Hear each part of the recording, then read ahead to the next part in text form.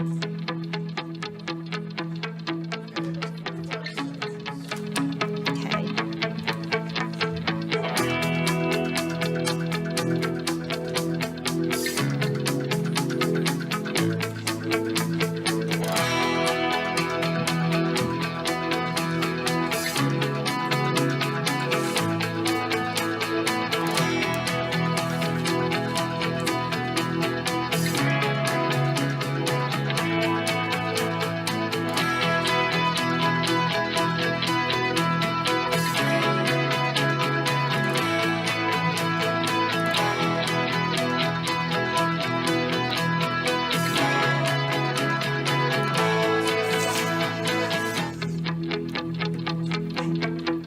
Hello, I'm Mary Pierce, and I'm the Vice Chair of the Historic Zoning Commission, and we would like to welcome everyone to the February Design Review Committee meeting.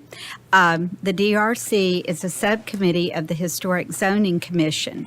The meeting is informal and designed to guide applicants through the process of obtaining a Certificate of Appropriateness, or a COA, for projects within the city's historic districts in light of the Historic District Design Guidelines.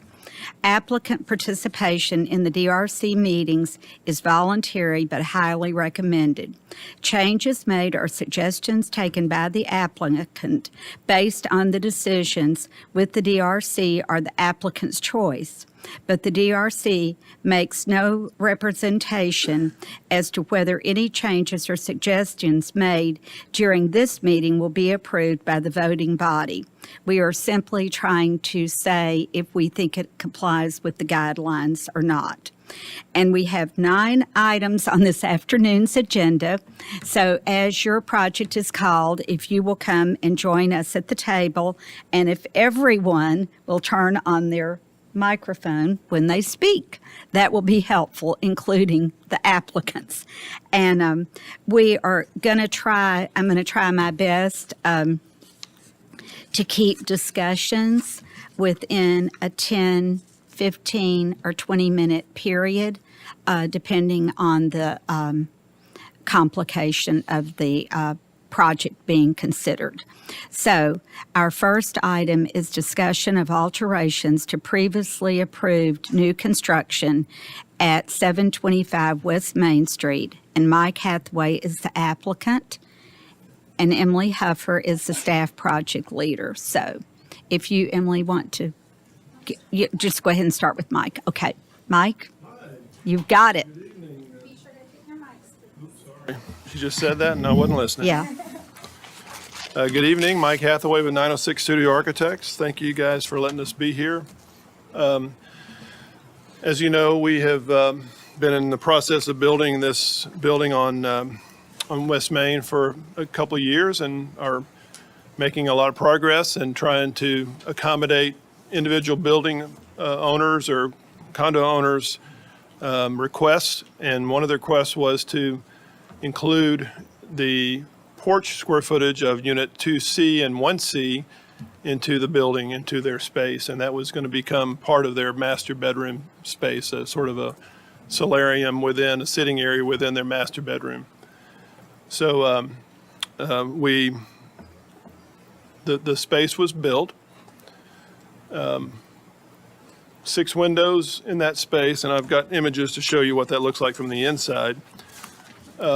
And then enclosed with brick around the outside. I would like to show you some images just to clarify what it looks like today. And I want to clarify, Mike, we Yes, don't ma'am. really review the interior. Correct. Okay. So, yes, Are these photographs available so I can project them? they are not, and I apologize, but we will include these when we present to the main Historic Zoning Commission meeting.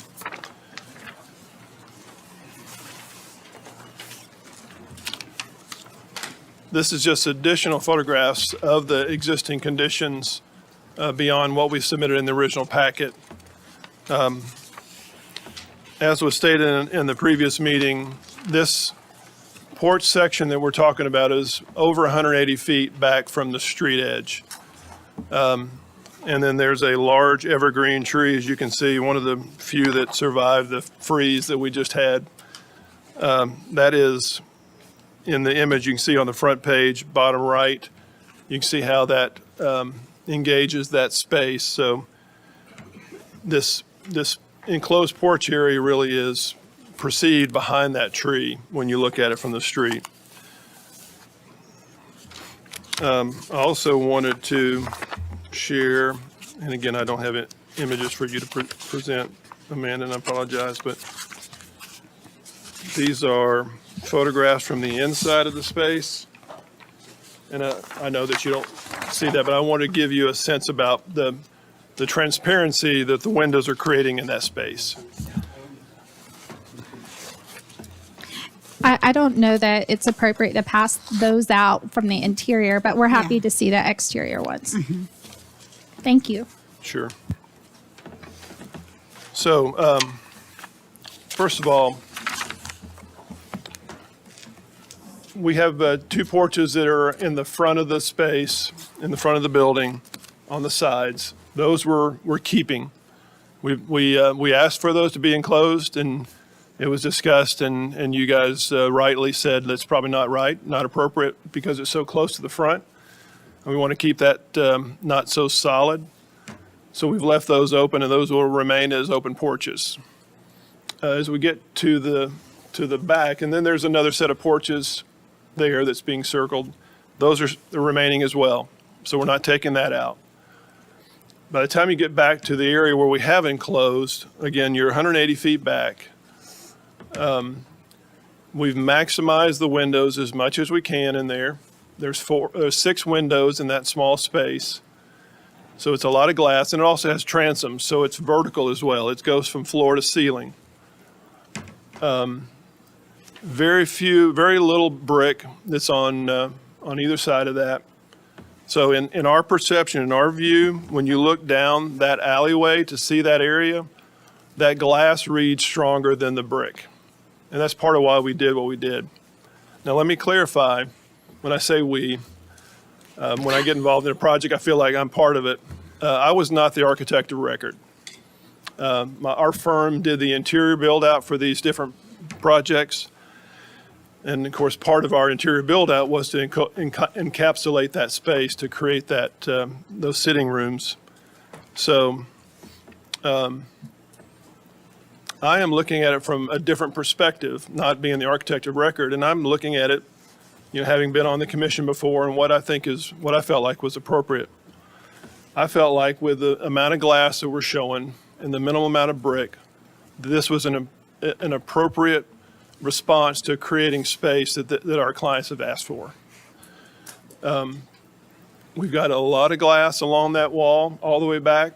It's so far back. The only really perception of that is, like I said, way down this alleyway of a gap between these two buildings. And then you can see it from the parking lot that's on the back side of this building on the left of us. That's an office building.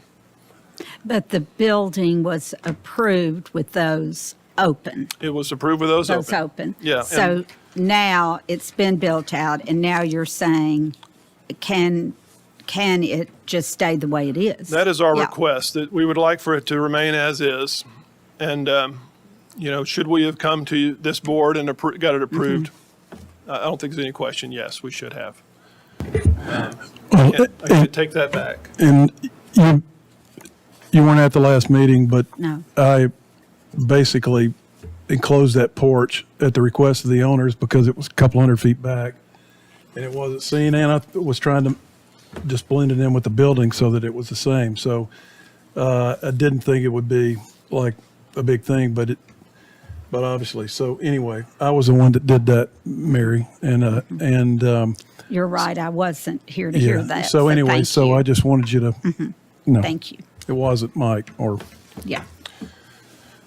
So we are So- just asking for your approval to allow us to do this as it is. So this time, Josh, do we start with you? Actually, can staff provide comments? Oh, please? staff could provide comments. That'll be True. Emily providing Yes, comments. Go ahead, Thank Emily. you. So for the porch enclosure brick and windows have been utilized, and the area no longer appears to read and function as porches. The porch enclosure location is visible from public view sheds. As originally approved, the building's side porch recesses helped break up the heavy massing created by the building's length and masonry materials. The brick enclosure decreases the effectiveness of the porches as massing breaks. This, in turn, increases the project's impact on the historic district.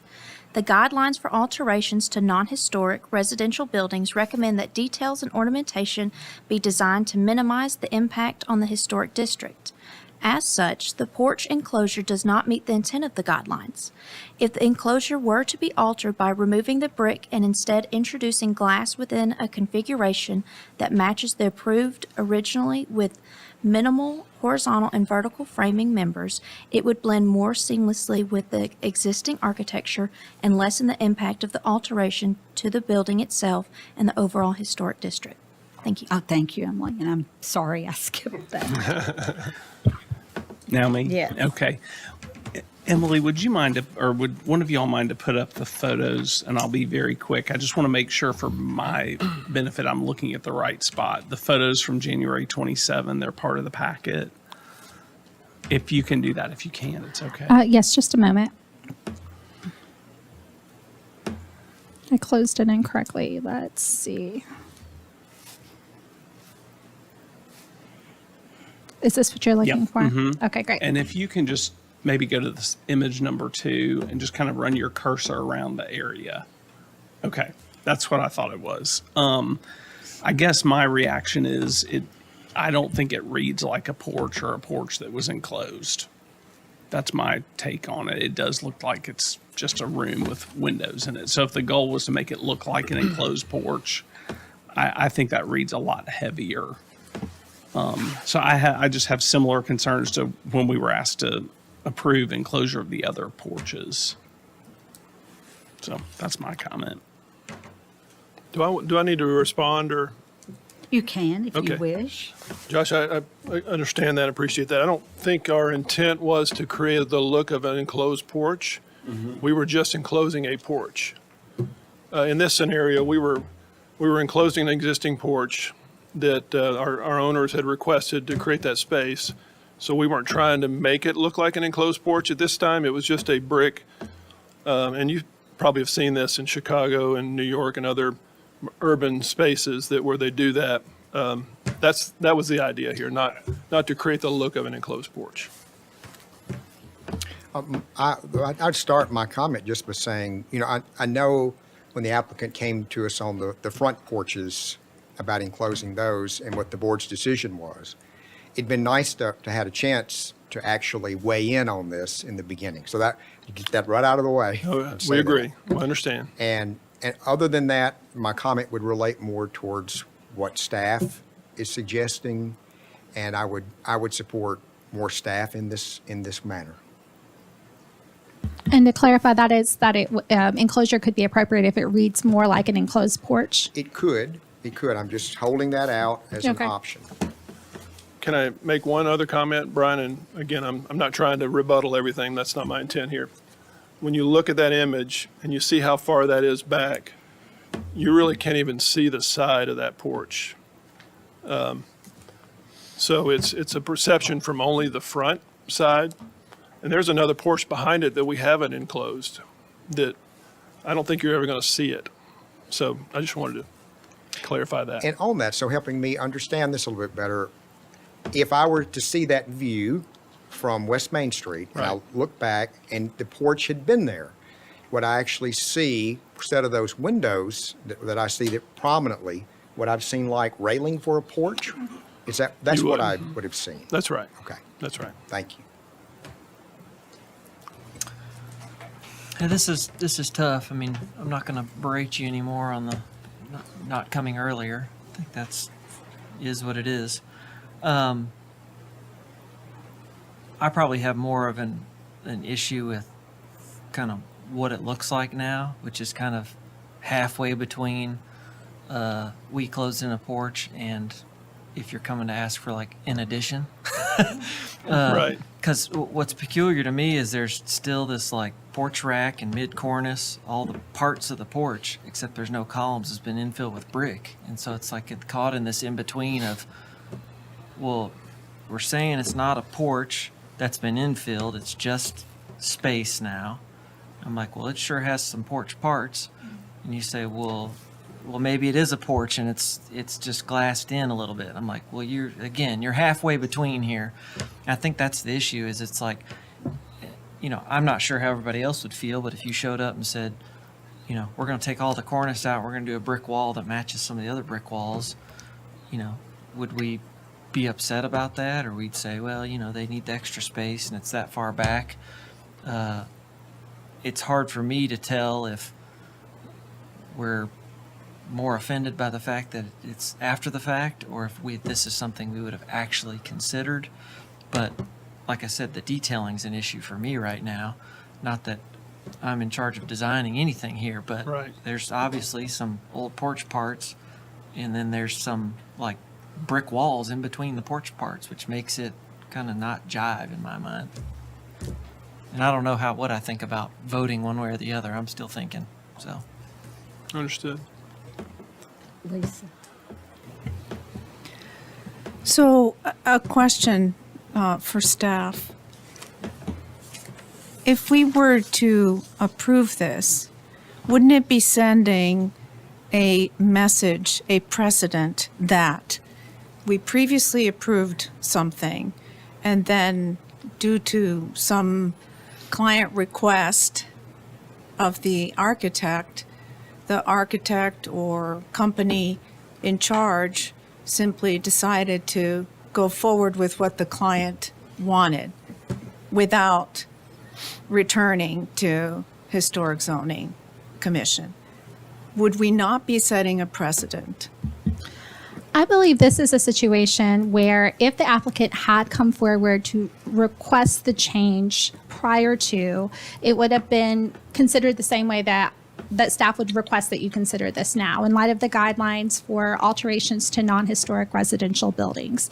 So I don't believe that you're setting a precedent if you were to recommend that this move forward to a COA application for consideration of approval. I think it's really more about reviewing it in light of the guidelines and in light of the initial approval for the building, and then determining whether or not it is appropriate. We do have lots of buildings that are approved where changes are proposed during construction. Then they usually come, I would say usually as in most all the time, come before this commission for consideration. But I would consider this the same way that you would consider a request if it had come forward before. I know it can be a little more difficult because you see the after, and there's a little bit more, desire for the applicant to keep that the way that they've already built it. But I would ask that you just consider it as you would if it had not been built out. Does that help answer your question? It does. And in light of that, my opinion would align with the staff recommendation.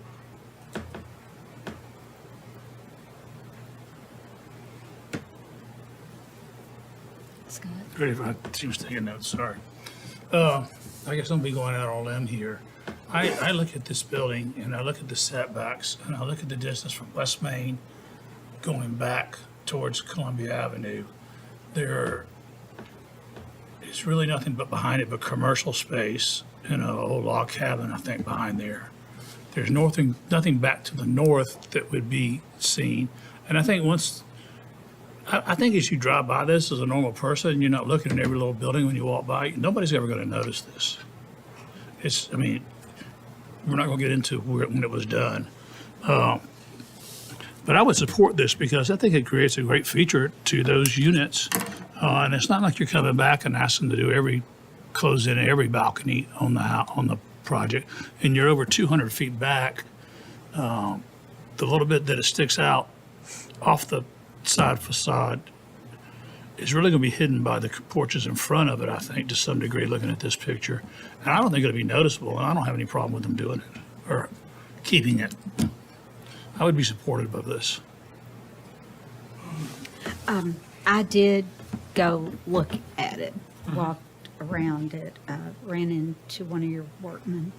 But, huh? Oh, yes, it's on. I'm just not speaking into it.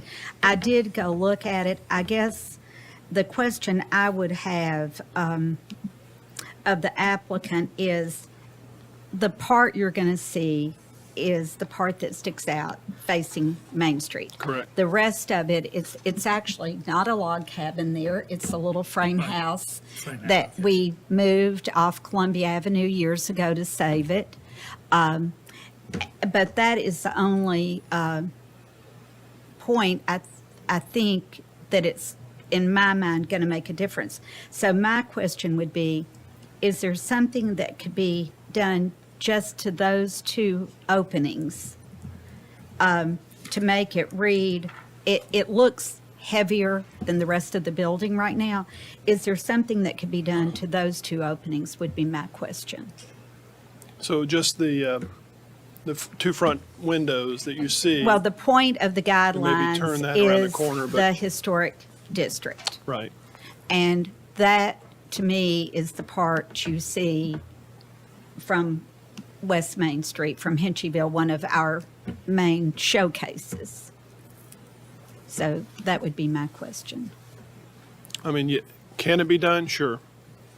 You're real good, Mike, with real quick ideas off the top of your head. So do you have a notion what you Can I might? share with you a notion? Yes. You okay with me sharing this? I don't see anything can be done, it's just a function of dollars. That's right. And I think obviously, for a lot of reasons, we would prefer not to change anything at all, but I understand. I did some quick sketches just of what it could be like if we made it feel more like an enclosed porch. And to your point, Mary, that could be, if you look at the second page, the sketch, it could be done that way on just the front. If you walk around, that's where you see it. Right. When you get on back, Yeah, it's, you, Kinda in disappears. my mind, you do not see it, and I probably would have approved it that way, given the visibility. right. Second page. Yeah, second page is the image. Yeah, this is kind of speaks to somewhat what staff was saying, where it would be glassed in. Maybe Yeah. staff had more glass than that in mind, but this is kind of where I was heading with my comments was we're either going to be decidedly a porch that was closed in, or we're going to be in addition to the building. Right. And not Right. some Frankenstein in between. Because this is the same amount of glass. It's the same windows, right? It is. Yeah, so, but it Feels totally reads different. much more like an enclosed porch, which I think was the goal. Staff would support the rendition. And I feel that looks a little more residential. When you walk and drive by now, the front of it, is more inspired by that form. And then this would do what I'm suggesting. I would just ask for those two windows that face the street, because I just simply don't think you're going to see the others. Right. And I think anybody using the interior of the space could probably negotiate that with window treatments or something to make it attractive.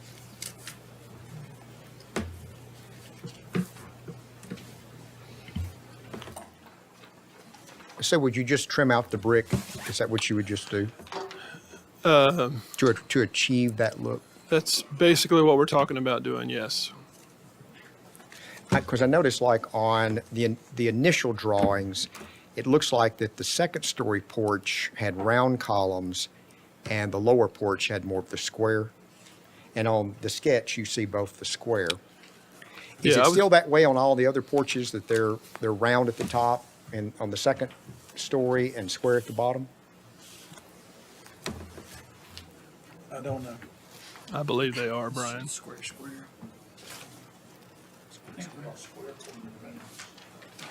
And I was looking at the rendition that we had in our packet. But that was just a question, Right. you know, whether you would try to trim that out, because you really can't trim that out. It's a round column on the second story. Right, now. It would be a cleaner detail if we had them both as square. Given it goes over the brick, it That's trims right. out the brick. That's right. Well, I think what you've drawn, I mean, where you change it all, it's beautiful. But it's beautiful, so Okay. why not? So to recap, I've heard from the individual members, it sounds that a majority would recommend that it read more as an enclosed porch in lieu of an addition. Otherwise, the elements that have been added may be difficult to remove, like the porch rack that Mr. Marinell noted. So it would read more as intentional enclosed space. The applicants provided a rendering of what that might be like. Ms. Pierce has stated that it may be appropriate just to have that treatment facing the West Main Street on that facade. If there's a way to make it work for the interior, because I can tell you all, I've walked all the way around it. I don't know how you're going to see the side. Are there any other comments to that? I would just say, and I know, you know, y'all hammer me this on every time, is we are putting like 15 to 20 foot trees down that side because that's the side where the gas meters and the electric meters are on the side of that garage. And so that whole front corner is really, you know, so all of that's going to be covered with really right out of the gate, beautiful stuff. So that all those kind of big trees are right in that front left corner. So anything we do in the back may never be seen, but it'll be like you want it. So Yeah, just- I did do a note to self on all those utilities that we remember to look at that when we're reviewing projects. So we're just gonna- to clarify. We're gonna hide those. So for staff, the recommendation for looking like a glassed-in porch, what we've been presented meets that criteria for staff. Yes. Thank you. And I would say that personally, I would support the idea if it does turn the corner. I think to do just the Yeah. West Main facing and not do the other is going to create some more Problems for weird the- details yeah, at the for the- corner, like we're going to turn one column and then brick starts again. It can be Yeah. odd. And I do want to say, I mean, we've been told we don't consider landscaping because it may not be permanent, but Right. you know, every other city department does. We put in buffers and all kinds of things that are required. So, I mean, I appreciate them. I'm not banking on landscaping, but it is a part of our, you know, On city these- ordinance. On these We've bigger spent projects, 34 on these minutes bigger projects, on this. the landscaping is crucial and it's bonded. Yeah, So, Yeah. you know. I think it's important. Thank you. Thank you. Would you like these back? Yeah, Well, you can use them in. you can use them again. Okay. Our next discussion is 346 Main Street, Heather Joel applicant. And Emily Huffer is going to do her review. Okay, Amanda said this was an informal meeting, It is. so I thought I would just. That's fine. Perfect. Absolutely. Go ahead, Emily. Oh, she goes first. That's right. Go ahead, Heather. Hi, I'm Heather Joel. Did you is it turned on? Okay, Thank you. We can wait just a second till everyone leaves if you want. No, we're fine. You good? And Heather, I know you got that when you painted that fence. I saw you paint. that right, white. yes, this is my outfit when I paint. So I was just on a ladder, and now I'm here. Hey, okay. So am I just introducing myself? Okay.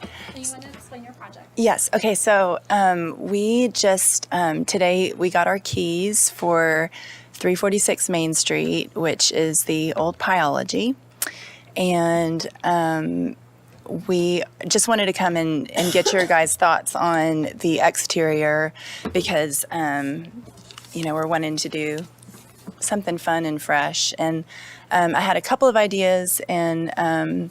Amanda said that I could come and share them and see what you guys thought, because I want to be a good neighbor and I want everybody to feel great about the choices that we make. So there's two ideas that we have. One is just to paint it. You've got that up. So that's okay. To paint it white, just repaint the trim white. And we've got several different little inspo. It's kind of hard to see because that's a Photoshop kind of fakey thing, but it would be a combination on the bottom where up the windows. You might want to go back, Amanda. There's really tall glass windows that go all the way up to where you can't, up above head height. And the idea was to do something with greenery up the side, like a viney type thing, and create a canopy. There's two companies, Hewitt's Landscaping and Gardens of Babylon in Nashville, that do these really neat kind of living walls where they have like a mix of real greenery on the low part, and then on the high parts they kind of faux in some different matching vinage so that it's not attaching to wood or brick or anything like that. So we would keep the real stuff low and then faux in like a neat canopy. And I'm not sure if the other little inspo. So there's one, I don't know do you have that one where I had it going across all of it? I don't know if you can see that, but there's just it's being kind of done. We've seen it just in our travels, and we've been like, oh, that's so cool and different and interesting. I know that there's a question about, can we have real vines, growing up, and that was kind of the reason for doing the faux stuff, so it's not hurting brick or wood or anything like that. So that's one idea, and then the other idea is just paint it. I have the paint samples if you guys are interested in seeing, but I want it to look really cohesive with the next door neighbors. So we've picked a couple colors of green that would kind of be friendly and not too stark with theirs. It's a little more to the gray green side. The building next door is kind of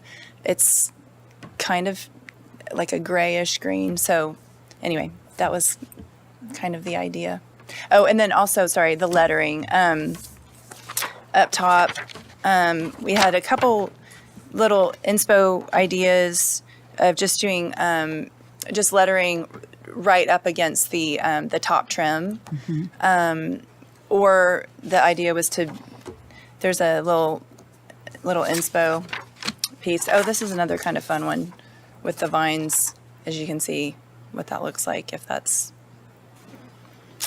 and then this it would be a different font, but it's kind of sitting on a little bit of a shelf, so it's like a little bit out from the building as opposed to straight on it. So Parker House and Tin Cottage are straight on. Their metal letterings are affixed to the trim, and this would just be more of like just setting off it just slightly, but up on the trim, or up on a little shelf attached to the trim, if that makes any sense. So those are just some ideas. I'm not, I want everybody to be excited. So that's kind of the main thing. I just wanted to see what y'all thought. Josh, That's do it. you want to? Good stuff. Oh, Good staff, stuff. thank you. I can't get that in my head. Well, Emily. Emily's going to provide some comments, but I just wanted to say thank you for coming. We're excited to have this opportunity to speak with you, and we're excited about your project. This Thanks. is really cool. Yeah. I'm really looking forward to your business getting off the ground. Thank so we'll you. turn it over to Emily. So the applicant's request is to alter the facade of the building at 346 Main Street. The applicant is proposing a ledge with letters affixed to it to be above the transom on the fascia board. The guidelines recommend that band signs are to be flat against the facade and placed directly above the ground floor main entrance of a retail storefront and tenant space and run horizontally.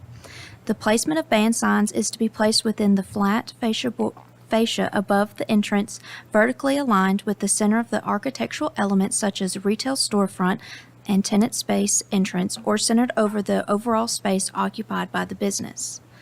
As for the vine feature, it does not meet the intent of the guidelines or the city ordinance as proposed. It appears that it may be attached to the ledge or that it is proposed to mount the letters for the sign. If so, it could potentially change the character of the building, the block's architectural detailing, or have physical implications on the building, such as the vines attaching to masonry. The applicant can utilize outdoor planters with greenery on either side of the entrance as long as it meets the outdoor merchandise permit ordinance. The applicant may also paint the existing painted wood trim of the storefront either white or the sage green color that they are proposing, as this is appropriate within the guidelines. Additionally, the applicant will have to receive an administrative COA for signage on the windows or doors. Thank you. So to comment on what Emily stated, the sign itself would not be recommended because the letters are freestanding. The guidelines require that they be flush onto the Well, the applicant proposed either, right? Yes. So the rendering that I am showing is the only rendering I received. So Oh. Right. so it would be required that it be flush. Just on the, building. yeah, gotcha. Okay. The ledge is something that appears, it was not clear to staff whether or not the arbor element was part of that ledge or not. But there are concerns about how the treatment could adversely affect the physical integrity of the building or just its overall architectural character. Thank you. No. I don't have any comments beyond staff's position. My only comment would be, so right now, the rendering we're shown, these letters don't actually attach to the fascia band, but they sit like on a little ledge, what we're being shown. Right. But you're all right with either putting the letters actually on the band or painting them. Or painting the letters on, or would these be individual letters? White's has got it painted. Like Tin Cottage has letters affixed, and same with Parker House. And really, I'm basically can't decide, so I'm coming to you guys to help me. I think, personally, whichever you choose, as long as it's part of the guidelines, I mean, that works for me. Okay. But if the painted letters, I mean, they've got a certain sense of, the old town that we live in and the specialness of green and going green. So that seems good to me as well. Your colors, you get to choose those. We don't do anything about colors here. Okay. So that's good. Okay. Me? Yeah, I think you seem like a creative person based on the covered in paint. Maybe the painted letters is an option for you that, you could do something that's not some font you can find, but something a little more creative and fun. Who knows? The greenery out front, I mean, is from staff's perspective, as long as they, met city ordinance on sidewalk type potted plants, even if somebody has a potted plant, if it attaches itself to the building, is that all of a sudden like in violation of something? That's a great question. So the outdoor merchandise displays and Sandwich Board sign ordinance was established to help the merchants who had asked for guidance on how they could liven up the sidewalks, but still respect that these are thoroughfares that need to be accessed by the public. So in doing so, there are some specifications about, plantings, benches, things like that we want to encourage. We certainly do want to encourage that. They have to be within a certain distance from the facade so that we can ensure that there is optimal and adequate space on the sidewalk for ADA access. So no more than a certain distance from any obstacle on the sidewalk. We've not had a request for an arbor in the past. We've had multiple flower pots, flower trough shapes. So the concern immediately was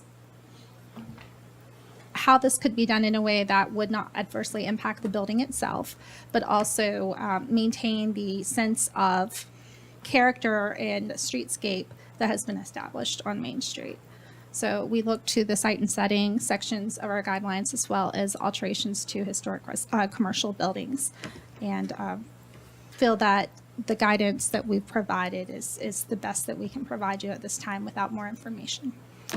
Yeah, it's to me the potted plant thing is pretty easy to imagine as it starts to need some type of installed structure, whether faux or real, is when we start to say, okay, now this is a thing as part of an installation instead of we had some plants and they just kind of Right. went up. It's a little more natural.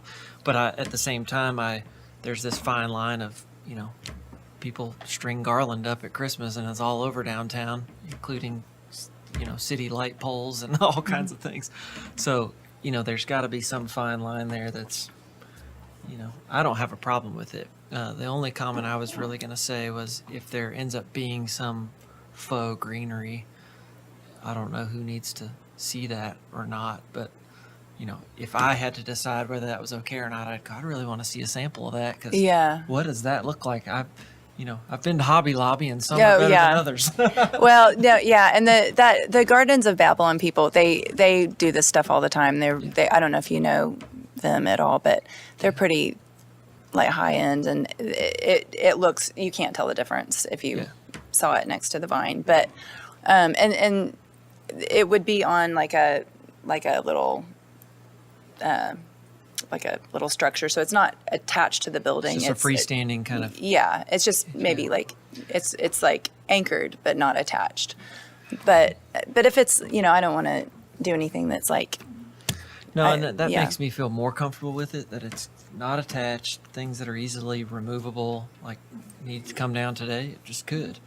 At the same time, I hate when I and other people use the word precedent, but it's like, is everybody gonna want one of these? Yes. And then I go, oh well, then it's not unique anymore. Everybody's got one. So I really don't know what to think about it. I don't have a problem with it as an idea, but I wonder what it means for how it's attached, what it looks like, how it's maintained. Right. What does everybody else think they can do now? Yeah. Well, I'm glad Tyler asked the question about the ordinance because I have not run this through the Building Neighborhood Services Department in light of that ordinance specifically, as much as the zoning ordinance itself. And so we would need more information about how this would be done so that I could run that by the team to determine if it meets that ordinance, because it defines what is permitted to be placed in the city's public right-of-way.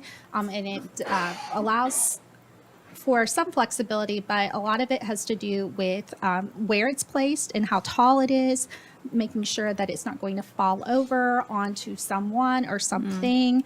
So it becomes something that, is potentially a liability if it does not meet those standards that we've written in order to feel comfortable with allowing that usage on the public sidewalk. Please. Hello. Hi. So whether attached or detached, the arbor feels very inconsistent with the rest of Main Street. And also, it detracts from the historic beauty of this building. Mr. Laster mentioned your sign and the potential of having something a little bit different, which would be painted. And what we have entertained in the past is presenting two sign options, and then we are given the authority to vote on one or the other based on your renderings. So just so you know. Okay. And I will say, if Heather works on assigned options and wants to submit those for an administrative approval, if they meet the guidelines, staff will approve that. She's welcome to bring options to you all, but it is something that staff can consider approve. on behalf of the commission. No comments at this time. Thanks, Scott. My comment would be, I think when you're putting the artificial greenery up like that, you're getting into, are you gonna, I know some of the shops will put balloons up for a holiday. I think it's kind of getting into that. And then is everybody, or not everybody, but a few people going to think of doing something? And I would agree with Lisa. It's just, I could see that in some places. I just got back from Key West, but I feel like it's pots, which is something real natural and viney and looking in there, could accomplish it without getting into the realm of faux greenery. Yeah. And I agree with the signs. We don't control the paint, and we're Right. excited you're coming. Oh, well, that's great. And just so you know, the reason why we had talked about the faux is because I had already talked to Amanda, and she was, expressed concern about it being, attaching to the building. And so we went and checked with them, and it's pretty amazing if you ever need to do it. Yeah. It looks incredible. So I was thinking if it was live and then just kind of, but that was to try and, I would do it all real personally, but that was trying to stay within the city. So am I hearing green sounds good to everyone? If we went green? Paint? I do. Absolutely. Okay, great. Absolutely. And just to quell everybody, it's the historic Sherwin-Williams. It's that. We don't even get to review it. Okay. It's a beautiful selection. Yeah, it is. Okay, thank you. Okay, and then, are we okay to do, like, if just deciding between painting the letters or doing like what Tin Cottage has done? Yeah. Just That will come fixing- to staff. You can Okay. work with staff directly. We can Okay. get that approved for you without another commission meeting. Great, okay. Thank you. Thank you for coming in. Yes, we're very Well, I'm excited, excited. for You guys will have to come see us when we Yes. open, hopefully mid-March, the green room. What does that mean? It's home and gifts, and World Market. Do you know World Market? Kind of meets Williams Sonoma. So we'll have small appliances and kind of more home. We'll have some furniture, gifts, all the rooms in the house. So And some sustainable yeah, items. it's all Yes. sustainable, eco-friendly, organic, all the good stuff. So it's a great space. It's very dirty. But that's where I'm going. If you wonder where I'm going next, it's to clean. Thank you, guys. I Yeah, appreciate bye. it. Okay. We are now on to our third item, discussion of alterations in canopy placement at 230 Franklin Road. Scott Wentz, applicant. Did I say your name correctly, Yes. Scott? Okay. Hey, And how are so you? he goes Good to first, see you. and Thank you then for your time. Emily. Yeah. I'm Scott Wenz. I'm with Anecdote, formerly Tuck Hinton, and then Katie Lamb, who's also in our office with me. So we're here on behalf of Edley's Barbecue for the modification of, or addition to the factory in Building 3, so we're immediately adjacent to the main hall. As you can see in the site plan here, indicated in blue, we're adding an outdoor patio. Well, actually, Holiday is. It's about 1,000 square feet. And as you kind of are aware, in the in the restaurant business, having a patio and having outdoor dining is a huge amenity to that space. And so that as a representative of Edley's, we're trying to approve a canopy. And so I wanted to give you a little bit of an idea of what Holiday has already approved, I believe, through their permit process, which is the hardscape plan for that area. And I think one thing that I feel like is important to note here is kind of the courtyard that gets created between the three buildings. Obviously, we want to be sensitive to the fact that we're immediately adjacent to the main hall. And so you'll see that as we get to our elevations, kind of how we're trying to treat that. And then if you go to the next slide.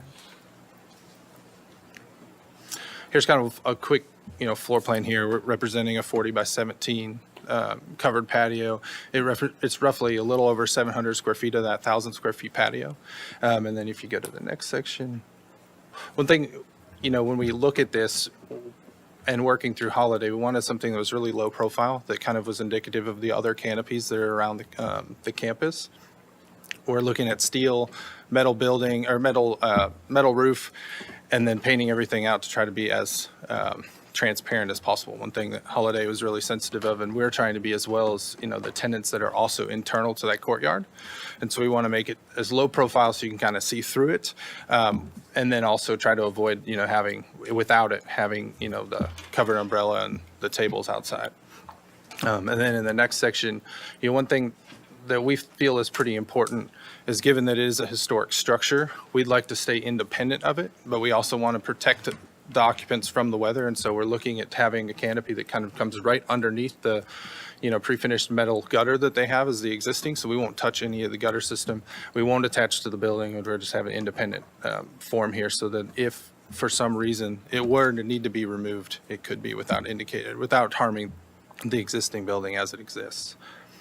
And I guess one other thing that's important there is, we threw some dimensions on there so it's understood that we are keeping that minimum of the 8 feet clear from any kind of travel around, and then also trying to keep it up as high as possible so that the visibility goes through and isn't apparent about the canopy. And we got a few, as we get into the next few slides, we will have some precedent images or contextual images to kind of help you kind of rationalize like what it exists now and how we're proposing for it to look. And so this is that first rendering, kind of front elevation, where we were looking at the site plan. This is kind of standing at building 1, looking back at the factory. And so you're on your right, you're seeing the main hall. And then as you step away where building 3 starts, is where we're kind of indicating that canopy. And then the next slide here is kind of a side profile looking from the main hall back towards that interior courtyard and what that canopy would look like. And so our proposition is to be allowed to construct a canopy for outdoor dining for Edley's Barbecue at the factory. Okay, Emily. I have a comment I'd like to share before Emily gives some information about the guidelines. I do want to thank Scott, who reached out to Emily and me to have a meeting before it was presented to you today. He did understand the feedback that we gave him, and Emily's about to share with you, and then provided some really helpful renderings. So I wanted to thank you for that. I appreciate it. I also want to clarify one thing. Scott did mention in his conversation with me that he had sought the guidance from Holiday to have a canopy that is freestanding, not attached to the building. And from a preservation planning standpoint, that's certainly to be acknowledged as appropriate. The zoning ordinance, however, does not recommend that. In fact, the zoning ordinance requires that it be attached to the building. So that is one thing that I wanted to share and correct for the record. I apologize that I didn't catch that in our first discussion, but ultimately, if this were to be approved by the commission, it would have to physically connect to the building in some manner. Now I'll turn it over to Emily. Thanks, Amanda. The guidelines recommend avoiding adding canopies to historic buildings where they did not exist historically, were deemed appropriate on rear or secondary facades with minimal visibility from the street, size and place new canopies in locations that respect the design of the building and do not obscure architectural features or detailing. Due to the request for a canopy to be placed on the primary facade of the building, it does not meet the intent of the guidelines. Per the zoning ordinance comments from the team, canopies shall use the same exterior materials and architectural style as the principal building, and each column or post shall have a base of brick, natural stone, or cultured stone. And canopy lighting shall comply with the subsection of canopy and awning lights. Thanks. Okay. So if the commission does find it appropriate to add a canopy here, it would have to be altered to have a masonry base of either brick or stone. If there is a recommendation, otherwise, I do think it would be appropriate for you to share that now so I can discuss that with our team. Thanks. Okay, do you want to start, Brian? This time we could just go down one person. And Just in discussing a canopy, so I know it's got a 1.5 12, it's got a 112 pitch on it. What material would be used on the roof and for the rest of the structure? So I believe that it'd be our preference that we use the actual, the linear building, which is, I believe, like a 5E metal panel or metal roofing. But all of the canopies, I believe, are more of a corrugated approach, and so what we're seeking there is that we feel like it blends in better. Most of the additions that happen around the factory are they have the lean-to look, and so we'd like it to be read more as a part of the building than a awning coming off of the building. And so but we are open and receptive to the material of that. But what we envisioned was matching the existing metal roof on the linear building. And the posts and all that are going to be metal? Yes. It'd be metal posts. Yes. Yeah. So most, when we were out there was still the timber columns with the CMU or the poured concrete base, and all those got ripped out. And I think everybody knows Edley's their brand is that timber look. But in this instance, we also want to be, we want to fit the vernacular of the site and be also complementary of what Holiday's trying to produce out there as well. So, the masonry base, I think, we can definitely get on board with whatever that base material is. We had pitched the steel column there just to try to be as minimally invasive as possible. But yeah, we're open and receptive for what that needs to look like. Okay, thank you.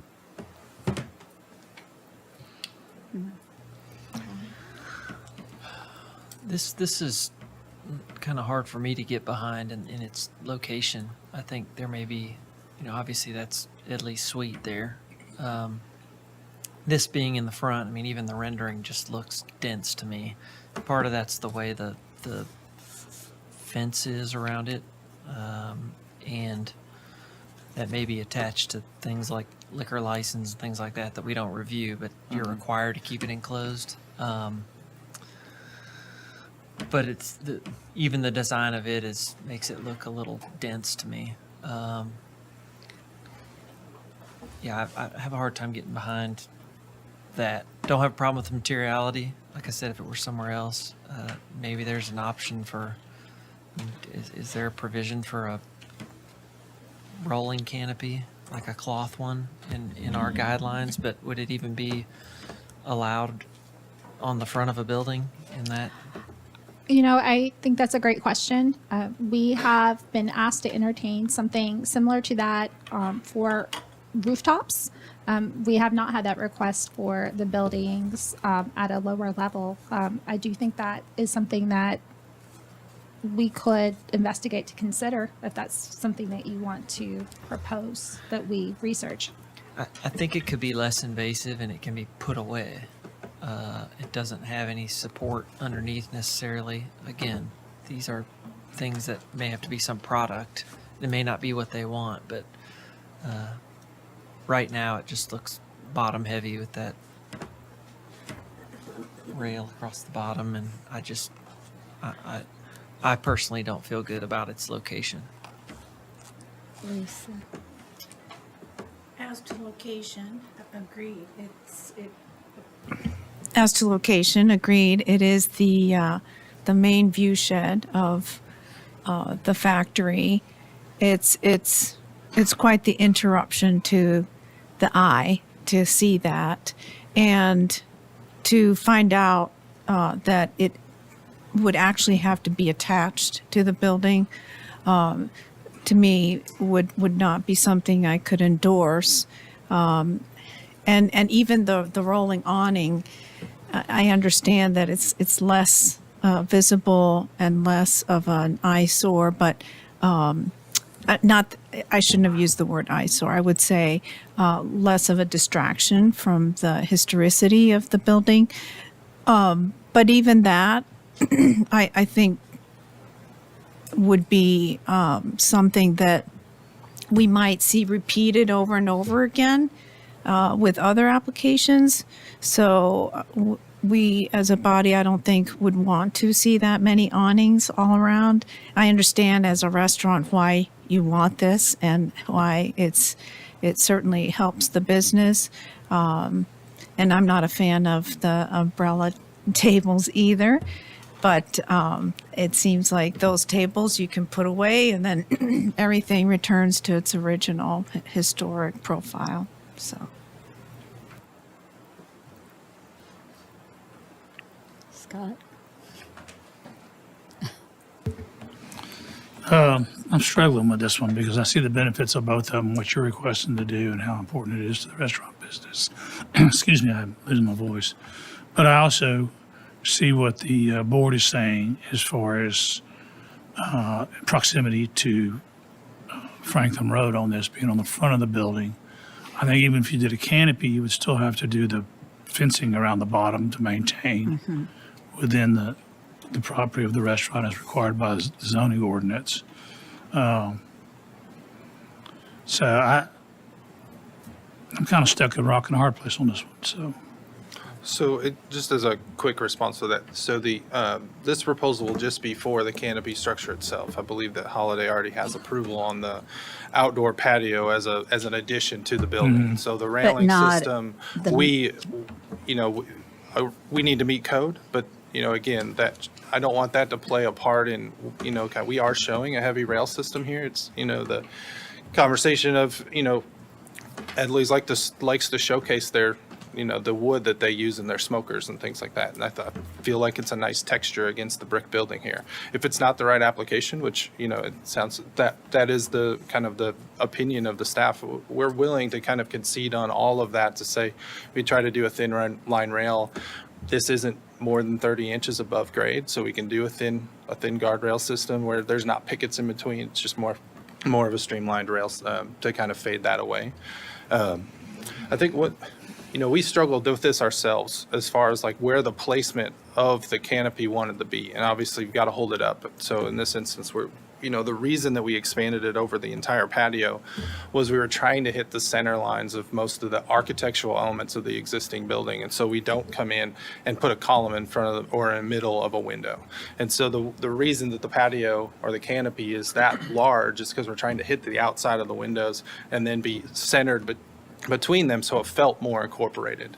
And so that, just so you understand where we're coming from, of what we're presenting today, and then, but I think if it came back that does it help to push off of the main hall a little bit? I know it is technically, bordering Franklin Road, and if there's some way to push back a little bit off of the main hall to kind of make that feel a little bit more secondary, of a secondary elevation off of the bar building coming into the main hall, I'd love to kind of have that conversation if there's some balance there that we could provide. I just wanted to clarify to Scott's point, a railing's not required by the zoning ordinance. Some sort of barrier, to Tyler's point, might be required for serving of alcohol. So to keep it in that location. And we've seen lots of ways that can be achieved. So I think what I'm hearing Scott say is if that's a deterrent as designed here, he certainly is willing to talk about any sort of barrier that might be lesser heavy in order to achieve their requirement, but also make the guidelines application a little bit more supportive. I mean, what's to prevent them from coming in and putting a bunch of tables and umbrellas on? Nothing. Nothing, right? Right, So right. I don't, on second thought, want to work towards this to build something where you take the columns and encase them in brick and make it look more of like a permanent structure as opposed to an add-on structure, but take it into consideration the architecture, the integrity of the factory itself. I mean, this is going to be a special area with a lot of it's going to be an art district and another district, special district. But we still have to preserve, I got your tongue, Amanda, preserve the integrity of the main structure as unique as it is. So I don't know if that would be something that everybody else would consider to make it more of a permanent structure.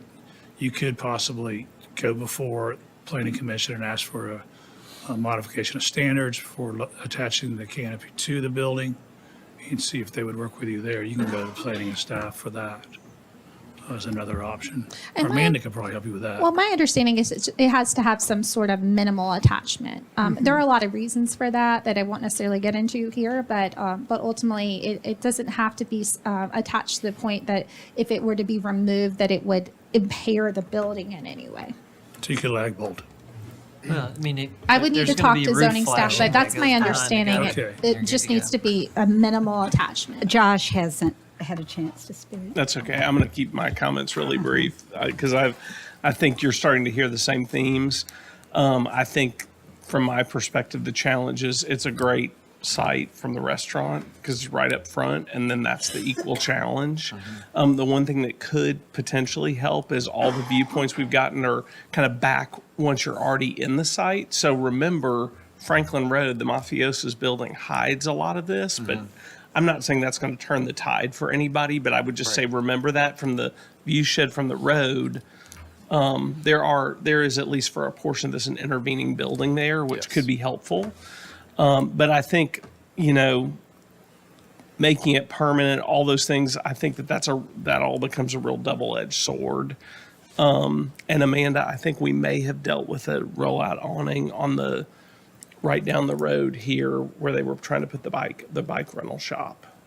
And they were trying to increase the doors. I think we were trying to, so that might be helpful just for reference if you are looking for it. But yeah, I think it just become the location and the massing of that really covered porch. All of a sudden, I think that's challenging for all the reasons everybody else has said. Well, and I would say per our guidelines, the more temporary it is, the more it would meet the guidelines, because we don't allow a building in front of the historic fabric. So at first, before I heard it had to be attached and everything, I thought, well, if it were really more of a temporary treatment, and I'm thinking of the coverings on the back of the eastern flank building that are just Randall, that are just a metal frame and taunt looking, would be a lighter hand if we were going to go here. And Scott, I can provide you some info on that offline. This is the building that's out at Eastern Flank Battlefield Park Okay. that she's referring to. So do you feel like you've, No, I think we want to do something that everybody's happy with, and so we'll take these comments and try to produce a couple options. I didn't want to overwhelm with several options. I think this gives us a lot of feedback to go back and reconsider, and then I'd like to get a better definition of what connect means, and then come back and we can actually show a detail to kind of prove that we meet those guidelines with also being conscious of what we're doing to the building. well, we're trying to comply with the historic zoning design guidelines, which actually would not recommend this. And so, Okay. All right, we'll be in touch. Thank you, Scott. Thank you so much for your time. thank you. And we're glad you're coming to the factory. Yes, we're very excited. Okay, we're on item 4, discussion of historic resource edge treatment at 405 Fifth Avenue North. Greg Gamble, applicant, and Amanda Rose is the staff project leader. Welcome. I should turn on my microphone. How are y'all? Yes, turn on your mic. We have paper handouts as well, if you'd like to see it in paper. The presentation is also on the screen. Drake and I have the honor of being the selected land planners, landscape architects, to work with on this very unique opportunity. Hard Bargain, Habitat for Humanity, Community Housing Partnership, and Franklin Housing Authority have all come together to propose development for residential on this property. In the coming months, we're going to be presenting to update the board, mayor, and aldermen, but we're also going to be presenting back to you for your recommendations on the site plan to go to the Planning Commission and ultimately to the board, mayor, and aldermen through a development plan. We're not here tonight to discuss the site plan, although I'm happy to answer questions if you have them. We have a kind of a unique situation. I want to walk you through it. First, if you'll turn to the first page here. This property has a portion of the property in the HPO, not the entirety of the property. But because a portion of the property is in the HPO, you get to review the entirety of the property. We're not really sure how that line got derived the way that it did, but there it is. And it's there. Does everybody know where this property is? Do I need to explain more in detail about its location? Okay, Sonic is just on the left here. we have a requirement for a 75-foot historic buffer along the boundary of the Toussaint Cemetery. So that's directly to the top of the page here. In this 75-foot buffer, we're required to plant 1 tree for every 400 square feet. That's a total of 108 trees. With the layout that we have, we will need to ask for a modification of standards on parking to the board, mayor, and aldermen that would have 9 spaces less than what's required by the zoning ordinance. If you look on the next page, then this is the existing condition of that 75-foot buffer. The old building pad is there, the concrete slab, as well as an asphalt path that allowed vehicles to circle around the building. The next page is another view showing the same existing conditions. What we're asking your consideration on tonight is on the next page then, which shows a reduced 50-foot historic buffer. And with this plan, we're able to pick up the 9 additional parking spaces that we need. And we don't have to ask for a modification of standards for the board.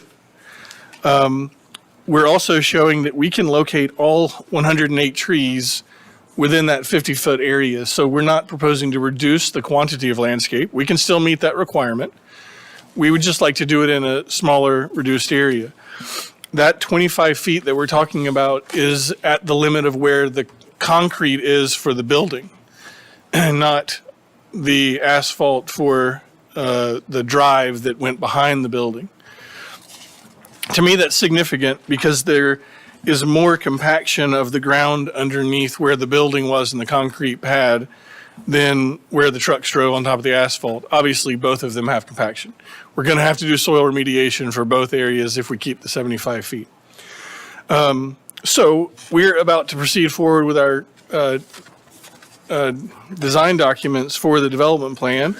And we were interested in knowing what your input or thoughts or comments might be if we proposed to reduce it.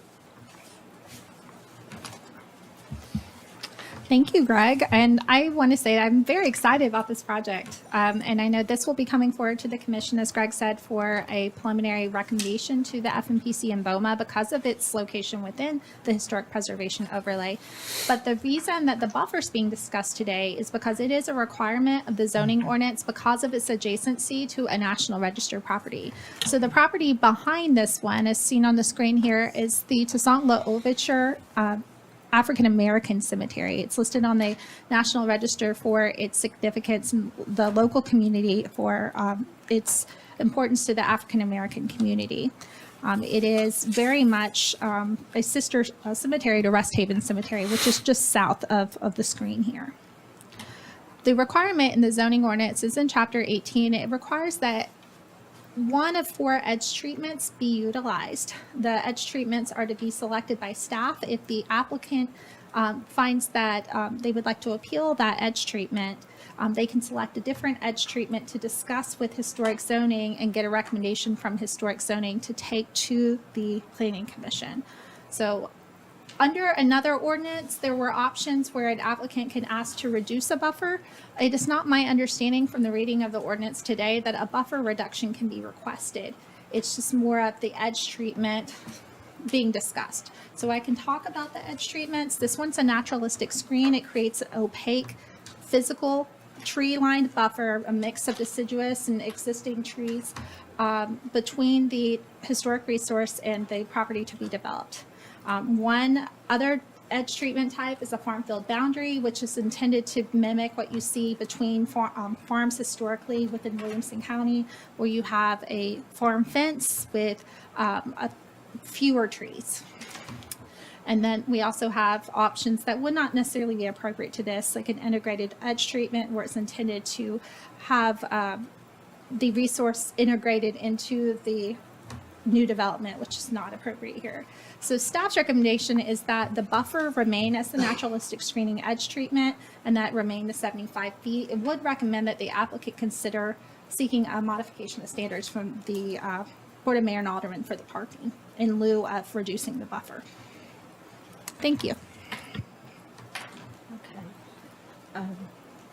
Brian, do you want to go? Did you go first last time? Yes, Tyler. We'll just move it down. Yeah, I want to definitely be sensitive to the fact of what that specific neighbor is, which is really not somebody's house. It's a public amenity and people's loved ones and ancestors. And I tend to agree with staff that it ought to stay 75 feet. You know, you've got this line on the last slide shown at where a 50-foot buffer would be. But, you know, 2/3 of the 75-foot buffer is still there. It's not being shown as being treed out like it is here, but yeah, I tend to agree with staff that you ought to try and get a modification of standards. That's really what I think is appropriate to do in this particular situation. If for some reason that, you know, doesn't go the way you want, then maybe we could hear an argument for going against them for some reason. But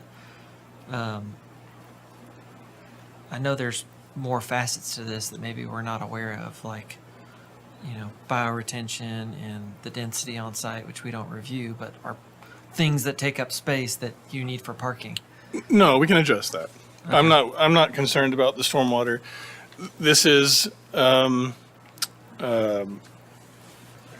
a little bit of a unique situation in the sense that we're not buffering a historic house. Yes, it's a historic cemetery, but the site's already been developed previously, right? There's already asphalt and concrete there. We can provide the 75-foot buffer, but it requires that we go to the modification of standards route. I think the farm field boundary is what width? I can pull that up, but it's not an opaque treatment. So let me pull up the ordinance so that I can show off our chapter here. But we could commit, if you said the farm field buffer with commitments in the development plan to apply this type of landscape, we can do that. But it would, Amanda's technically right, it has to be under the farm field. But in a development plan, we can put in writing, we can submit a design, we can show you the exact landscape plan. We can commit to those things, and those can be adopted by the Board of Mayor and Aldermen in a development plan with your recommendation preceding that. So I think there's a way that it could be done, but we didn't want to be presumptive. If y'all are saying, hey, this needs to be 75 feet, y'all go and fix it and plant the trees per the ordinance, that's fine. This is just really meant to be a discussion about this particular item. And these are all going to be 3-bedroom townhomes. We don't believe that we're going to create a parking problem by not having the 9 spaces. But we would prefer to meet the ordinance requirements if we could. And if there's some consideration that you could give for this landscape edge, I think it would help tremendously. Well, my main concern is, you know, I know that you're trying to meet the parking, and that's what's maybe driving this, but in my mind, you're putting in a certain amount of units and a certain usage on this site. We don't review the usage, but we consider it against what's around it. And a cemetery like this, to me, has always, you know, been almost like a park setting. It's a reflective place. And so that buffer, that's why in my mind the 75 feet is appropriate for something like this, and that's why it's written in that way. That's just, you know, I think the 75 is what I think is right for this particular border between these two pieces of land. So to answer the question that was brought forward about farm field, the farm field boundary is required 30 feet, and it requires a farm fence, and it's not intended to be opaque. It's intended to have some physical separation, but not to physically hide the development from the historic resource.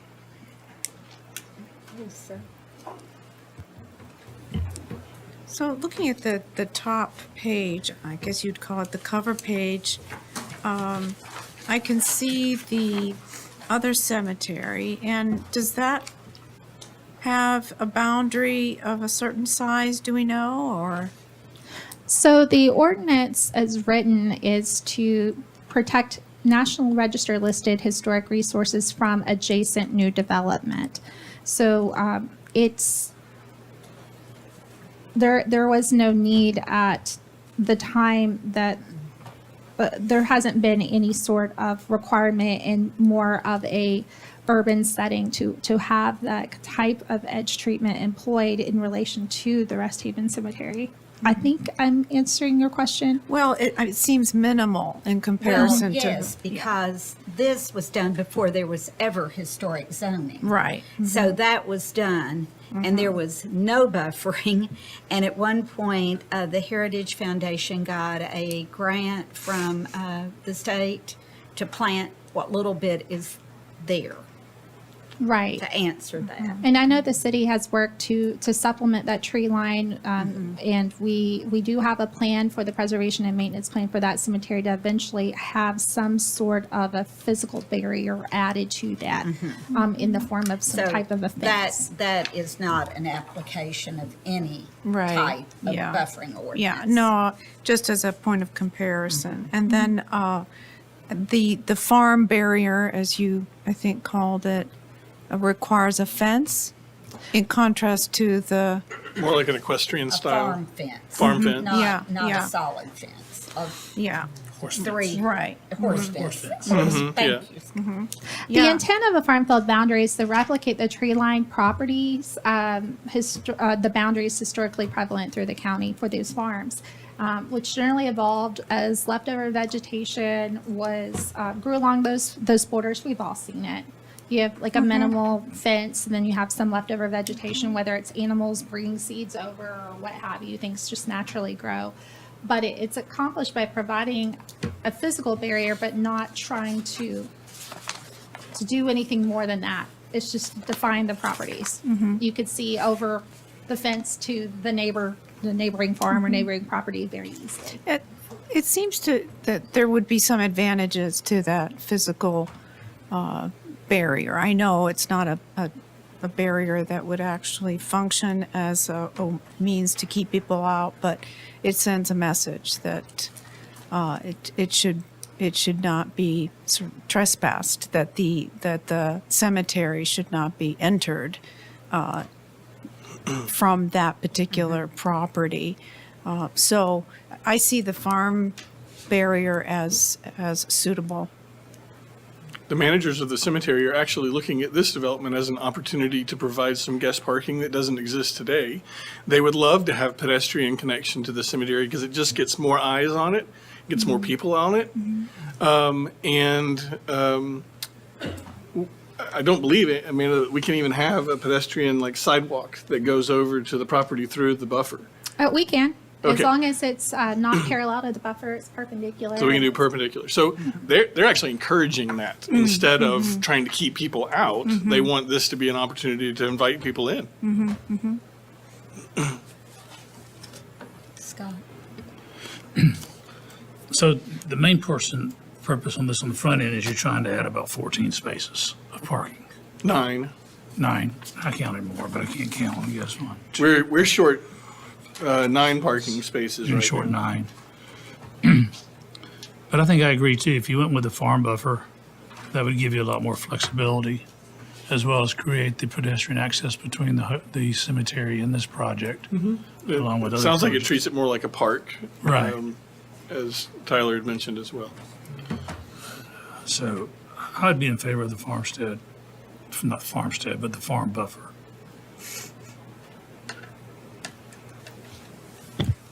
Okay, my turn.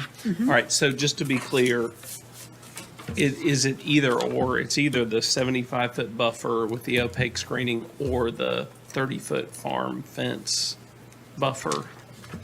So Are staff's understanding of the ordinance is that staff selects a treatment, and staff selected the naturalistic screen. Okay, And the applicant can ask for a different treatment and then seek a recommendation from this commission to bring forward in that development plan to the FMPC. Okay, I'm So with you. it's either the 75 foot there's no mixing of the two. Right. And Greg, what I'm hearing is you'd be happy to put the same screening in a 30-foot.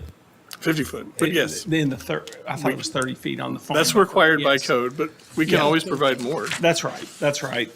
I mean, I guess my reaction is, I think we got to be super sensitive and respectful to what is next door. But it is the willingness to continue to screen. I think that's an interesting observation that there is a desire for people, and I think that's great for people to have a place to park to go visit. And it also is helpful to me to see that none of the buildings are proposed to be put in what would be the 75-foot Right. buffer. So it's really just a matter of whether there's some concrete for some parking spaces with the same trees or not. So that's my reaction. And I think it is true that the dead make good neighbors. And I have not experienced having that. had challenging neighbors in the past, Yeah, right. but I could support the 30 feet. And that would be the recommendation that we would make as a commission? Is that what you're saying? Yes, so the applicant will be bringing forward a proposed development plan to the commission for a recommendation, and I'll ask that he roll this into that and present some exhibits to show you what that 30 feet could be. That recommendation will move forward to the planning commission. And we're not submitting anything to the Historic Zoning Commission like for this month.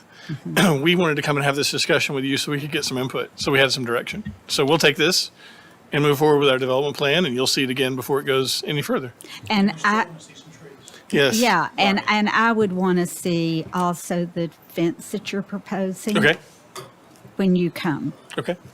Yes, and I think in this case, a farm fence would not be appropriate. I think something else might, talk to staff. We'll talk with Amanda. Sure. When you say there's a staff recommendation or staff chosen, is that you staff or planning staff? No, I am planning staff. staff, right. For, But That was selected with my colleagues and myself, yes. for the 75 feet. Yes. Yeah. And, yeah, that's what it is. I don't know if it was somebody else who was deciding that. No, Or- No, no. I fully take, accountability in part, making that decision with my team, yes. And this is at one cemetery, at least, a place to try to get some type of screening. None of our cemeteries have done a great job of that in Franklin. That's part of the reason that, that edge treatment was selected by staff.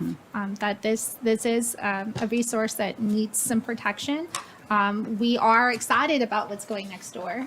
This is not a commentary on that by any means. This is just something where the other treatments did not feel to staff to be appropriate in this context. And I think what some of us have said, could there be a hybrid? But So these are all context-based, so I really appreciate your comments today. I'm sure Greg does too, and we'll work together. Yeah, it's and really helpful. We'll, thank you. we'll see this again soon. And we know Rest Thank you. Haven, has a stone fence, so something like Yeah, I that was- might be very appropriate. You're very welcome. Okay. We are on to item 5, which is discussion of new construction accessory at 724 Fair Street. And Jeff I'm going to say it wrong. Jeff, say it. Refelt. Thank you. And and then Emily is the staff project leader on this. So if you all want to go, remember to turn on your microphones. So we have Aaron and Kevin here today. Kevin, yes. It's faux spring, right? We've got buttercups that will freeze soon everywhere.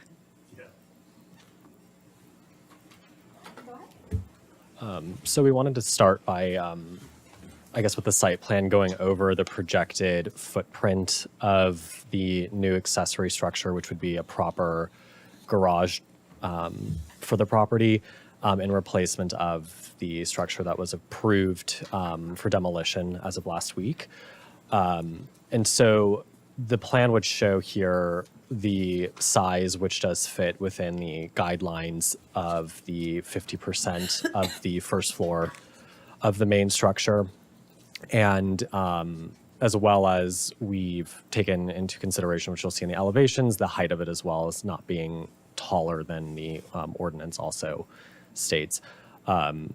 So this would be the site of it. It would move forward, I think approximately, was it 5 feet, Kevin, from the existing dwelling structure, which is still a pretty far setback from Fair Street. And then it would have a proper kind of turnaround point and a narrower driveway as well than what currently exists.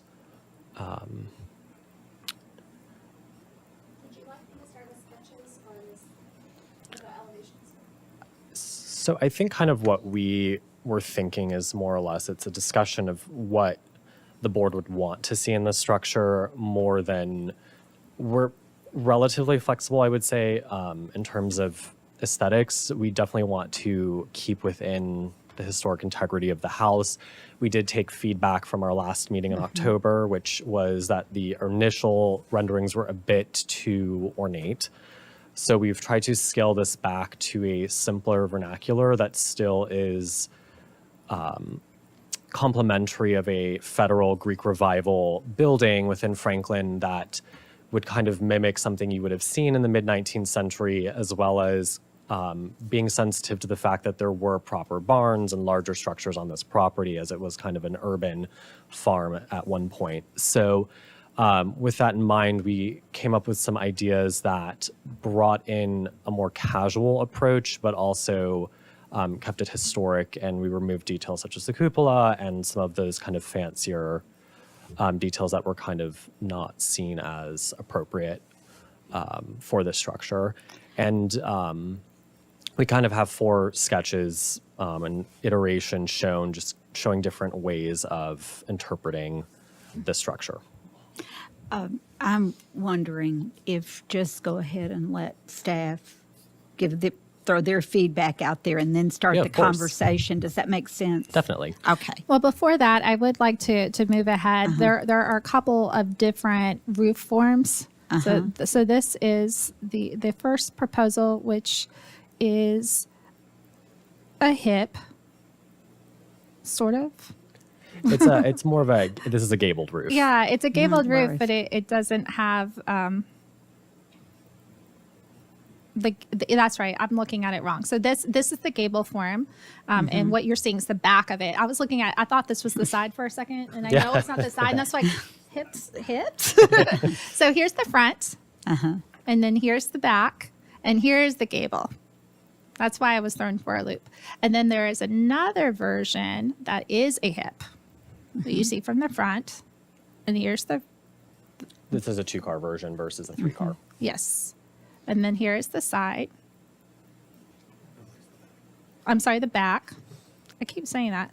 And here is the side that would face left of the driveway. Yes. Yes.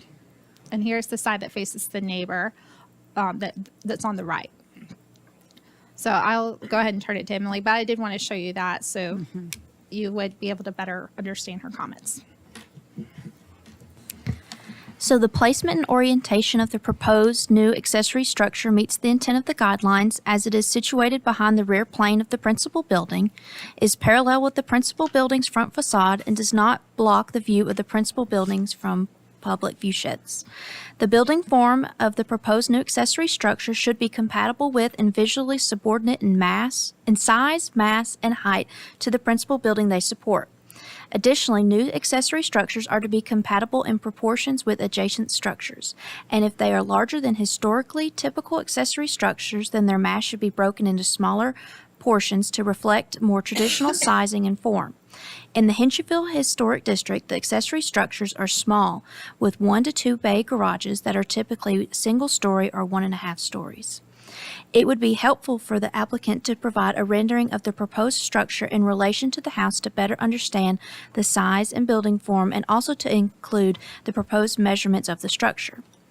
The proposed height of the new accessory structure from the front left corner is 22 feet 6 inches, and from the back left corner of the proposed height is 30 feet 11 inches. The material and exterior finishes of the new accessory structure should complement the principal building. Additionally, due to the location of the proposed structure in the floodplain, the materials must meet all of the floodplain criteria, including the specifications for flood vents. For example, for the exterior of the structure, cementitious siding would be an appropriate choice to use in case of flooding. The interior must also remain unfinished and can only be used for parking vehicles and storage, and cannot be used as habitable space. The applicant is proposing 2 different styles of roof, a hipped and a side gable design. With a side gable design, it will mimic the principal building's roof line. With the hipped roof design, it leans toward the design of the structure that was previously in the same location.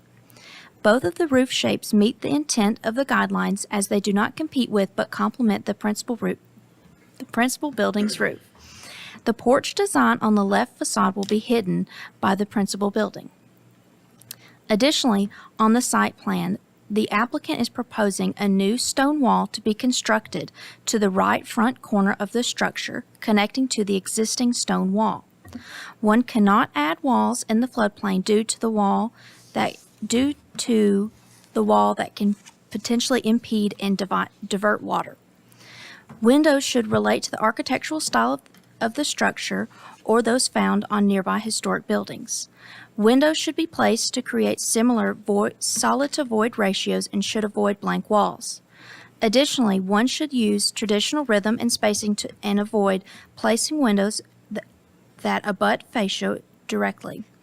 Windows are to be placed so that there is proportionate space between the window and the floor level, but do not exceed the height of the entrance features. The proposed windows on the upper floor of the structure do not meet the guidelines for windows, as they appear crowded by the roofline. Thank you. So what Emily is stating here is that the trim for the windows appears to touch the roof line above, and it would be recommended that that not be the case. Thank you.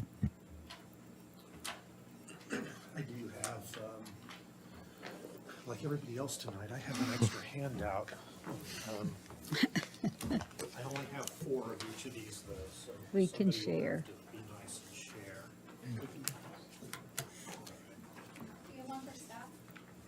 No, you'll have to guess. Nope. We will. We'll figure it out. Oh, okay. Here, staff. Did you get one? Yeah, she got it. This is our set. Okay, and that's your set. Yeah, so, I think those kind of show, it was probably one of the missing pieces from last time, is that kind of site section that shows how far behind the main house the garage is and the actual relative height. So, see, I used the hip structure in this particular one. Thought I did, okay. When they film live, everyone can hear you in here, but then they can't hear you for the video. Oh, that might be better, but, you know. Anyway, I did the hip version for this one, but a couple of points about it. There's some height references on there, so you can really kind of see the height difference from the back. Now, one thing about the little perspective is the garage gets a little distorted when you get that far over in your perspective. So, you know, it does get a little foreshortened, so it may look a little smaller on that than it really is, but the relative height is definitely there. So there's a really faint kind of dashed line kind of diagonally over that drawing that is really kind of showing the comparison to the front structure where it lands, and it's a good 5 feet below the eave line of the main house is the top of the garage roof. And that roof, of course, is back as well because the main roof form is receding away from you on the site. So I just wanted to give a little indication, give you a little more idea of exactly what we're looking at here scale-wise. And it's set back pretty far.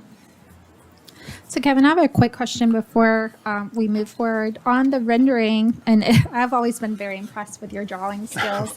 I think it's very cool that you're able to do this, but it looks like you've drawn a 3-bay garage. Is that really what the applicant's looking for? So we have two different variations. We have variations between the variations.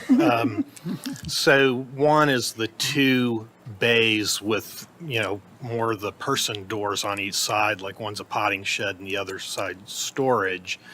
And then the other's kind of the, what if we went ahead and did 3 doors? It's virtually the same volume of building to get the 3 doors versus the 2. So you'd be able to get 2 feet between each set of doors? Yeah, Okay. definitely. Okay, It's a great. 35-foot wide building, so pretty much stereotypical 3-car garage is 34 to 36. Okay. Thanks for clarifying that. Mm-hmm. Do you have anything else you want to share? Eric? I guess the comment on the windows on the second floor, I mean, we could adjust to proportion. We were actually kind of thinking about similar structures in downtown Franklin, specifically a lot of the Greek Revival smaller homes built in the 1860s that you see around town that are 1.5 stories in height. So we were trying to be mindful of some precedents that exist within city limits so that we could give the board something to look at that was a bit more historically local as well as appropriate for something that would have possibly been built on, near, or around the house at the time period. Mm-hmm.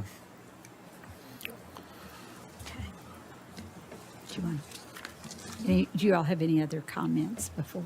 And are you, I think, we're to you now? Who did the last one? Oh, we're to you? Lisa. So the artistic rendering shows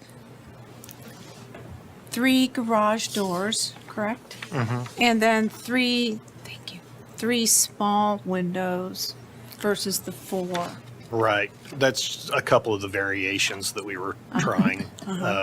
So would those 3 windows be larger than these that we're seeing? Probably the same, Same, but there would be only 3 instead of 4? potentially. I believe if we go down to the 3-car rendering, it'll show, because the idea would be to keep the rhythm with the doors so that you kind of keep the integrity of window spacing. And so that would be the example. Oh, I see. Yeah.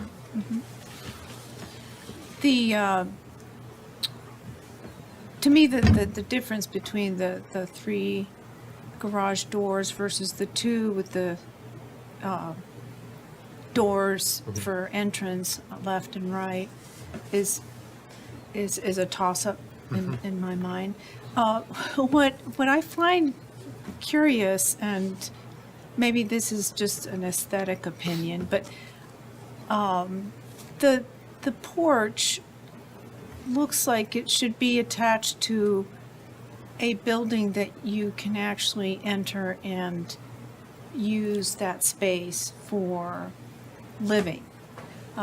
It seems inconsistent with an accessory building, and it seems to compete with the main building, the main house, the historic. Well, one thing for certain on this is that from the main street, you definitely don't see that porch. And then even from the driveway until you get back a certain amount, you can't see that porch. And I feel like one of the main reasons we did that is that the Rietvelds want to develop that yard back on the other side with a, I wouldn't say formal garden area, but a more formal kind of area than is now. It's pretty much all brush the way it is now. So to us, that was kind of starting an axis for that kind of idea. And we are, we are proposing that there is a stair to the inside that goes up to attic storage above, so there would be a door on that side.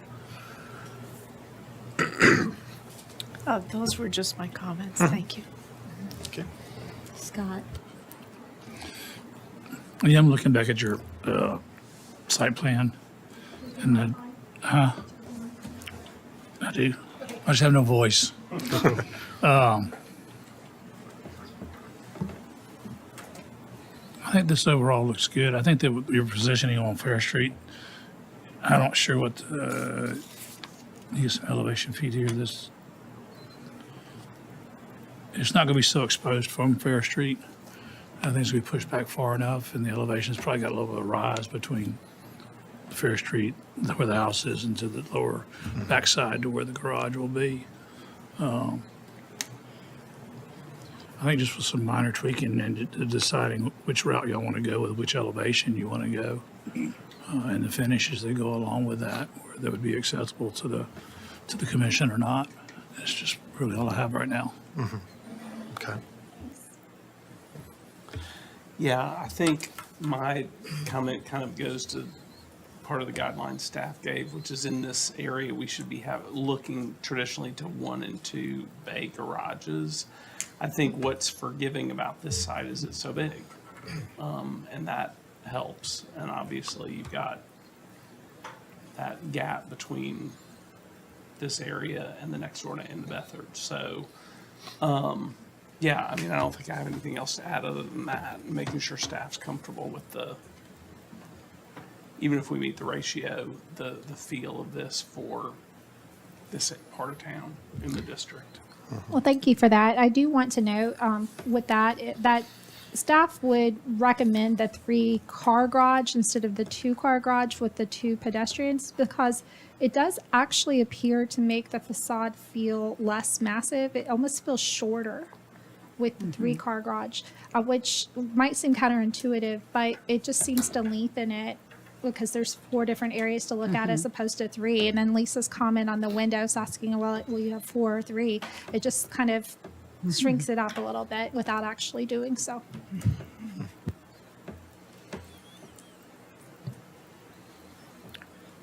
So I believe what you're referring to on the windows, and what I'm calling it in that freeze band, Yeah. there are a couple houses that probably connect West Main and Fair Street that kind of have some of that. Yes. Yep. And you're right. I think they are 1860s houses, maybe a little earlier. If you see that form in the county, I mean, when I see that form in the county, I often think, well, that's a cabin. That's a cabin that's been clapboarded. Yep. So it kind of gives you some of that. And I'm not sure, to agree with staff, that's an appropriate treatment, like for an accessory structure. So the hip versus the gabled ends, what's your preference? I think it could go either way. I mean, I will speak personally on my own aesthetic. I'm more towards Greek Revival architecture, so I would probably go towards more of a gabled roof, only because it is more in leaning with a kind of classical architectural style. However, I do see the argument towards a hipped roof, being that it is precedence of what has existed prior. And I think, it could be, an argument could be made for either. I do think the gable allows for a bit more architectural play, I suppose, and bigger window on the second story, which is more light. Granted, it's an attic space, but it does give it a little bit more character there. And I was also kind of thinking too, in terms of, if you look at the 2 garage structures on the McHugh Harris house, they're both gabled roofs with arched windows that kind of mimic the main structure as well. So that was kind of an intention there as well, to kind of think about what home existed at the time that this was built as well, which that was the only other property within neighboring walls to this house at the time, and that's what their structures would have been. And I think either structure, I would leave that up to your, obviously, just aesthetically, sometimes some people, they really see something in architecture and they recognize it, form and scale, proportion, and obviously you do. And I think the Greek Revival form is appealing to me as well. Yep. But what I would say, something probably like Ms. Marquardt is saying, like where that porch is concerned. Yes. And maybe what she's not opposing the porch, maybe what she's really keying in on is that rather than this appearing more like an accessory structure, it appears more like a main structure. Okay. I mean, somebody could build, especially with the gabled ends, and I mean, that would be a beautiful house as far as I was concerned. So I think that may be what's being keyed on with the pilasters on the side that are built into the trim boards, and also in the heavy cornice treatment. I mean, it's beautiful, but I'm not sure. And I would say, in my opinion, it really doesn't speak to the accessory structure I think that you're really trying to get at. And I'd like to ask, is this drawn to scale? Because at 42 feet, I mean, that's going to be a pretty large building, and it looks pretty diminutive. It is. It's kind of what I was trying to describe is I base that on a photograph, and, you know, the parallax on a photograph distorts the image kind of on the right and shrinks it a little bit. So it probably in reality will feel a little larger than that. The one thing that I know for sure is correct on that, though, is the height, because I can get the perspective line from the height and project it and know where that is. And your topography does go Oh, down. yeah. Way down. Way down. It does. And then as you get further back, I mean, it goes, that's where And we where have the you're getting all floodplain. that height is on that corner. Is that correct, where it drops? That is correct. Yes. That is correct. Which is not the visible. No, and the intent would probably be to plant to kind of cover that hole, which would allow obviously water to come to, you know, through it, but it would be, obviously we want to make it sensitive to what people see walking down Fair Street. And that porch, we kind of go into that potted shed area you were talking about. Well, if you landscape and all that to the side, that would be behind the main house, how many acres do you have there? I think the property in total is 1.6. 1.6? Well, I mean, it gives you plenty to work with. Yes. So, but I think it could be that's the high style of it that's what's pulling, you know, Ms. Marquardt, maybe some of the other commissioners thinking that may need to come down some Okay. to a simpler trim boards and this kind of thing. Would it, I mean, I often think sometimes like line drawings, because of the graphicness of them, I mean, in theory, this would all be white. And I think I was kind of thinking if there's a lot of, especially where I live in New York City and I vacation a lot up, to the Hudson Valley.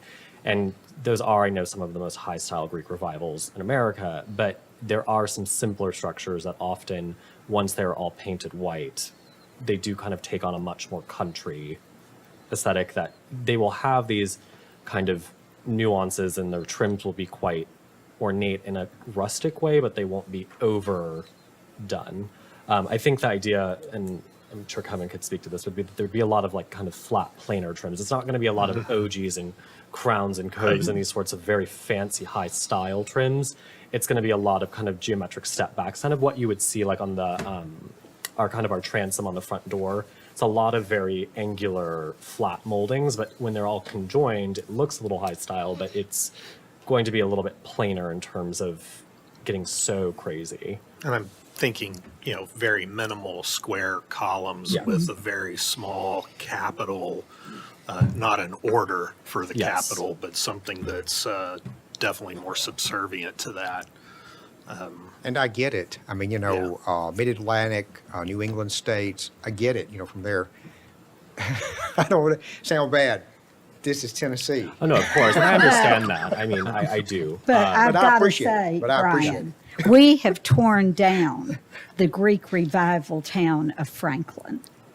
And the federal town. of Federal, Franklin, yes, too. the federal style. So I just want to say that there was It is a true. lot here Yeah, and that we have removed. Yeah, and to speak to that, I mean, I Before will say, historic zoning. before the Civil War, the South was Right. arguably the wealthiest part of America. So some of the highest style Greek revival structures did exist south of Mason-Dixon. So obviously, I don't want to overstep, what's existing today, but I do think we could push a little towards it in this structure. I mean, and obviously, I don't want to take it. I mean, it's a garage at the end of the day. I'm not going to make it gild the lily, but I think, I think it's worth giving some stature to as well, just so it feels part of the overall plan. Well, thank you for what you're doing there. I mean, Thank you. that's really coming along very nicely. Thank you. And to speak to that a little bit, Emily had mentioned that this probably won't be very visible from the street. The guidelines do recommend against porches on accessory structures unless they are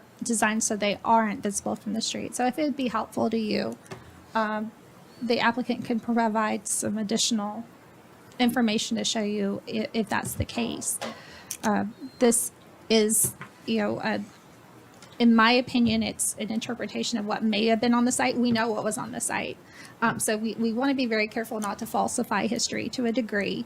But I do understand Mr. Reedfield's point about, trying to make sure that the details aren't too simplistic. This will be unused for anything other than storage. I mean, that's what we've been told very clearly by zoning, that because of its location, it cannot be, and it will have to accommodate flood vents on the design as well. So I encourage you to start kind of looking through where those would need to go. Yes.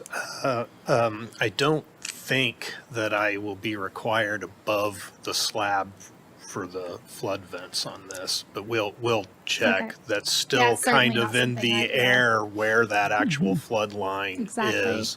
We're still waiting on those maps, right?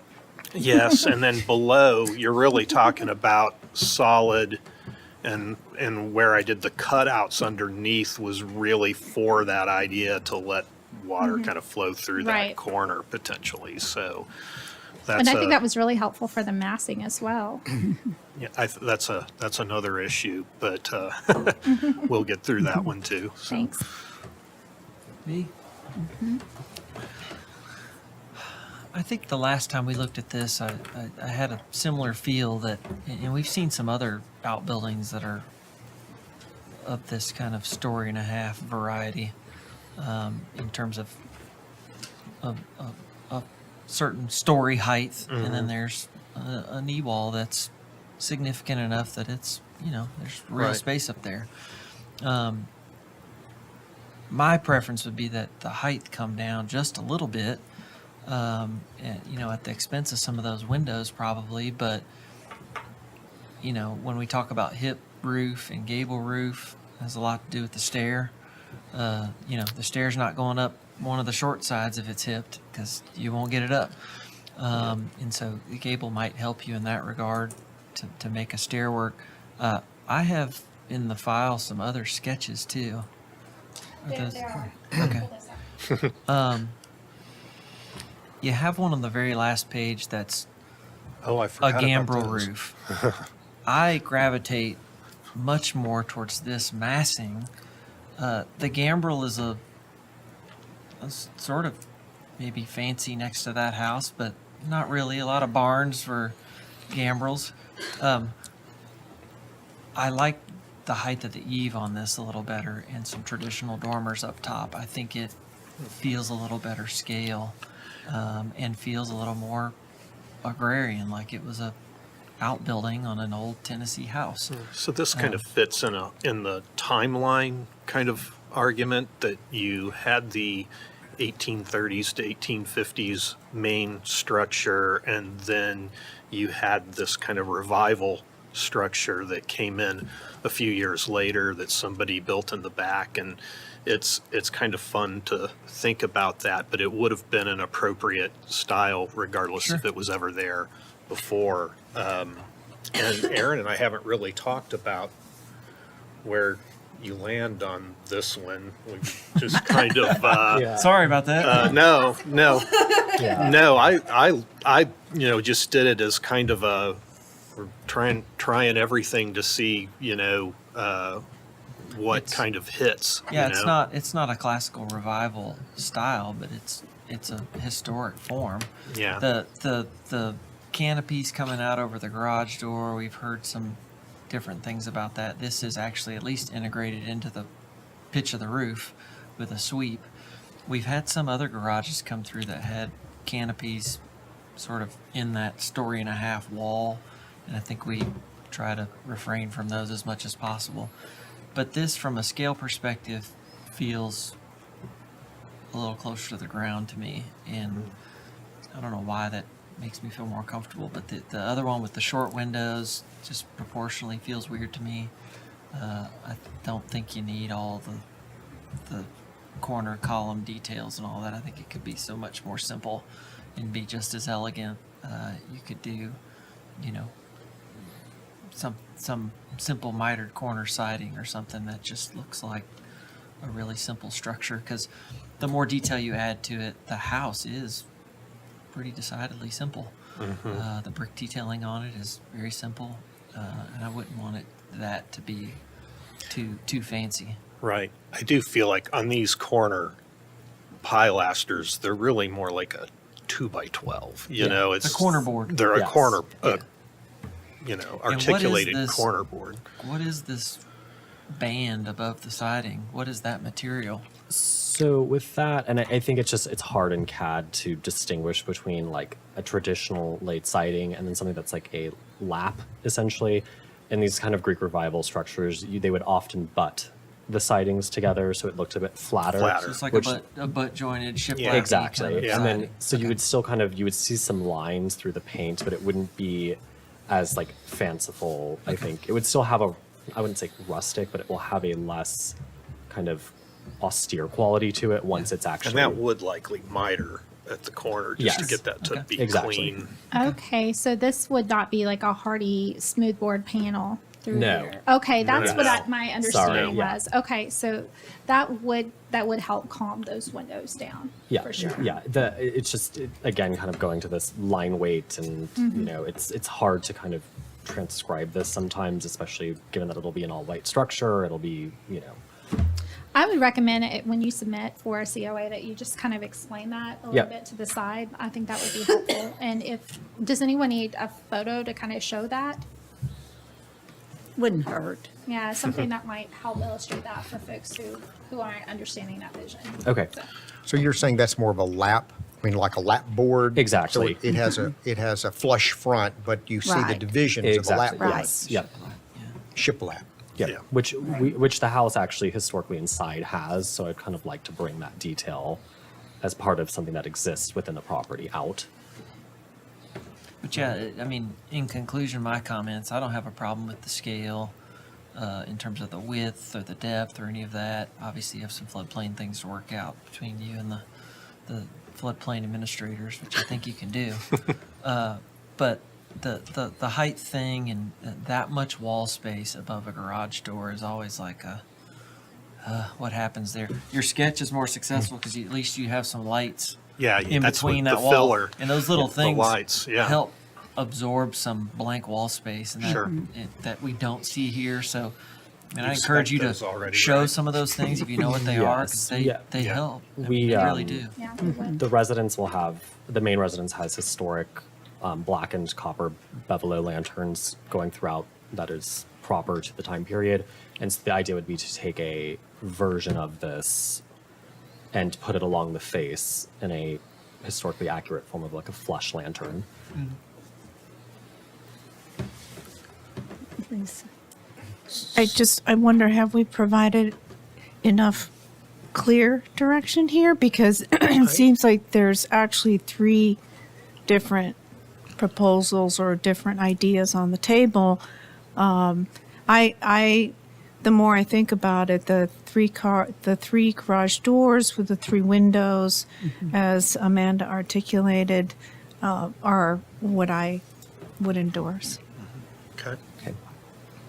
No, I feel like you've given us, I did have one more question for Amanda then. She started to say something about the gambrel roof. I Oh. felt like, Oh, She I wanted said to it add wasn't something. classical because I know that that's Aaron's preference.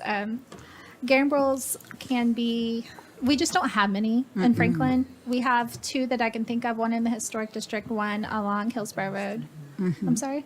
And then one that Kevin built. yeah, yeah. And I think that If they can be classical, because the gable portion at the top can actually be pedimented, and then you see that a lot, actually a little more east than here, but And I mean, I don't know that would be something that could be supported from a design perspective to relate to the Hinchyville Historic District. That, It's just not very common in Franklin, Right. downtown proper. I don't know that that's the applicant's preference either.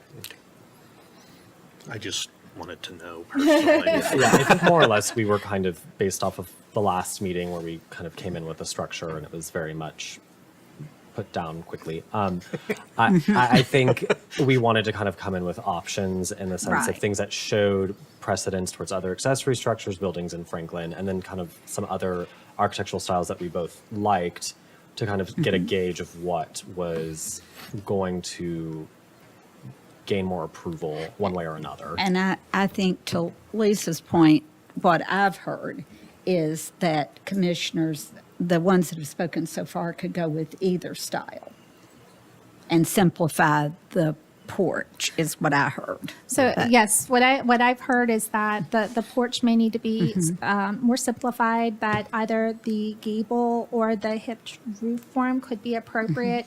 I haven't heard any objections to what I see on the screen, but I've heard a couple of folks comment that the 3-car garage with the 3 windows might help preferred. with massing. And then you heard a couple of comments about the height, if you Yes. could get it down. Do you have any other comments, Lisa? Scott? No. Well, we appreciate all the Yeah. options being brought Well, in. This has been helpful. I want to say my comment. I'm sorry, Mary. Okay, my comment is that I really appreciate that this is one of the more Greek revival things left in town.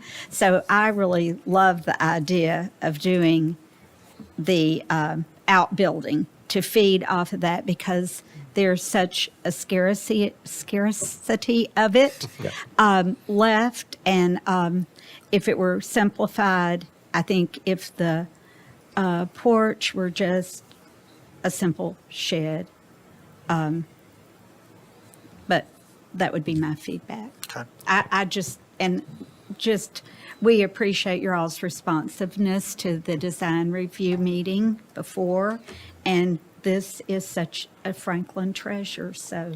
Thank you. Yeah, thank you for what you're doing with the house. It's coming along nicely. Thank you. Thank you, Kevin. Thank you. Thank you. I think that we have been meeting for 3 hours and 15 minutes now, is that right? Yes. And so maybe take just a second of a break if we could, Okay, about 5 minutes. let's plan on returning by 6:20 p.m., Okay. which is 7 minutes from Thank now. you. Thanks.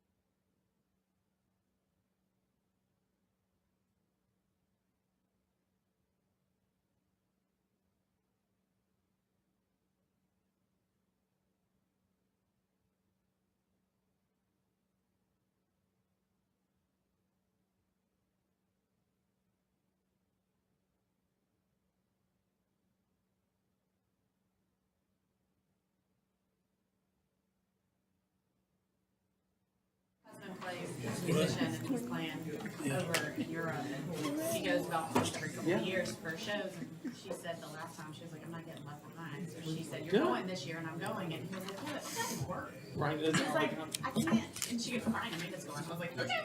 Okay. Where are you all going? London and Dublin, we're a week. Oh, that's good. Yeah, yeah. Are you taking the direct into London? Okay, let's get this going. Your friend's not the wife of Peter Bowl. No. Maybe it's Boston people. We're starting the meeting. We are through with, are we ready? Do we need to tell him? No, we're live. He's got it on. Okay. Well, we're starting. So we are on item 6, discussion of addition, alterations, windows, doors, lighting, modern features, siding, architectural features, chimney, entrance, porch, roof, walkways, parking, driveway, and fencing at 1009 Fair Street. And Chisel Workshop is the applicant. So I'm very detailed in captions because I want the public to know what's going on. I guess I Right. could have just said alterations, but it would have simplified this to a degree that isn't really giving justice to what our applicants are trying to do here. So I will go to whatever page you need me to. So just let me know. All right, so we are working on the project at 1009 Fair Street.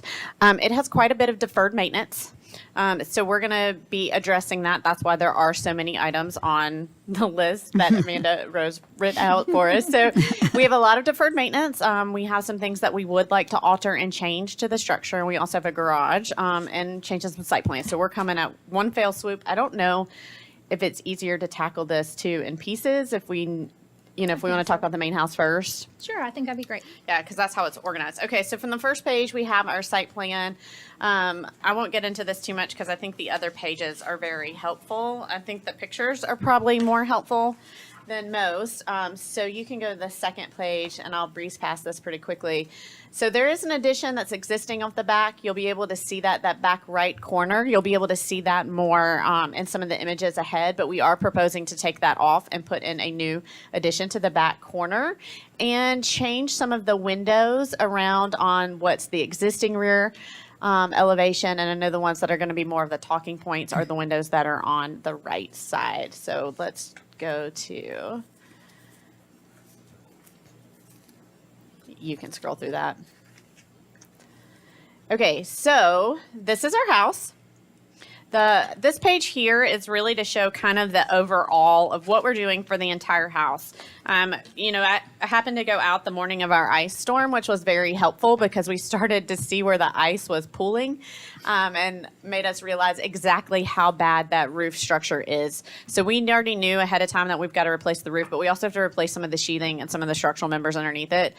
So proposing to remove the whole roof, get some of that structurally back up, and do an architectural style shingle on the roof. We do have some hinging happening too, so our exterior wall is pretty stable, but our sheathing on either side, the large overhang, and on the inside portion. So our roof is doing this guy here along the outside wall a little bit, so knowing we're going to have to get some of that shored up too on the overhang side.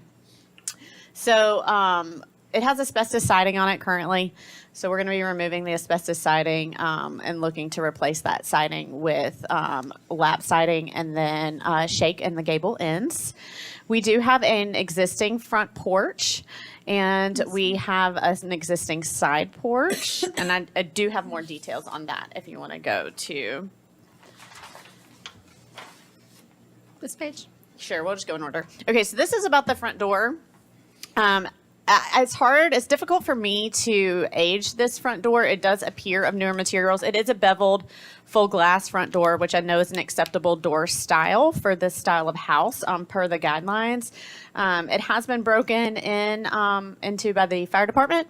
So it has some maintenance and some issues that we need to take care of. I think in a perfect world, I would like to see something that wasn't full glass, but I'm open to discussions on that because I do know that this is an approved style for this style of house.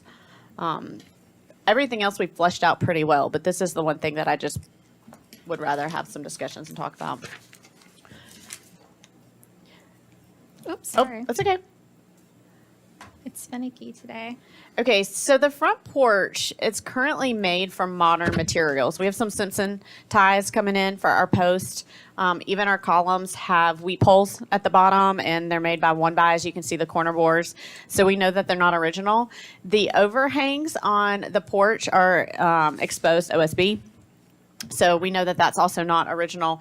It's interesting when you go down Fair Street, the majority of homes of this style have double columns and brick piers or stone piers, as you can see on the bottom. So we are proposing to revamp the front porch. I did check with Mr. Warwick, and we do not have any historic photographic evidence. So I know this is always a tricky situation with lack of historic photographic evidence, what was there before, but I do know that the porch as is now is of modern materials. So we are proposing the double column and brick base design. We do have a little bit of a structural bow in our front porch as well. You can see it in that top left about where the numbers are. It's bowing on the inside, so double columns will also help us get that shored up a little bit better as well. So if you go to the next page is the drawing of what we're proposing to go back. So very keeping with the rest of the houses that are on Fair Street. From the front porch piece of the puzzle, again, we can discuss the front door, but new front porch, replacing the siding and the gable, all the gable ends with with shake, cedar shake. All right, we'll go on. Okay, so this is the right side. So this is the driveway side. There's currently an enclosed sleeping porch, sunroom area on the corner. We would love to remove that door and put in a window in its place instead. The rear addition, where those two lines are, that is some higher windows, not that one, the other, I'm just moving down one more over those middle egress windows at this location. Oh, I'm sorry. That's okay. Okay. Right there. So those windows are up fairly high, and they're not very large. So this is a smaller house, and we're not trying to enlarge the footprint by too much. So we would like to be able to get some egress windows in that location, so a little bit taller in proportion with the rest of the windows on the house. And then you can see in that back right corner, there is the porch addition with aluminum. The one in front of that we are planning to remove. Yes, that guy. It's aluminum windows and an aluminum door, and it's not really waterproofed. That's what we'd like to remove and put on the new addition. And then in the very back of the house is a rear addition that was put on at some point in time, and we are looking to reconfigure some of the windows and the layout in this location. So when we're proposing new windows, we are keeping the same proportions of the windows that are on that facade, just kind of moving them around, except for, I know we've done this before on 3rd Avenue. We are looking to put a shower in that back right corner that you can see in that top right picture, and we would love to do a clear story window there as opposed to tall double hungs. And then we'll keep moving around the house. We do have drawings to accommodate each one of these sides. So I've tried to give you a lot of photographic evidence to give you the picture, but also the drawings as well. So you can see where that door removed at the sleeping porch area and the two larger egress windows on that back portion, and then a new addition to the back rear. And then the existing addition is where we would like to put a door where there's currently a window and move the window around the side.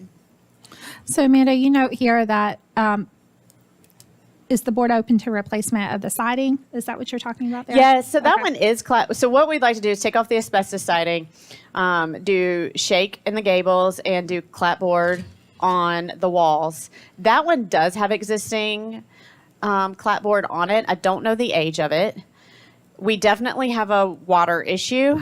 We're coming down Main, and it's dumping out on Fair. So we've got a drainage issue that we've got to solve anyway from our site plan perspective, but it is washing up on that house. So if nothing else, we've definitely got to remove the bottom two and maybe looking at putting in a skirt board of something that's a little bit more of a durable material. I don't know what we're going to do with that yet. If we're going to end up exposing some of the foundation, don't know what we're going to do about that yet, but we've got to solve the water problem that we have where the water is just draining straight into the siding. But I mean, it is, I don't know the age. So just are you open to replacement of the siding there and we're replacing the siding, we're taking off the asbestos. It would be nice to get it all waterproofed correctly in the back there. I didn't look at a Sanborn map for this one. I'll be happy to do that. Did Yeah, you I didn't happen either. to? No. Okay. Because I have a feeling because of the shape of it that it's probably post 40. That would be my guess too. Even by some of the interior detailing, I would assume that it's post 40, 50s type of construction. Okay. All right. And so then this is just another elevation from the rear. That's where we'd like to put the small window on the left side and where there are currently double hung windows to do clear story windows instead. And then on the left side of the house, if you're facing the front, the left side of the house, you can see that addition off the back on the bottom picture. But we do have an existing fireplace. The chimney does not go through the roof. So we would like to remedy that and get that to be a working fireplace again. There is a house that's very similar on South Margin, and that's the picture you see on the right. Again, it also has double columns. It has a stone foundation as opposed to brick, but has a brick chimney. And we've been parge coated or stuccoed of some sort on the exterior, but knowing that we've got to redo the chimney and take it through the roof, what is that material going to be? And we're proposing brick. Do you think that the chimney went through the roof at some point and then it was I would imagine it taken did. down? I would and- imagine, Okay. yeah. So once you start getting into that roof structure, you might see evidence Yeah. of that. Okay. I mean, it would have had a vent somewhere. Yeah. There's no vent. It's very odd. It is very odd. It probably leaked and somebody probably just took it off and shingled over it. So that's the addition. That's the side, left side elevation. Again, with get that chimney back in order. And again, all the window changes besides those two that are in that bedroom that we would like to make egress windows happen on that flat roof portion on the rear of the building. So we have a single window where we're proposing to do a double. Okay. And then I think we should Stop do there. the house first and then talk garage. Okay. So would you like staff's comments now or to wait? Okay. So I just always want to thank the McCreary's for putting together such a comprehensive application. They do that with every submittal. It's very, very helpful having the photographs and the drawings to kind of understand what's going on. Because of that, I was able to really look at something a little bit more closely today. I was looking at the photographs of the side of the building, and I thought, why do they want cedar shake in these gables? But I wanted to go ahead and zoom in really closely so you can see that this is actually some sort of a shake type feature up here. It's very, very faint. And I regret that I've never even really noticed that before on this house as much as I've been by it. Can you kind of see that? Or is that a asbestos? That's the asbestos siding? Yeah, that's the asbestos siding. Yeah, that's on all of the house. But I think it has like the shake kind of. Yeah, it is. It is Yeah. the asbestos shake. Which I've Yeah. never really noticed the shake part as much as I guess I just always read it as. There's a like lot more of a of lap look. asbestos that has that It is. little striae. And we'll table the garage. We'll talk about the garage in a minute. But the garage, there is an exposed wall in there that we can see between the whatever was the addition of the garage and the original garage, and it is shake. And there is some evidence if you look at it's kind of hard to see, but we think it probably was shake. We worked on the building that was on Church and close. I can't think of the exact, but it's very similar to this, and it was originally shake in the gable ends as well. Okay. So I bring that up to say that I looked at everything. I'm going to try to go to the elevation again. There it is. We'll start at the front elevation. So the front door, this was an interesting one to me, and I thought through it because the door itself is fine for this style of building. If it's tending toward craftsman, another style that could be supported would be a 3-light window, and like a 1/3 glass, 2/3, solid, or even a half glass with half solid for this style as well. I don't know the age of the store, so we have recommended in the past if they are historic doors that they be preserved and maintained, but I would welcome your comments on that.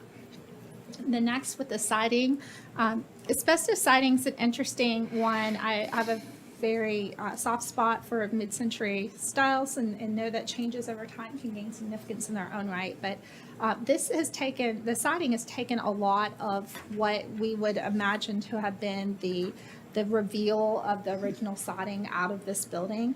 I even had to scroll in really hard just to even understand what was trying to be mimicked and go on. So reverting it back to what would have been there historically can be supported by the guidelines and would be appropriate. The guidelines recommend no more than a 4 to 5 inch reveal. It looks like the applicant's proposing a 5. If we're talking about the rear addition, it's my estimation that it is older, though I don't believe it to be architecturally significant. The way that it's designed and added with a flat roof, I mean, it's got problems with drainage, as you can see. And so I don't believe that addition would have been supported under guidelines that would apply now.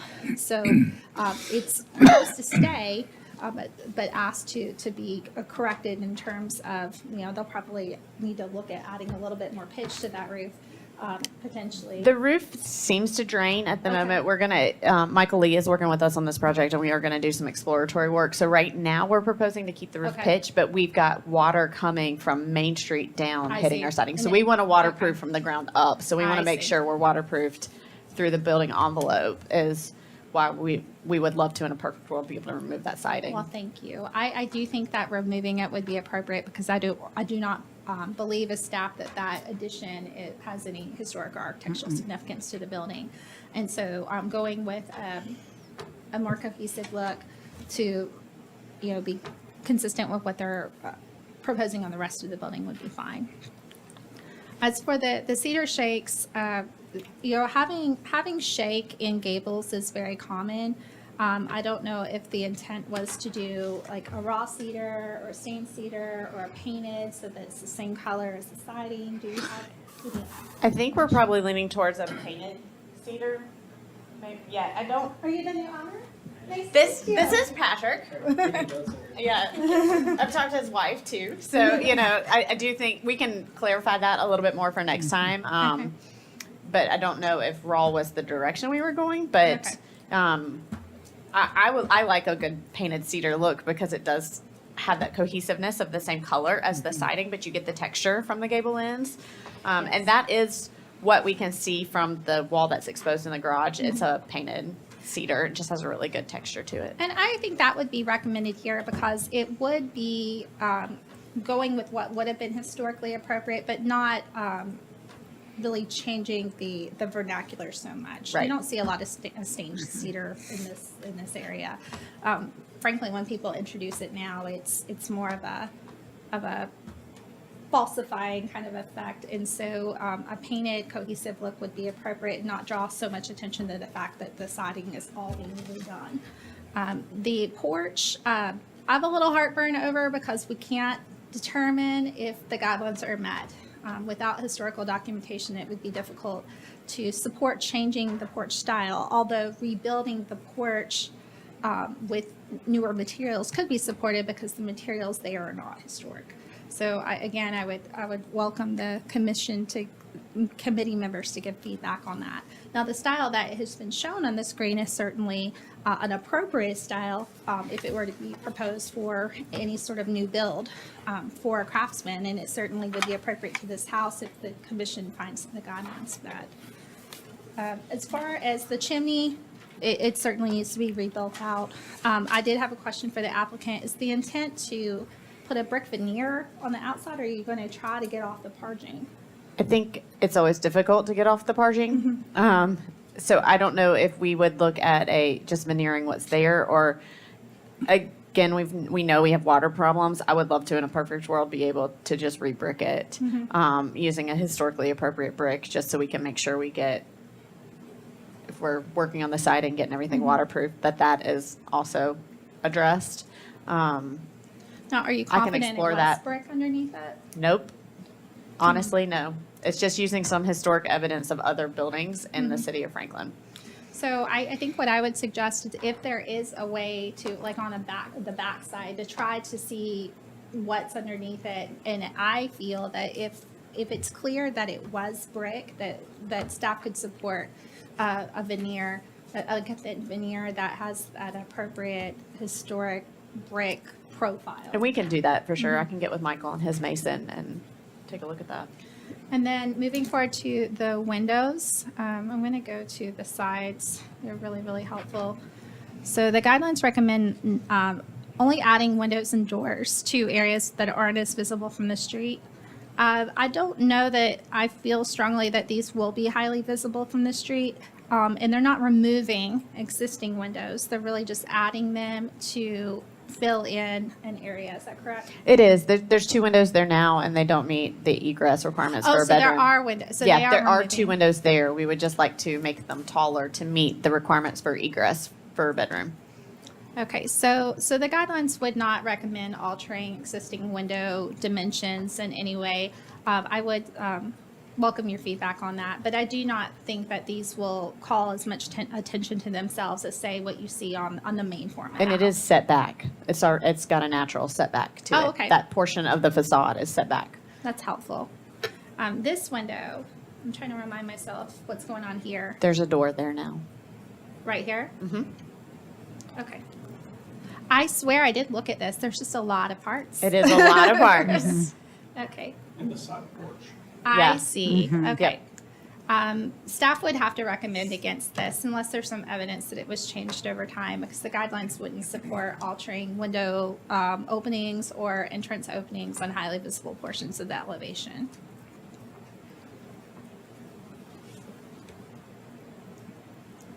And then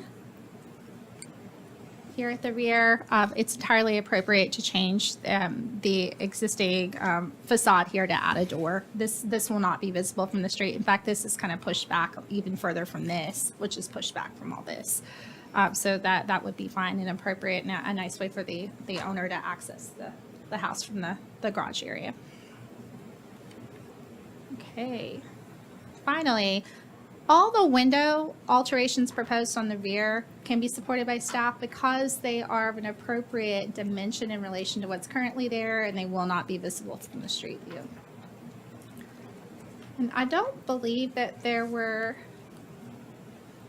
any major window changes on the left. I believe changing this single window to a double window, again, for the same reasons. This is on a non-historic or non-architecturally significant addition. So making that alteration as generally as far back from the street as it can be is supported as well. Repairing the existing windows and trim on the historic portion is always supported. So I would ask that the commission focus its comments, please, on your thoughts on the rear addition. I love your comments on the front door and on the siding, and some of the uniqueness of this, the chimney, and you know a veneer proposed on the chimney.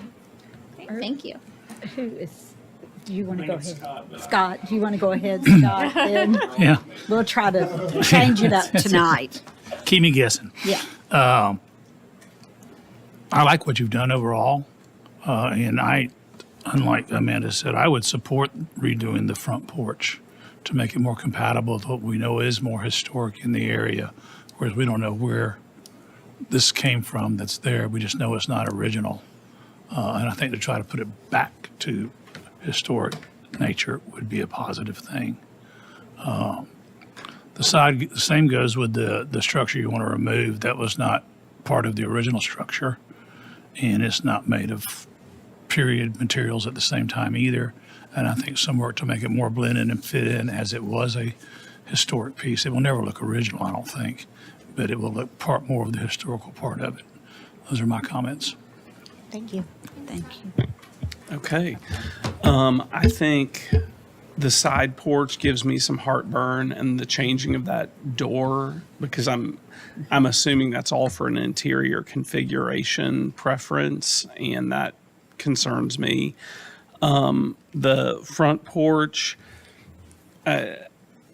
one question I had, and I'm no architect or engineer, but on the two posts that are now shown on the proposed brick structure, one looks like each one on the outside doesn't look like it completely fits underneath the beam above. And on the photographic examples you have, they do. That So- might just be a line weight issue with the Okay. drawing. Yeah. Yeah. It's Yeah. really patterned off the majority of the homes on Yeah, Fair 'cause Street they're as all far as the tugged in. Yeah, I as just far as thought, the like- falling. Yeah. Okay. Yep.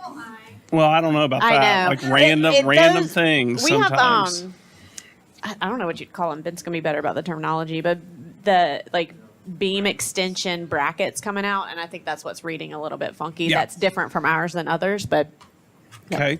The piece you want to tear off the back looks like that, like the mud room it's called. Like, is that like a metal? How old it's- is that? I don't know. It's aluminum windows. It's what? Aluminum windows and vinyl sheet flooring. Okay. So it's not. Do we know if we're at the 50 mark on that? I don't.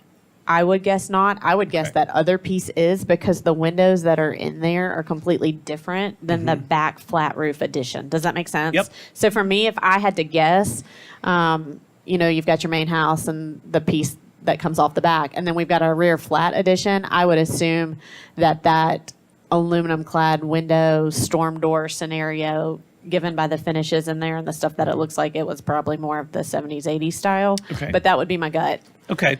So I can look at a Sanborn map, and the latest that we have available is 1940. There's a 40s, 50s set. So I think that we would be able to say if it was there in 1950 or not, but we wouldn't be able to confirm anything after that without some sort of interpretation of the interior build. Right. I don't have any issues with anything else. So you said that keep the side porch and the window? And I'm concerned about the side porch and replacing that door if it's just for an interior configuration, because that is so prominent from the front view shed in particular. It's not. Part of it is also security. There's an additional door, it's an additional glass place, and to give it a little bit more of, that type of feel too. You have a door right around the corner. Do we need that door? So part of Right. it is that as much as it's less about an interior configuration. We can actually work with it. It's just more of Yeah. some And of those issues. And that little side porch is not particularly compelling to me. It's not original. It's also made with Simpson pieces, and so that right there tells me it's got the Simpson brackets on the post. Okay. So it's not original. I don't know what was there Yeah. before to service that door, but it was definitely the porch itself is not original. There was also a ramp up the back that was like this wood aluminum ramp off that back door. So I think the lady too aged in place. So I don't know too if that side porch was put on at some point in time to assist with that as well. Would the preference be to take the porch off and leave the door and put some other alternate? I don't think so. No. Okay. I think it's just such a small house. Yeah. We need every square footage that we can take, so we're not, Yep. growing our footprint. Right. Thank you. Amanda, with that in mind, is this door here a standard door size, or do you think it was does it match the dimensions of the windows? It does not match the rhythm of the windows exactly, but it is smaller than a standard door size. Those were pretty similar. I mean, pretty common in that style house. I think it was a nod to the first automobile use, and it was kind of a modern thing to do. And I think it would have just had a little concrete pad and steps. That's what I was kind of getting at. It's like Astute. if it were exactly the same dimensions as the window, then you could perhaps surmise that a window had been there at some point. I but don't think it doesn't so. appear to be.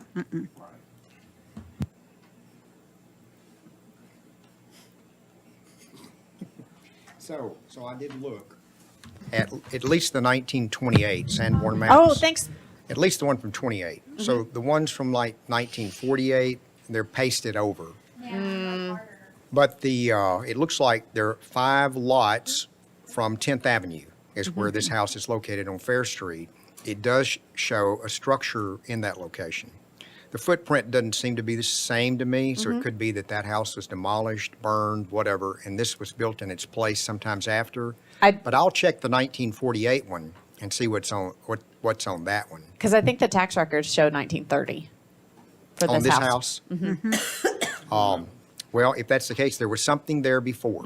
It's just the porch. The porch is very different. Right. So several comments I would have on this is that, have you had a chance at all on the front of the house to peel back some of the asbestos shingles and see what's underneath it? I have not. I draw the line at pulling back asbestos shingles. I'm pretty good about demolition with a hammer, but I draw the line there. As I do long as love it's my not children, occupational. As long as it's not an occupation. but I'll hazard. talk to Michael about it. I'll put that back in his wheelhouse. Now, the reason the reason I bring that up is that most people would not remove all their clapboard siding and then put on shingles for asbestos. They would put it over the over the Right. clapboards, and more than likely, that's what you've got everywhere.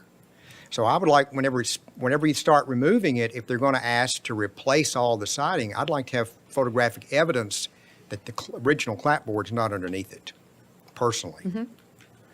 The second thing I would ask is on the porch. Now, I look at the porch railings, obviously, all of that's been added.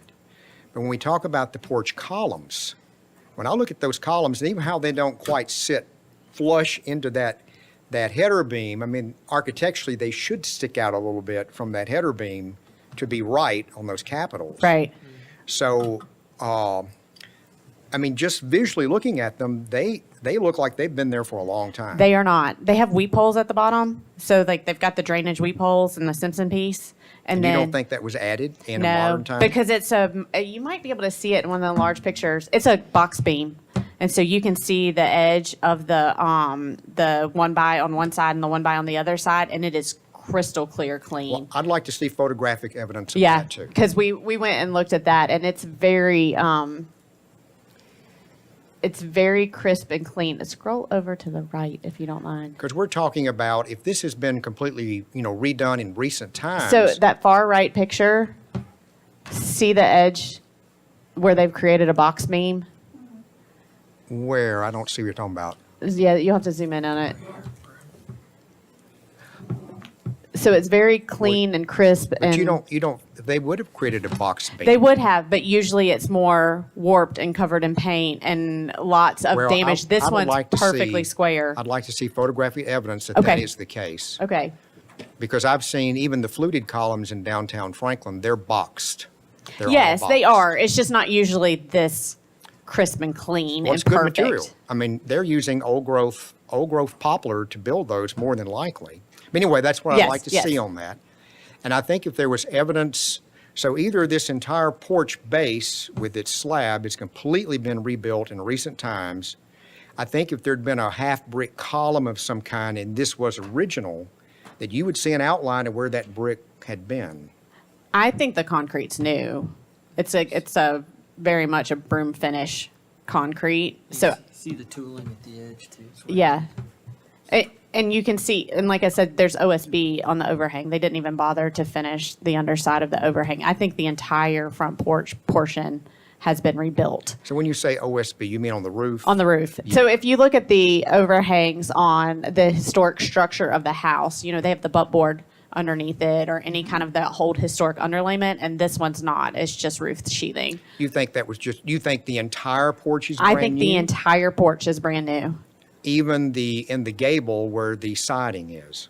I can at least tell that the underside of it is new.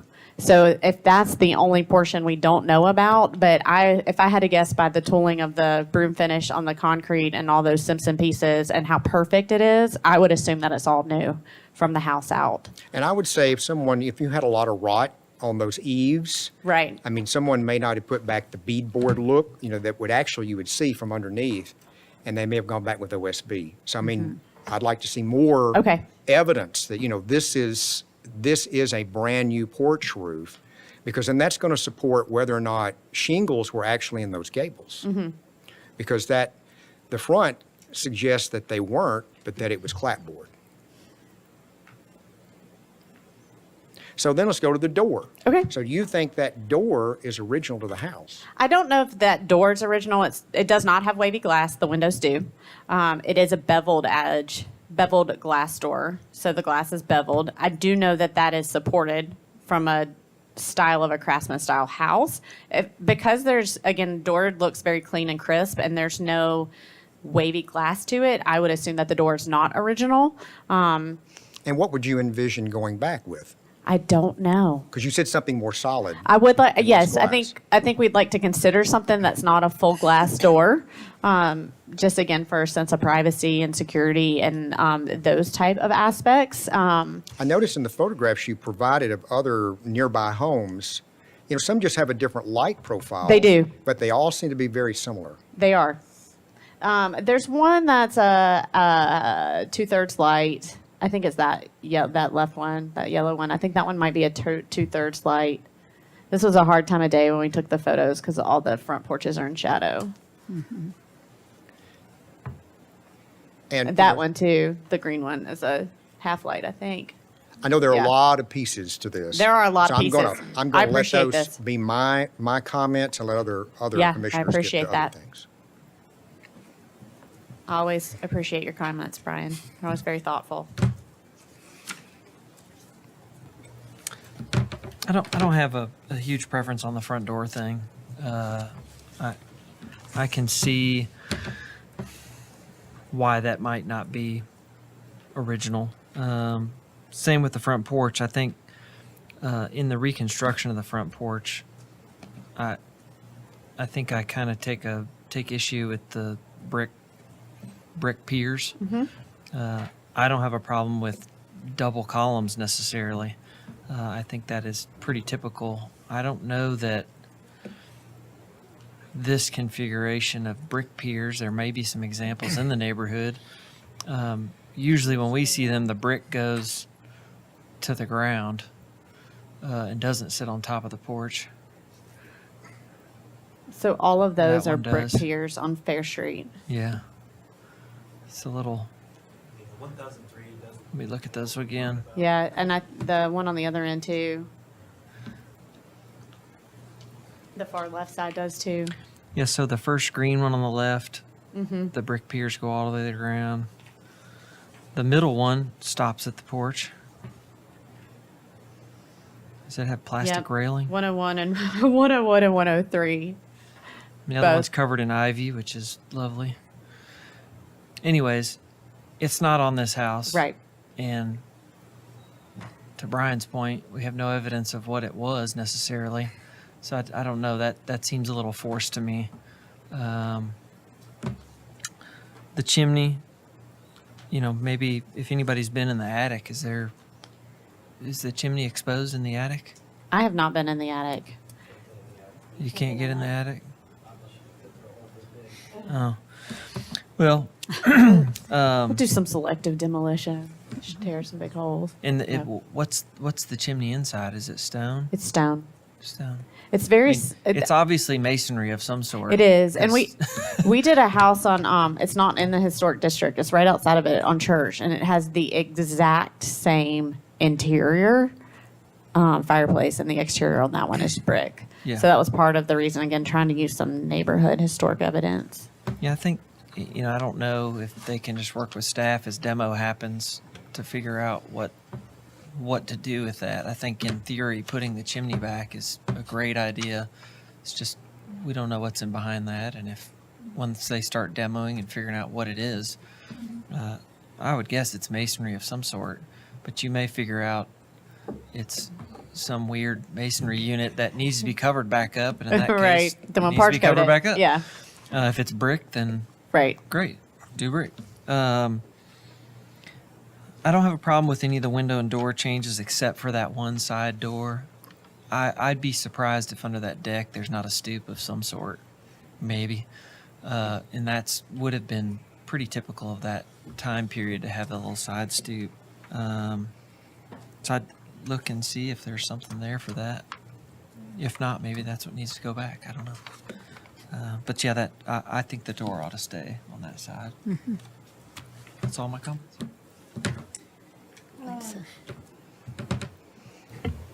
So in terms of demolition, we're not talking about that rear addition requiring a demolition permit, or would it? I don't think so. It's just that little portion off the back right. Usually in the past when we've done stuff like this, it's just considered part of the overall construction permit Okay. because we would take it off and put back in the same permit. So if the Sanborn maps show that that the footprint exists as is, it's going to remain as is, correct? We would still like to, it's a small house. We have a very small lot line to the back. We would still like to enlarge that area if possible. We're trying everything possible to get this house to function for a family and not go up. Sure, yeah. So we can't go back and we can't go left. And so that one corner is pretty much all we have left to work with to be able to bring it out a little bit and gain just a little bit more square footage to make it usable. Yeah. The removal of the door on the front edifice, the side that you mentioned replacing with a window, that doesn't align with the guidelines and would be difficult to support. The porch discussion has been pretty well covered.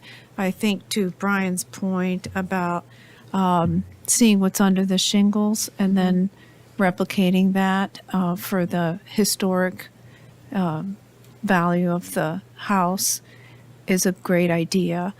And you said something about one window that I suppose would be a bathroom that you were asking for a certain kind of glass, or I didn't understand what that was. So in the rear flat roofed addition, in the very back, we have a set of tall double windows. We would like to make those shorter, clear story windows in the back. So that's on that, Okay, we'll when you say circa 1950s. You can scroll down one more. Yeah, right there. So the two middle windows stay. Left, we'd like to add a window. And then on the right, these two larger windows will be, and if you scroll to the next page, Amanda, if you don't mind. The drawing, yep. To do taller, clearer story windows. But it's it's going to look different from what's there, right? It's It not- will, yes. yeah. It's on the rear flat part of the house. It's not on the, Okay. yeah, it's in the same location. They're just taller. We've done this before on our Third Avenue project for a very similar situation. Okay. Well, I think most of the things that you've presented are very much in line with the guidelines. The one problem, of course, is removing that doorway. Right. So, thank you.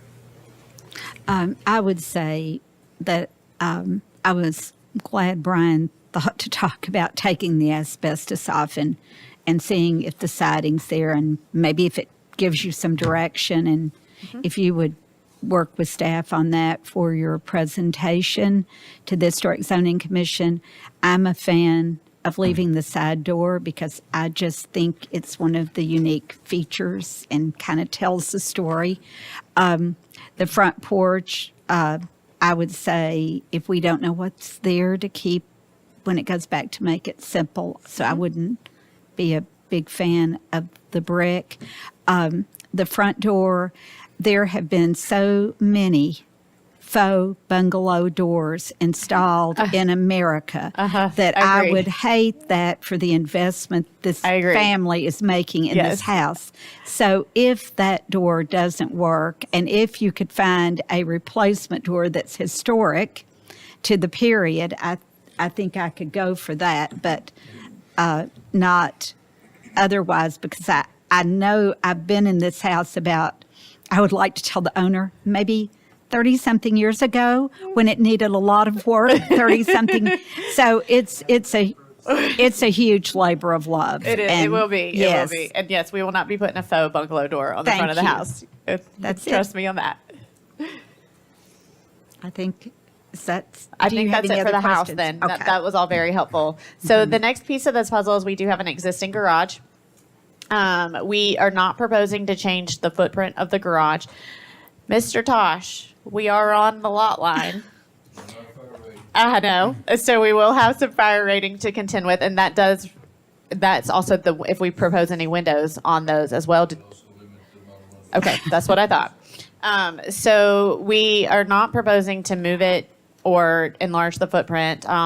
We are the front garage door is like T111 siding at the moment. We would put in a carriage style garage door that's inoperable in it. Again, it has asbestos siding.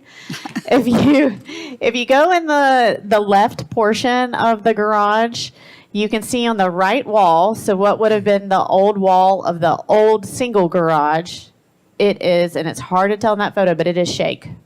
So that middle picture on the right side, that's shake on that wall. Yep. So we're proposing putting the garage back as shake. And we would like to put a window in the back of the right portion of the garage. You can see on that interior photo on the right, it was framed out as a window. I know that shows new wood, but if you get really close, you see the old wood around, and they've reframed it with the new 2x4s. So looking at putting a window in there, excuse me, that granola bar hit me. And then also looking to put in a window on the left side of the garage structure for an egress window. So we do have elevations of those too, Amanda, if you wanted to. So front carriage style doors where that T111 siding is, and then the door to remain is what we're showing now. The windows in that back, the rear elevation, that's the size that it's currently framed in of existing, where we can see on the inside portions. And then adding a small window on the left side of the garage. Anything else? All right, so It needs a new roof too.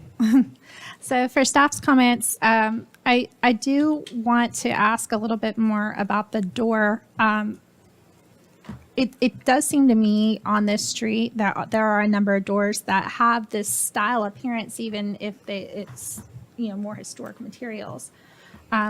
I don't know if a carriage style door would necessarily be the most appropriate for this style, but I would welcome the commission's feedback.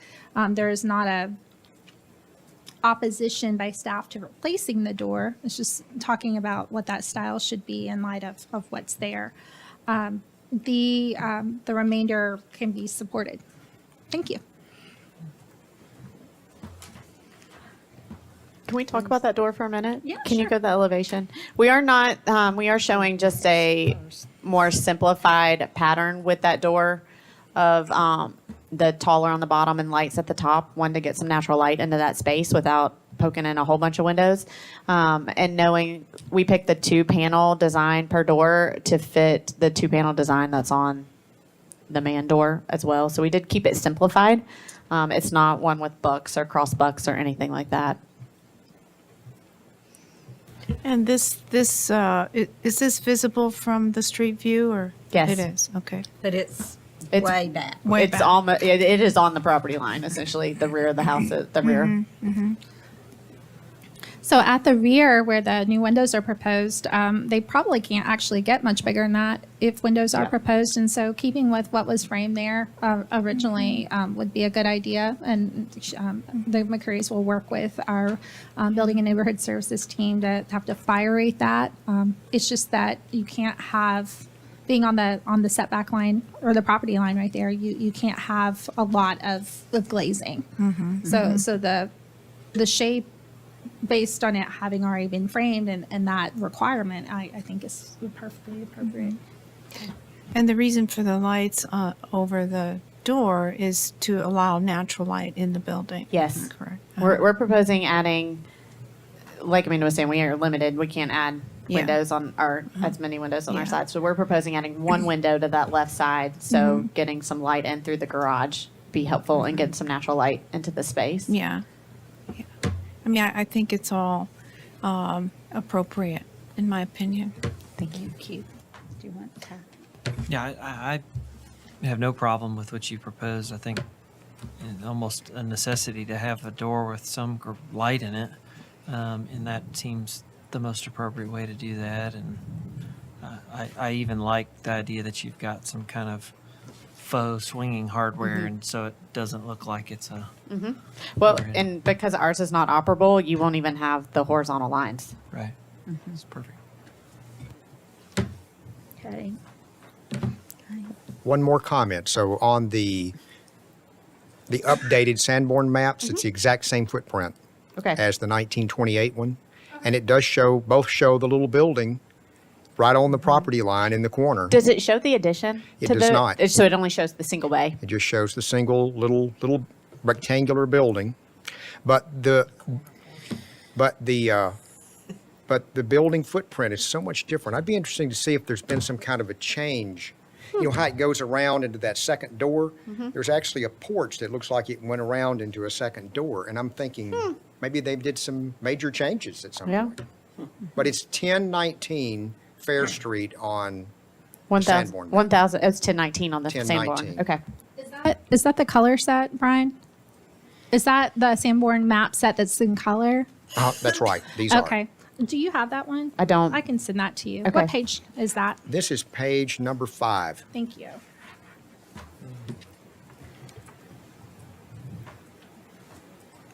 No comment. What about the garage? Yeah. The garage. The garage. What about the garage? Oh, Any thoughts? Any thoughts from me? Yeah. I think I've said enough. Thank you. The only comment, you had no comment? I had no comment. The only comment I have is, I think those doors were just solid vertical panels, right? Yes. So I would be okay if, since it's not going to be functional, if you just did that and then put the windows in it. Like doors, glass doors lined up. They're not, this isn't going to be functional. Yeah, sure. Right. And what it was two doors that came out that were vertical. So you could fill it in that way with windows or that. I'm either. Okay. Either. I So, said I didn't have any more comments. Okay, come on. But- Give it. no, Bring no. it to me. I was just going to say, I appreciated seeing that photograph that showed the shingle, yeah, the I shakes know. Yes. on Isn't that that fun? building. I think that's great evidence. It's great. It's interesting, I don't know that I've seen that before, on one of the little outbuildings Agreed. downtown. So I like that. I appreciate it. I agree. and that was on the 1930. 28, it was on the 28. 28 map and the updated maps in the 1940s. Yes, so the 28 maps weren't redone. They were just kind of pasted over in 1940 and then again in 1950. So they do show changes, but they're just not as innovative as the previous versions. Here. We have a site plan too. Can we touch base on that real quickly? Sorry. Okay, so no, you're fine. All right, that's on the first All that's page. been pasted. I want to get them out of here by 8, guys. I promise I'll get Fun. Matt and Mike Not our home type of for texting. late dinner. Now you're too. really gonna No. want some Edleys, and you guys are. Yeah. Okay, so Yeah, the we'll site have to eat there plan. when it's open.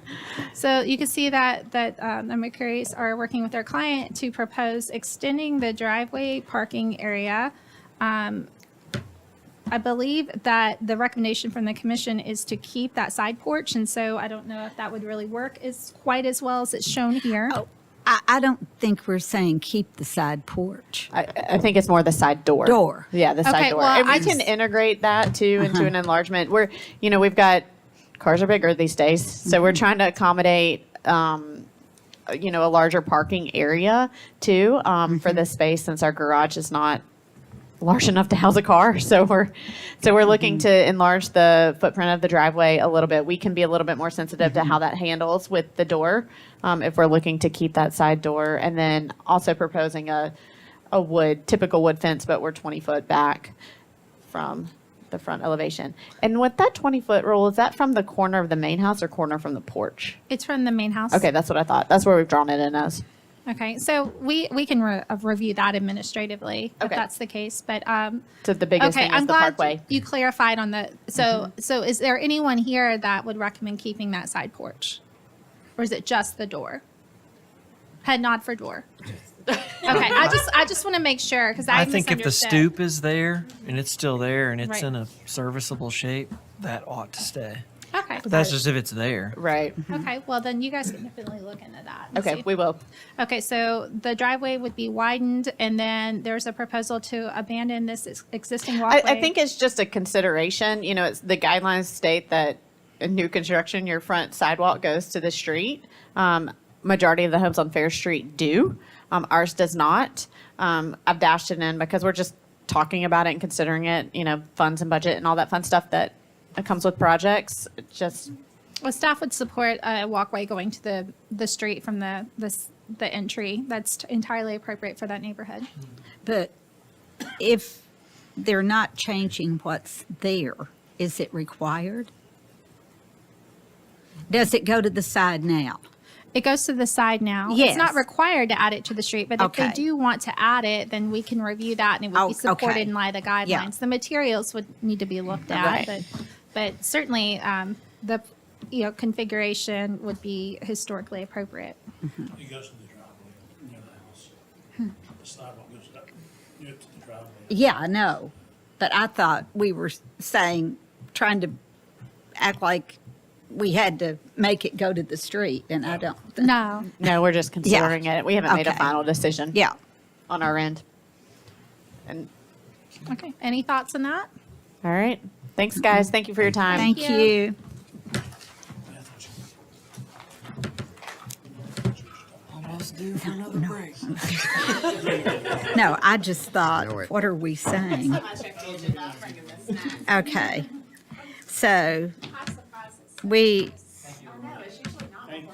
are now a discussion of addition, principal and new construction accessory at 903 West Main Street, and Matt Smith, who has been here for quite a while.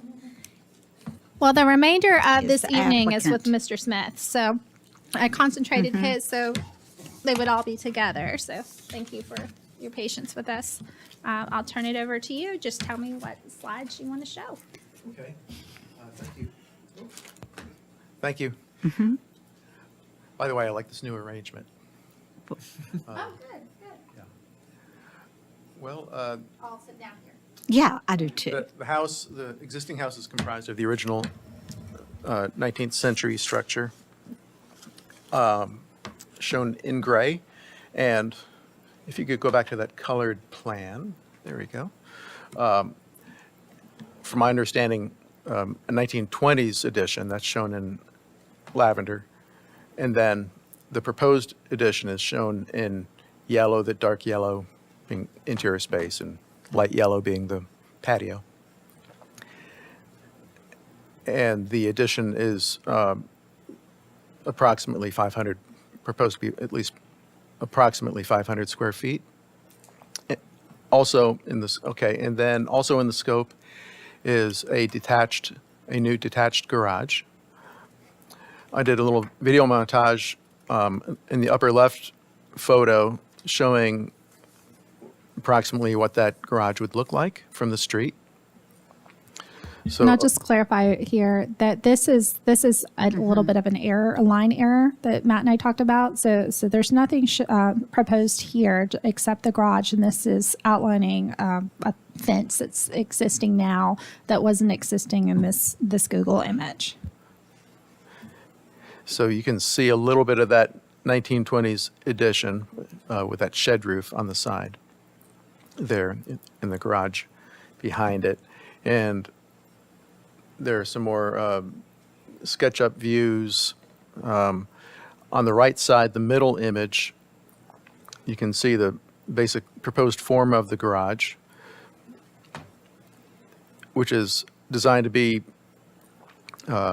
complementary to and subservient to the main house. Two-car garage plus a workshop and storage area, and some small stairs going up to a small second level. And then the lower two images show the proposed addition to the rear. You see the 1920s addition, two-story addition to the rear of the main house, as well as a one-story addition. And then the new addition is a master suite. The gabled portion of it that is adjacent to the porch, that gable is there in order to try to provide a little bit of height to that master bedroom, because these, otherwise these ceilings are pretty low. I believe they're 8 foot or 8'6". And then the portion to the right of it would be the master bathroom there. I'm trying to keep the roof slope of that rather low so it does not creep up onto the, minimize how much it creeps up onto the existing home.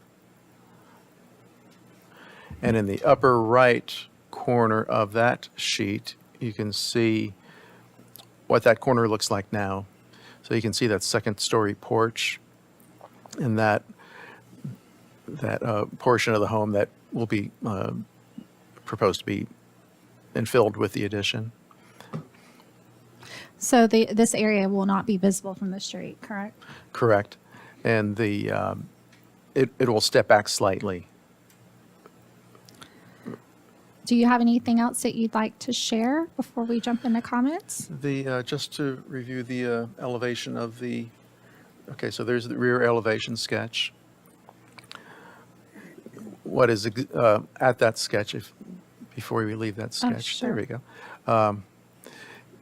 The chimney that you see is a proposed new chimney at the existing structure. The what I believe is intended to be a carport now is going to be exterior porch, which is to the right of that. And again, none of this is visible from the street. This is the rear view. The only alterations there are some new columns. The existing columns are not historic. And then to the right of that, where you see the 3 French doors, that is the proposed new addition, master bedroom. Next to that, the master bathroom. And proposed elevation of the garage front, then. And this is the side workshop, correct? Correct. Okay. I have one comment I would like to make before I turn it over to Emily, if that's okay, Ms. Pierce. So one note that I'd like to make is that our zoning ordinance does not permit roofs to go under, is it a 312 pitch? So because the applicant is trying to keep this lower than that porch there, this may be lower than 312, is that correct? It is. So I'd love your feedback on that specifically so that I can talk to the remainder of the team if it is a recommendation of the commission to keep it lower than 312. But if it were to go to a building permit now without any sort of feedback, it would not be eligible. All right, Emily? So I'll start my analysis with the addition to the principal building. The placement and orientation of the proposed addition to the principal building meets the guidelines due to it being at the rear of the building. It will utilize an inset and will have a different roof slope. Additionally, the addition will not exceed 50% of the building footprint of the house or exceed 35% of the lot coverage. The material of the addition will match the principal building's wood lap siding. Additionally, a chimney will be added to the early 20th century addition and will be barely seen from street view. And then I'll move on to the accessory structure. The placement and building form of the proposed accessory structure meets the intent of the guidelines by being subordinate in size, mass, and height to the principal building they support. The materials of the accessory structure will match the principal building. To be consistent with the guidelines, the reveal of the lap siding must be consistent with the principal buildings. The roof shape is consistent with the guidelines due to its similarity with the principal buildings. The windows that are proposed to be used on the accessory structure is the same 9/9 design that is seen on the principal building. Utilization of this type of window is appropriate within the guidelines. The garage door design is typical to what is seen in the Hincheville Historic District. In this district, the accessory structures are small, with 1 to 2 bay garages that are typically single-story or 1.5 stories, and a rear elevation of the accessory structure will also need to be provided. Thank you. Thanks. Thank you. Do you want to start, Tyler? I can start. Couple just clarifications here. I see in the elevations you've got on the master bedroom kind of a gable form facing out, which I think looks great, and it appears that it's in front of the master bath by some reveal there. Is that, Yes, uh-huh. Okay. And Yes. the plan doesn't reflect that, but and the other thing that looks like there's a bay maybe at the master tub in the master bath that doesn't appear in the plan. And so Can you go to the plan, please? I was looking at how it might hide behind the chimney, or what I that did view that shed is to from the front. test your observational powers, and you passed with flying colors. And you can see the development, and I apologize for not resolving all those. If you go back to the plan, I found a way to basically do the tub without a bay. 'Cause Without- I preferred not to do the bay, because the bay, it would have been behind that original chimney, but it would have come out beyond the corner. Okay. So I kind of wanted to minimize that further. So no bay there. And then again, one of those developmental things, is being schematic and all that. Sure, sure. I think it looks better with differentiating that master bedroom by bringing it slightly in front of the bathroom. Yeah, I so prefer the reveal, and that's why I was bringing it up. Because Okay. I was hoping you wouldn't go back to a flat with a gable that turns straight Yeah, into flat the would be kind of boring. hip piece there. And then those two roof forms, they'd intersect in a better Yeah. way. Okay. I think. I don't have.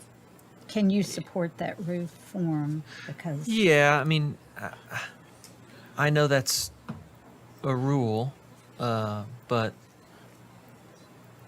what are we here for except for breaking rules? When it I makes think- sense. I think it's tastefully done, and it's protecting something, and it also brings the scale of that little piece down and lets the master bedroom and the old addition, which is historic, kind of shine in a better way. So I have no problem with that. The garage, I really like the garage. I think, that kind of distance from ground to eave, the way you even treated the eave passing in front of the gable, broke it down into some small pieces. I think it looks good with the house. I think it's appropriate. I like the roof forms. The pitch looks a little steeper. If it's within 1 or 2 12 of the original pitch or something that could be found on the house, I'm down with that. It looks a little steeper, but I'm okay with all of it. okay.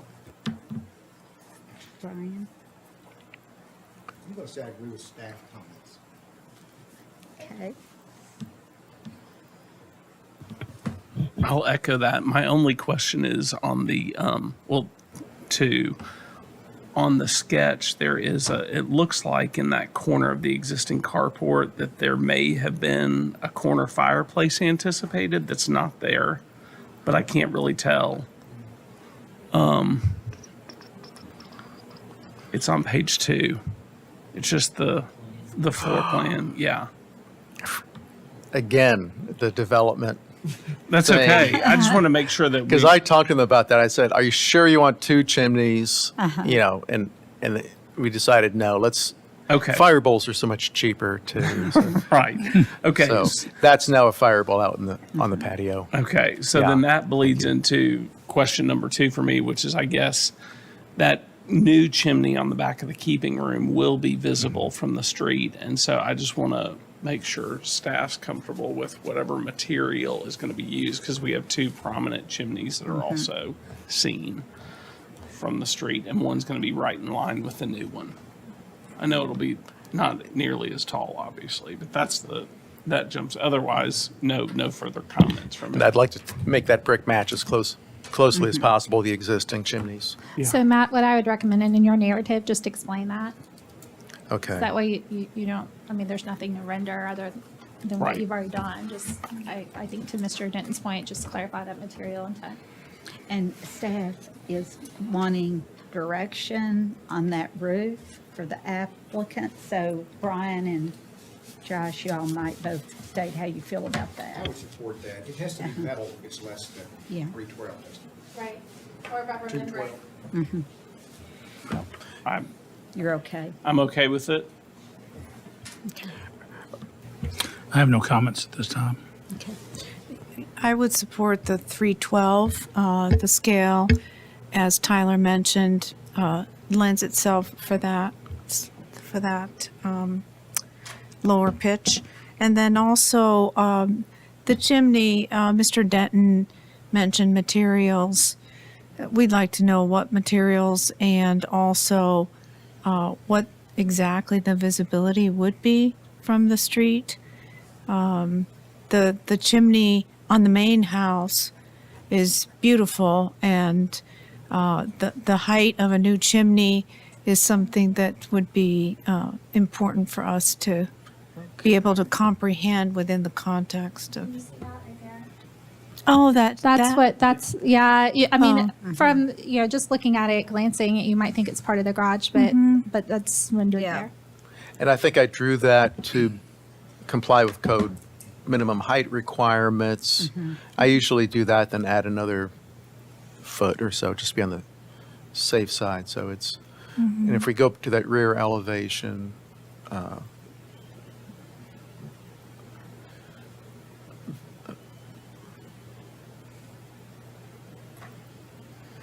can see that, and I can take a look at that just to make sure that that height is accurate, and I can.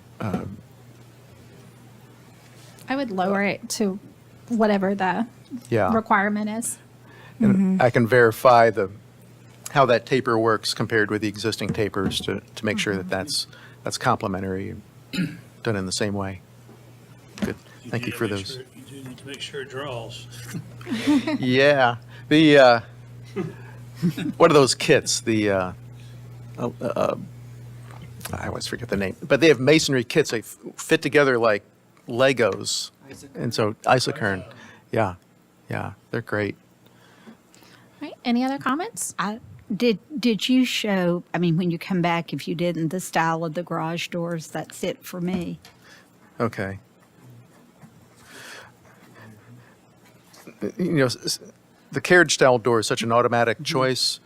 How do you all feel about that? Do you prefer that style, or do you like to see other styles in order to provide more variety? Or That's fine. I'd say for my money, this house has always had simplicity to it because it was our veterinary clinic for many, many years. Dr. Gathman worked out of there. So I would say stick more toward the simple side of the street. I drew it without windows to that point in order to keep the simplicity. Yep. Do you like that? Okay. Yeah, I would agree. It's such a fabulous house.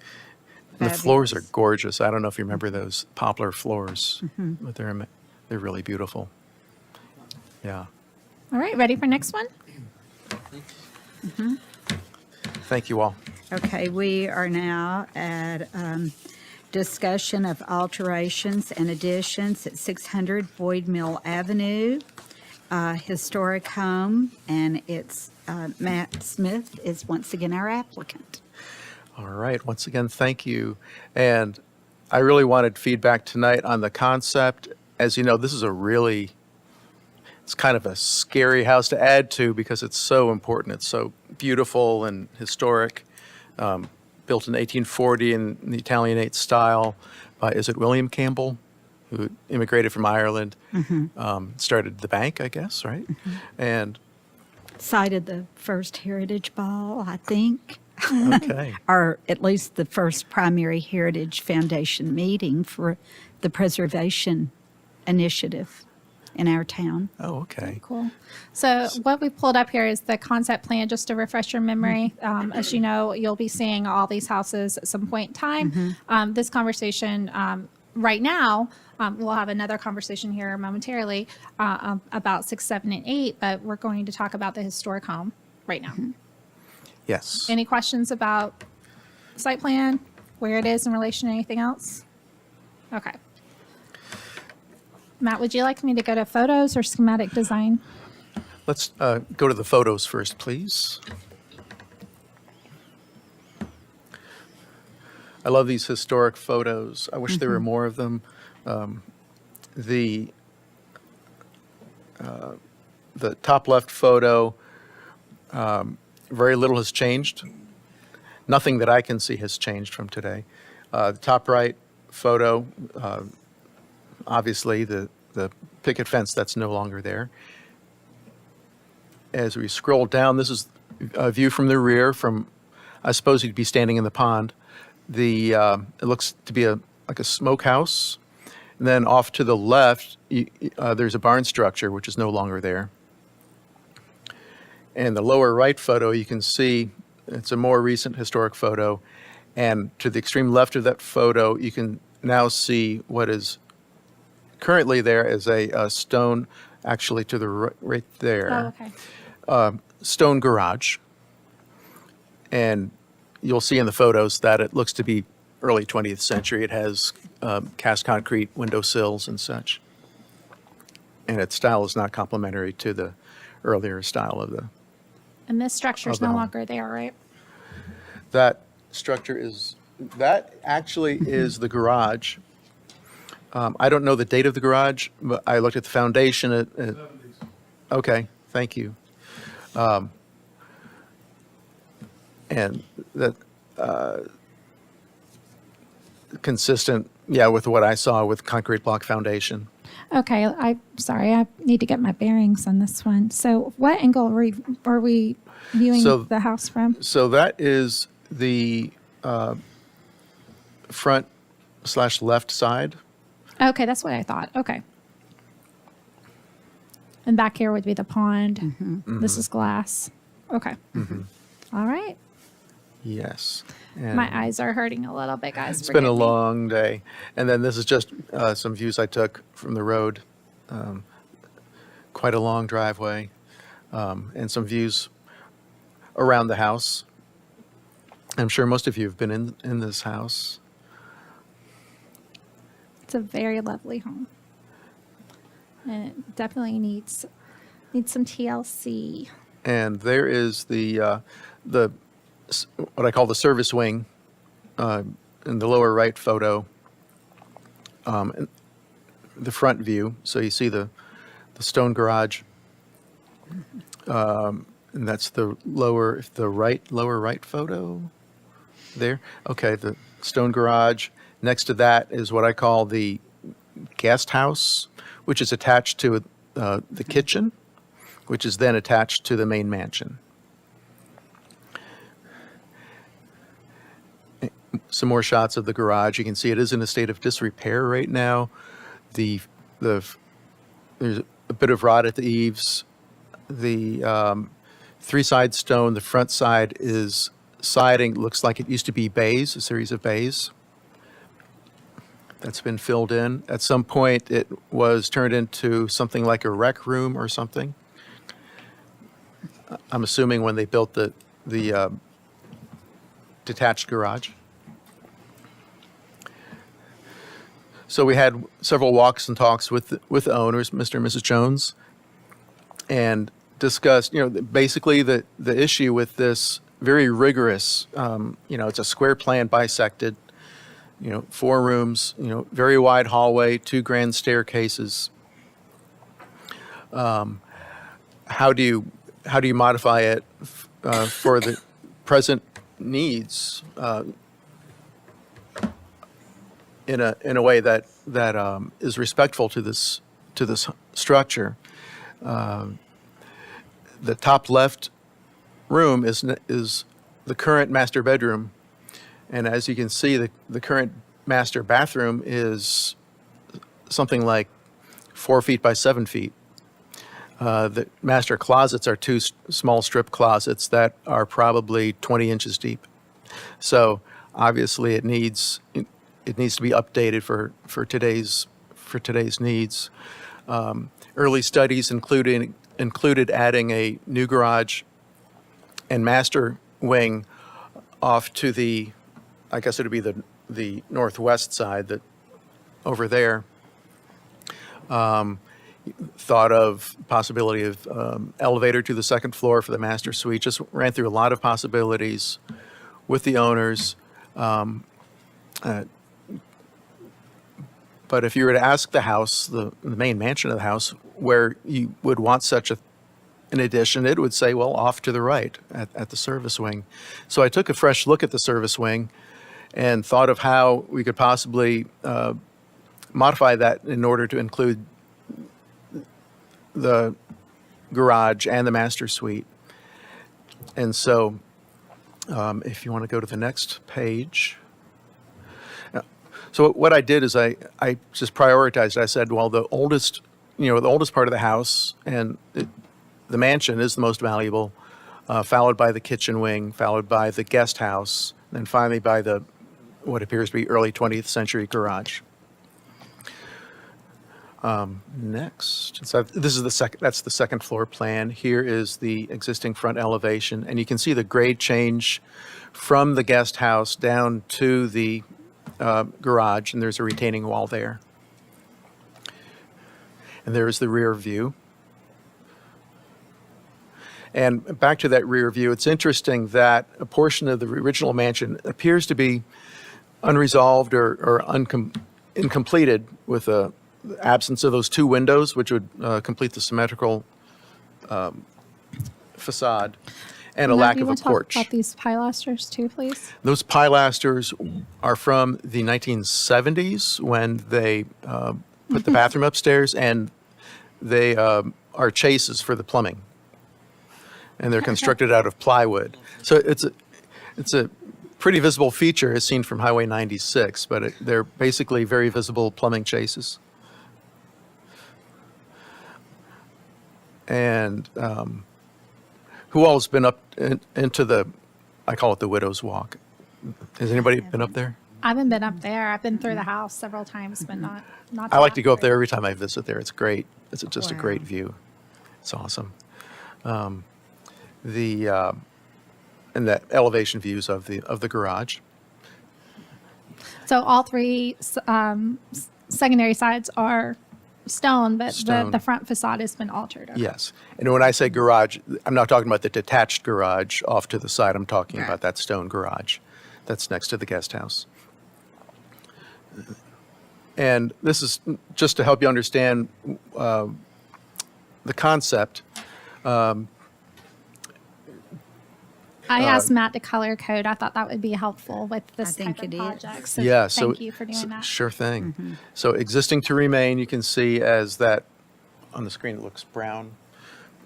And then the next, my poor eyes. So the lighter gray, which I'm showing with my cursor, are existing porches to remain as is. So this porch, this porch, this porch.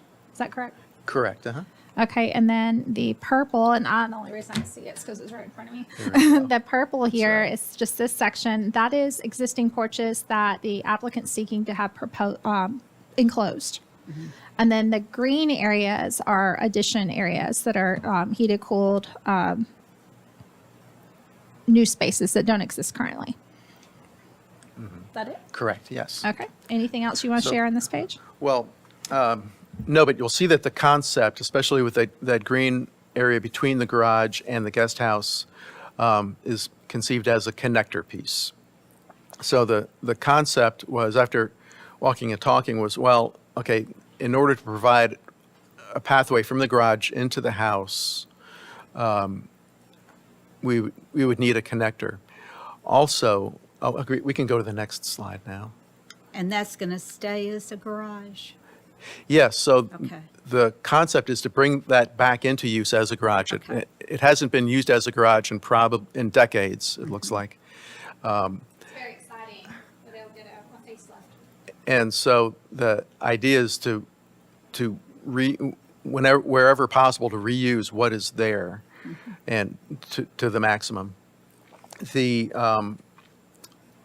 kitchen, which is, can you put your cursor over the kitchen? So that's the existing kitchen, and that's going to remain a kitchen, eat-in kitchen.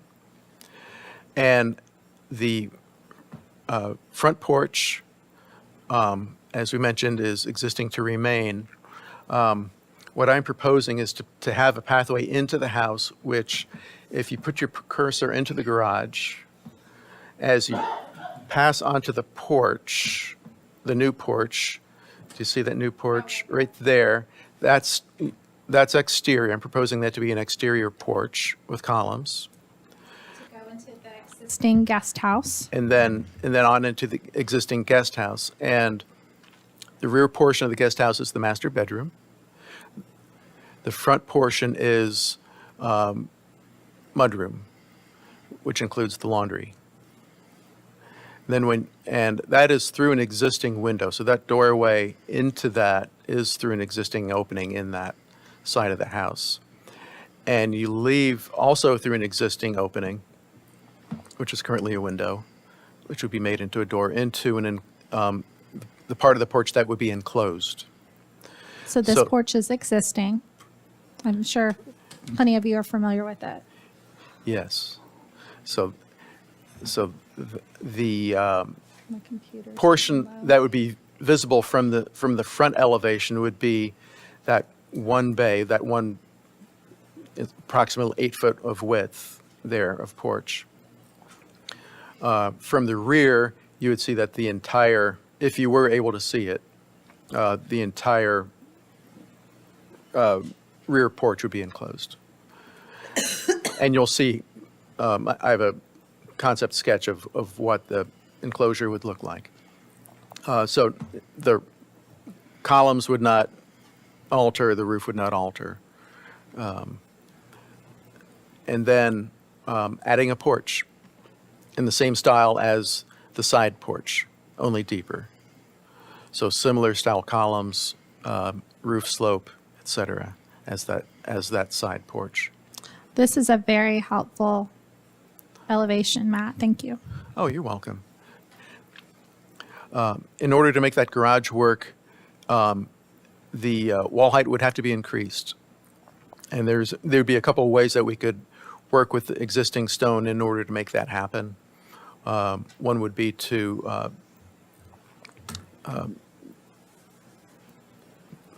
not exactly match, but put stone in there at the gable ends that would be of a pattern which would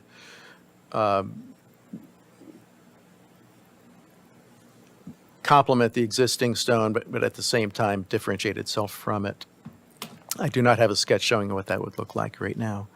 Another option would be to remove the stone from the gable and have that be siding in the gable, which actually I think would help visually tie that garage structure back to the some of the other portions of the home, because there is not a stone is not a predominant element material on the original structure. Matt, how much would you need to elevate the garage roof height in order to accommodate a garage use? About 18 inches. Okay. And it looks like you're showing lap siding on the front. Well, I'm showing 3 garage doors with carriage doors, and those could be true carriage doors that hinge. The owners have talked about doing that rather than overhead doors. So that would just simply add to the historic character, either with windows or without at this point. And then you can see to the left of that the porch element. And so we're keeping the slope of that porch connector low in order to keep it as such, keep it a connector.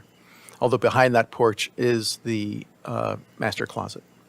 What material will be used on the face of the garage is there what I and meant. there. I'm sorry.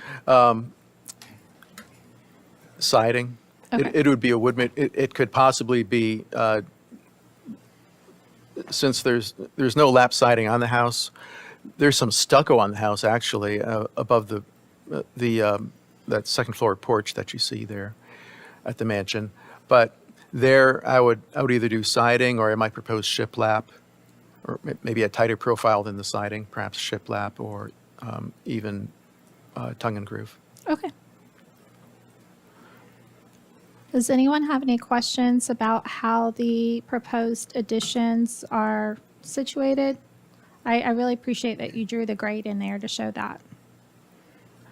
And that grade really helps, even though we're raising the height of the garage. You can see that the total height of the garage, and that's drawn at the new height, is still subservient. It's still much lower than the rest of the house.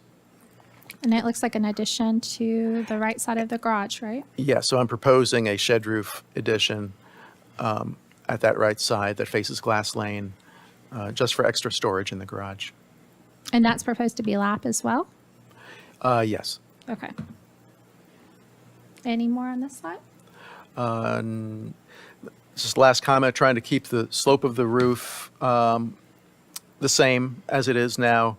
They're not proposing to try to have any living space or anything above on the second floor of the garage, just in order to keep that scale appropriate.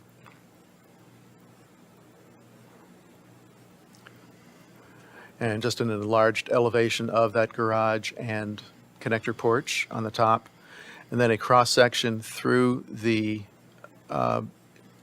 connector showing the porch and the master closet behind it. And then you can see the form of the master bath, which is attached to the back side of that garage. And that's proposed to be a stone foundation with siding, cladding. This is a view of the front. On the left side, you can see the existing porch at the kitchen with the guest house to the right. And you can see where I've sketched in, I guess I would call them atrium style or greenhouse style windows, and what that would look like. Nope. I would add that currently there's a heavy landscaping, and this is really not visible from the front. And also might add, you might recall that the front, the view from the street, it's a long way away. I'm not sure if anybody could see that from any distance. All right. Would you like me to comment? Mm-hmm. Okay, so this is a historic residential building, if there ever was one, right? And so I'm going to the guidelines section right now on porches, just to start with the porches. The guidelines recommend preserving and maintaining the original location and configurations of porches, stoops, porticocheres, preserve original elements and materials such as columns, flooring, etc., and then avoid enclosing porches on highly visible facades with screens, glass, or other material. So I did want to share that. The applicant met with me several times about this and did a fantastic job putting together an application for you. I was worried this could seem very complicated and a lot of moving parts, and I just want to commend you on the application you put together. It's very easy to understand, and it could have been very difficult to understand, so thank you. Well, thanks. Yeah, thanks for saying that. So with that said, I do appreciate that the applicant's drawn in what enclosing existing porches would look like. The guidelines don't support it. So it would behoove the applicant to really maybe show how visible that might be, or provide some information to show how that could be done in a way where it doesn't even appear to be screened or glassed in from vantages. That would afford the public to view the structure, which would include the new street that's proposed through there. Moving on through, the guidelines do not also recommend altering original roof lines, and so elevating the garage roof would be problematic in that respect. I do think that, based on what the applicants told me, that it would be difficult to use the current building at its current height for an actual garage. I'd really want to get 8-foot tall doors. You know, certainly you could do a custom door at, I think you could probably get one at or close to 7 feet. But considering the scope and scale of everything, I'd love to be able to get 8-foot doors in there. And when I did the study, particularly this elevation study, it didn't seem to me that increasing the height slightly detracted in any way from the overall composition of the house. The only worry about elevating the roof for that purpose is it's not going to change the shape as it reads. I am worried about how it affects that stone, picking up that roof structure and lifting it up, how it would, to preserve the integrity of the stone intact, and then how you would add to that. So I do think that the applicant could show some examples of, or maybe some options on how that extra 18 inches is filled in, what that should be, because matching the stone would be nearly impossible. And we've talked about how we really wouldn't prefer to match the stone if, because I just don't think that's tenable. So what options there could be for doing that? But the applicant's truly to be commended on trying to keep the garage and use that as opposed to building a new structure on the site. This garage, as you can see, needs a lot of love from that front elevation. And so doing something with it would be more compelling to the site than maybe even adding a new structure. The additions as proposed to be enclosed at the rear are all appropriate. Before you leave the garage, there was one more thing I forgot to mention. I'm sorry for interrupting. That section that shows that section view through the connector, could you go to that page, please? That right there. That is showing the garage with the raised wall. If the wall isn't raised, then there might be a issue with getting that connector to intersect the garage at the right location, if you see what I mean. The eave height kind of needs to be at that level. Okay. So as I had mentioned previously, enclosing porches is not recommended by the guidelines, although I do think that the applicants provided some information to show what that might look like, and I would encourage you to expound upon that with an application. The rear porch, we've discussed at length together. I do think an elevation of the rear porch, which I think I might have missed in here. Did you have? I did not include Okay. it. I think that would be imperative, of course. I would elaborate in your application as to how you derived the dimensions of the rear porch and how you plan to have that read secondary to the front porch. And I wanted to provide some of those additional materials following, if we got, a positive response from tonight regarding the overall direction, then I could proceed on and provide those additional drawings. And in closing the rear porch, I don't find that problematic with the intent of the guidelines because it is a rear elevation. Now, this is a little bit more complicated because this building has vantage or viewpoints from many vantage points, but from the distance from 96 to the rear of the elevation, I don't know if it's done correctly, if you'll be able to tell that rear hall existing porch is screened or not. I do think it's more meaningful on that side hall as viewed from the front elevation. That needs to be done well if it's to be supported. This addition here, our guidelines do not recommend side additions unless there's a means by which a building can't be added to on the back. That's not really the case here, but I am really enthused about the revamp of the garage and what that can mean for the garage. And so I welcome any comments related to the location of additions, enclosure of the porches, and then the roof line change on the garage. Thank you. Do you want to just go ahead and start, Josh? Sure, yeah. Yeah, wow, that's very impressive. I would say, I think seeing the rear elevations will really help with some of those things on the back. I mean, the rear elevation where you've shown those penciled in. I guess, in some ways, looking, and I realize that this is. Mike. Oh, Mike, sorry. Oh, your mic, yeah. She's talking to you, right? Yeah, right, exactly. Mike, teach me to turn my mic on. To recap, I think it'll be helpful to see the rear elevations. I would have to say, seeing the drawing with the garage elevated and the roof raised up some, even though it's only 18 inches. It does seem to look a lot more prominent to me. And I would just say, I think we have to be really careful, in particular on that porch that's being enclosed that has the front, that's facing the front. That's the one that you've kind of shown on the photograph, what that might look like. So those are my comments for now.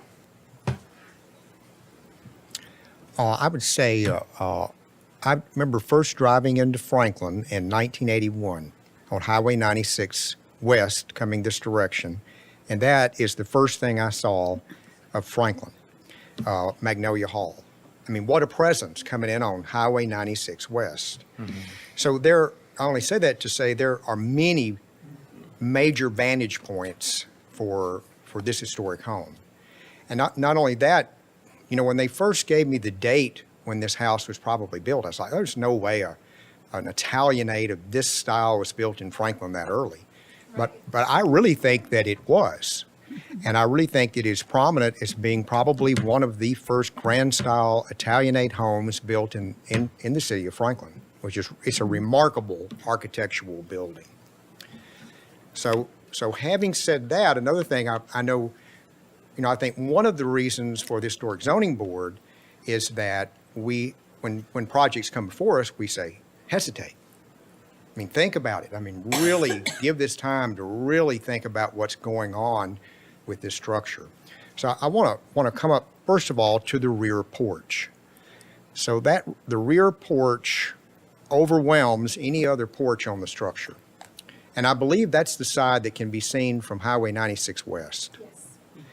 And I could not support, especially a rear porch of that size. And, you know, I don't know that I'd be able to support any rear porch on that side. But maybe, I'm open to it, but not one of that dimension and size. The other thing I would say is on the garage. I would agree with staff about the height. And we encourage detached garages. I don't know why there's a need to actually, to that historic kitchen building, why there's a need to actually connect those two structures when it could remain as a detached garage. I think it could also be used in the style that it is now. It's a giant jigsaw puzzle. If that remained detached, then you would need to go outside in order to get to the master bedroom and to the mudroom. So the master bedroom is in the garage? A part of it is in the garage, yes. Still, I would hesitate and say on connecting those two buildings that it may not be the absolute best plan. That's a huge house for that to have the owner's suite or master bedroom in that area. Enclosing the porches. I mean, that's just gaining that peripheral space on each side, and I think it takes away from the historic character that's been established in that home. So, I mean, you know, there's a lot of issues for me with what's being proposed. And there is a lot of give and take, and it's a difficult nut to crack because I really did not want to alter these four strong rooms. You know, since they're in the original mansion, with them being bisected by the hall, it doesn't lend any of those rooms to be enlarged in order to become a master suite, unless you took over the kitchen as part of a master suite, and then you get to the other conundrum: where would the kitchen go? And you mentioned the approach from Highway 96 and that side of the mansion, and I really felt it was important to preserve the integrity of the mansion part and not to try to attach, if I can help it, an addition directly to the mansion. But there's the porch, right? The large porch. That's where you're referring to? There's the rear porch. In my mind, that rear porch completes the composition of that mansion. in a natural way. The front has the porch, that side has the porch. The rear originally, I imagine, as the rear of many of these mansions they weren't concerned with the aesthetics. It was functional, that was, you had the smoke houses back there, and, why would you have a nice porch back there? So I have another question. Now we have that view from Highway 96, and it also extends the living space in a way which is consistent with how people live now, with large outdoor areas, but in a way that's consistent with the design of the mansion. in There my is one opinion. more outbuilding that's on the property now, and it's got a very kind of flat roof to it, a very slow Yes. sloped roof. That detached And garage. I've been inside that building. It's a very old structure. Is that the 1970s garage? The original, Bernie, do you want to come up? We'll get a note from our videographer that they can't hear you. I'm so sorry. And just identify yourself and turn your speaker on Turn my speaker on. and identify yourself. I'm Bernie Butler. Okay.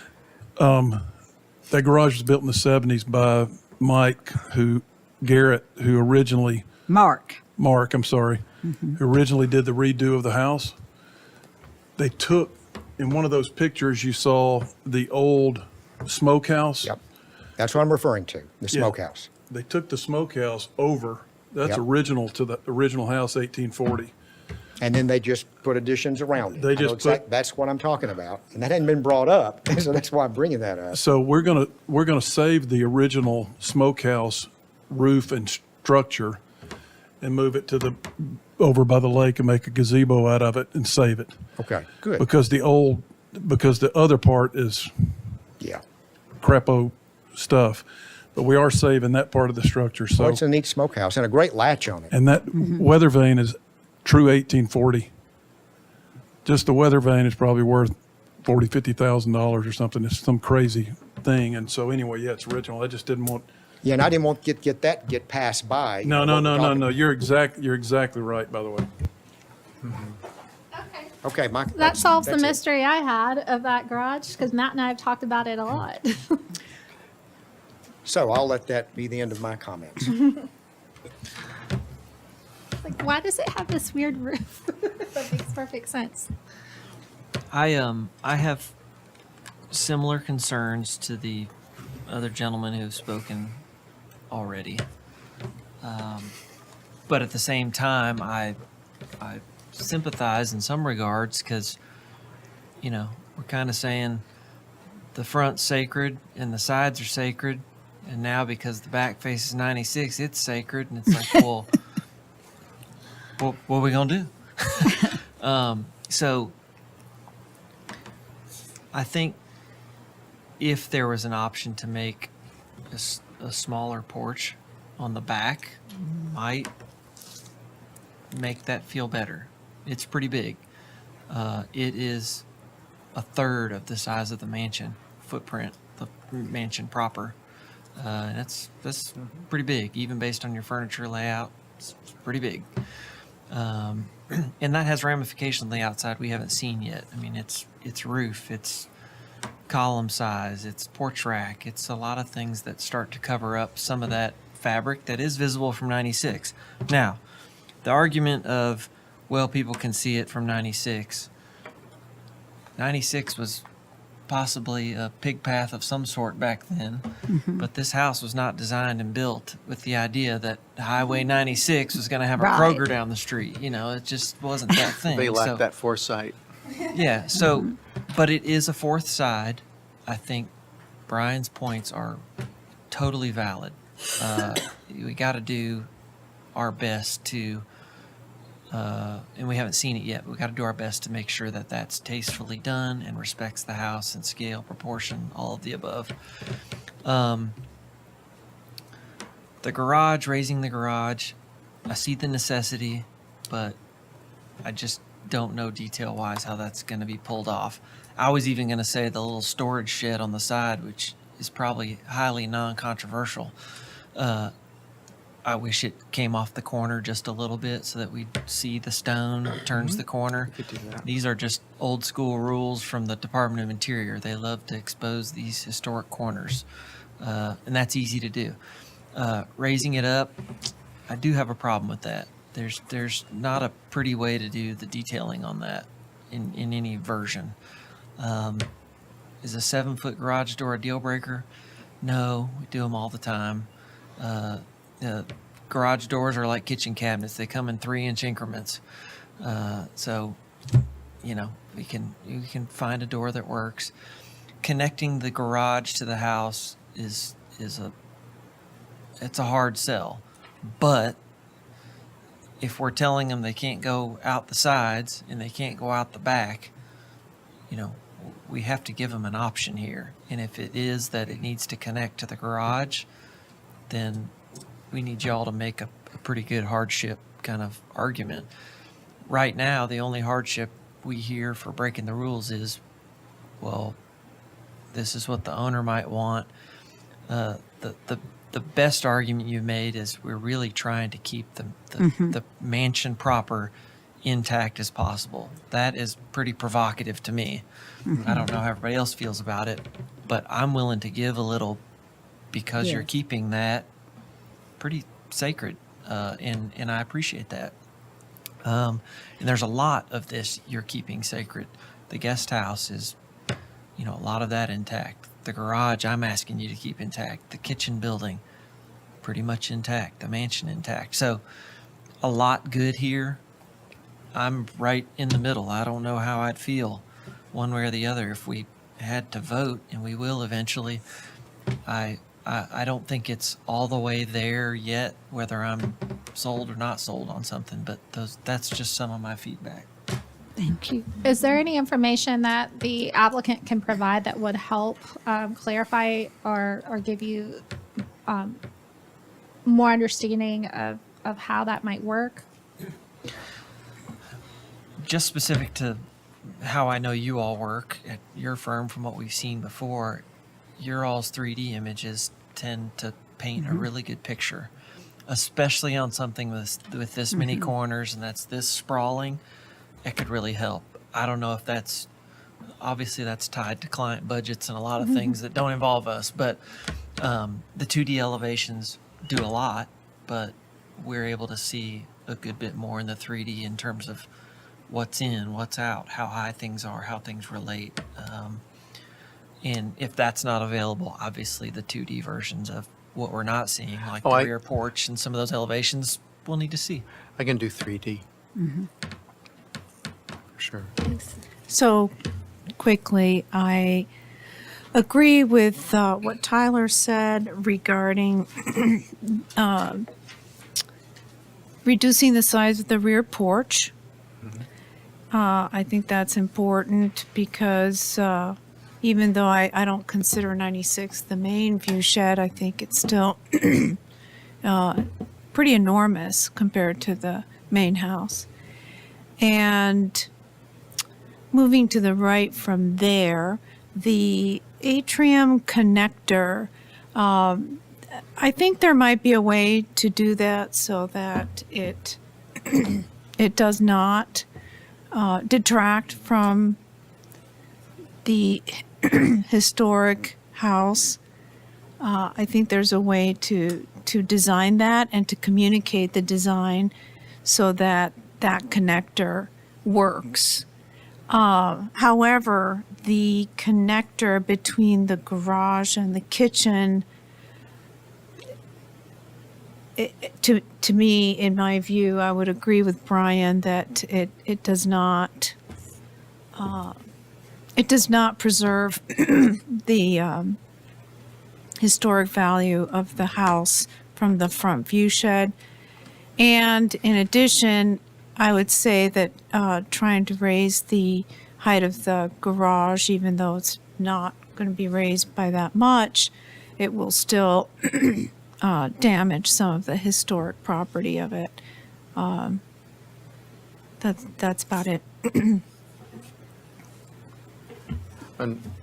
Unfortunately, maybe there is a solution, but the, that porch connector is all tied in with the master suite and making that possible.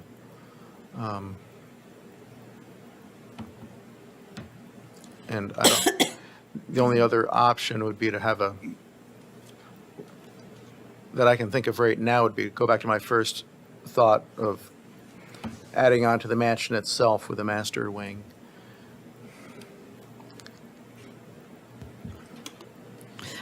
I'm just going to make a note, and I don't know that we need to discuss it right now, but perhaps there's an option where you have an addition to the existing guest house off the rear, and look at what that might look like so that this could remain detached. I don't know that the commission's opposed to having some kind of covered breezeway connector between the garage and the guest house, but it appears so far, and I know we've got 2 more people to comment, that the enclosure outright might not be recommended, as not supported by the guidelines. Scott? I'm just going to reserve my comments at this time. Okay. I'm sympathetic to keeping the main house intact. I do wonder, I don't know if the elevator would be a better solution or not, or, another addition out the back. What I would say is with the approach you're proposing, you might go look at Meeting of the Waters. They did an enclosure like that, and they just did solid glass, and they did historically correct looking lattice on the front, and it kind of just, made it seem like you weren't connecting the world. That So the lattice really hides the glass. hid the glass, but you could still get light In which through it. project? Meeting of the Waters on Del Rio Pike. Oh, okay. So Matt, it's on the National Register, so They you went can out look the that up. side because they had side additions already. That was Ridley Will's project. Young Ridley, I think, did the work, if you know him. Do you know Ridley? I do. I don't know Ridley. Okay. Nashville Not yet. legend. But Well, no, Mary- his son did the work. Mary, those Okay. were not very obvious additions. I think what they did was very sensitive to that property. I do too. They closed in things that were not, they closed in an area that was not connected. And all of their, master suites, so they were all in the original house and all that. Upstairs, And that which was- I wouldn't, part of me thinks, well, you've got that blank back wall. Part of me wonders about getting that up instead of, you still may want to pick up some space here for some reason but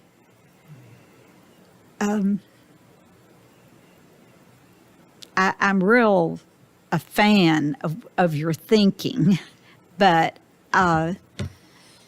it gets kind of just pushing and shoving everything, a little bit until everything's changed kind of deal. So It looks more, I think it looks more complex than in it plan might be than in 3D will show. would show. Show. So, But I do think but I do appreciate your comment too, and the Will's approach, if you end up going this direction, I think is something to look at. And Amanda asked for things to bring back. I would love to see the dimensions, like the dimensions of the house as it is today. All of the kitchen house, what you're calling the guest house. Just what all those dimensions are, and the total square footage of the house. One more quick comment. But it does go out that side. So, I get why you're thinking that way. One more comment, if I may. I think if you would do a 3D with some kind of virtual tour showing the whole aspect of the whole project, that would really help a lot of the board in determining if this is correct or not. And Madam Chair, if I could just add on, I do think that would be helpful because to kind of sum up my bigger concern, when you scroll between the front elevation as it's filled in, including even that little shed on the garage, it just looks so much more sprawling because it's all been linked together as opposed to looking at the front elevation today. Because even part of it, you know, the guest house or the, you know, that still is very much separated now. So I think that's part of what I struggle with is how that just, it seems like it just gets bigger. Like linking, even though the outside edge with the garage is really where it is today, other than that shed added on the side, it all of a sudden looks much different. Well, I don't support the shed. I forgot to say that. Yeah. To me, that just adds a non-historic fabric to a street view for not a really good reason. Okay, anything else on this one? No. All right, Matt, you All good? right, thank you. All right. All right, we'll move on to this last one. We're going Team coming up. the discussion of new construction at 600 Boyd Mill Avenue, Lot 6 through 8. I almost feel like, oh my goodness. Okay. I'm sorry, what?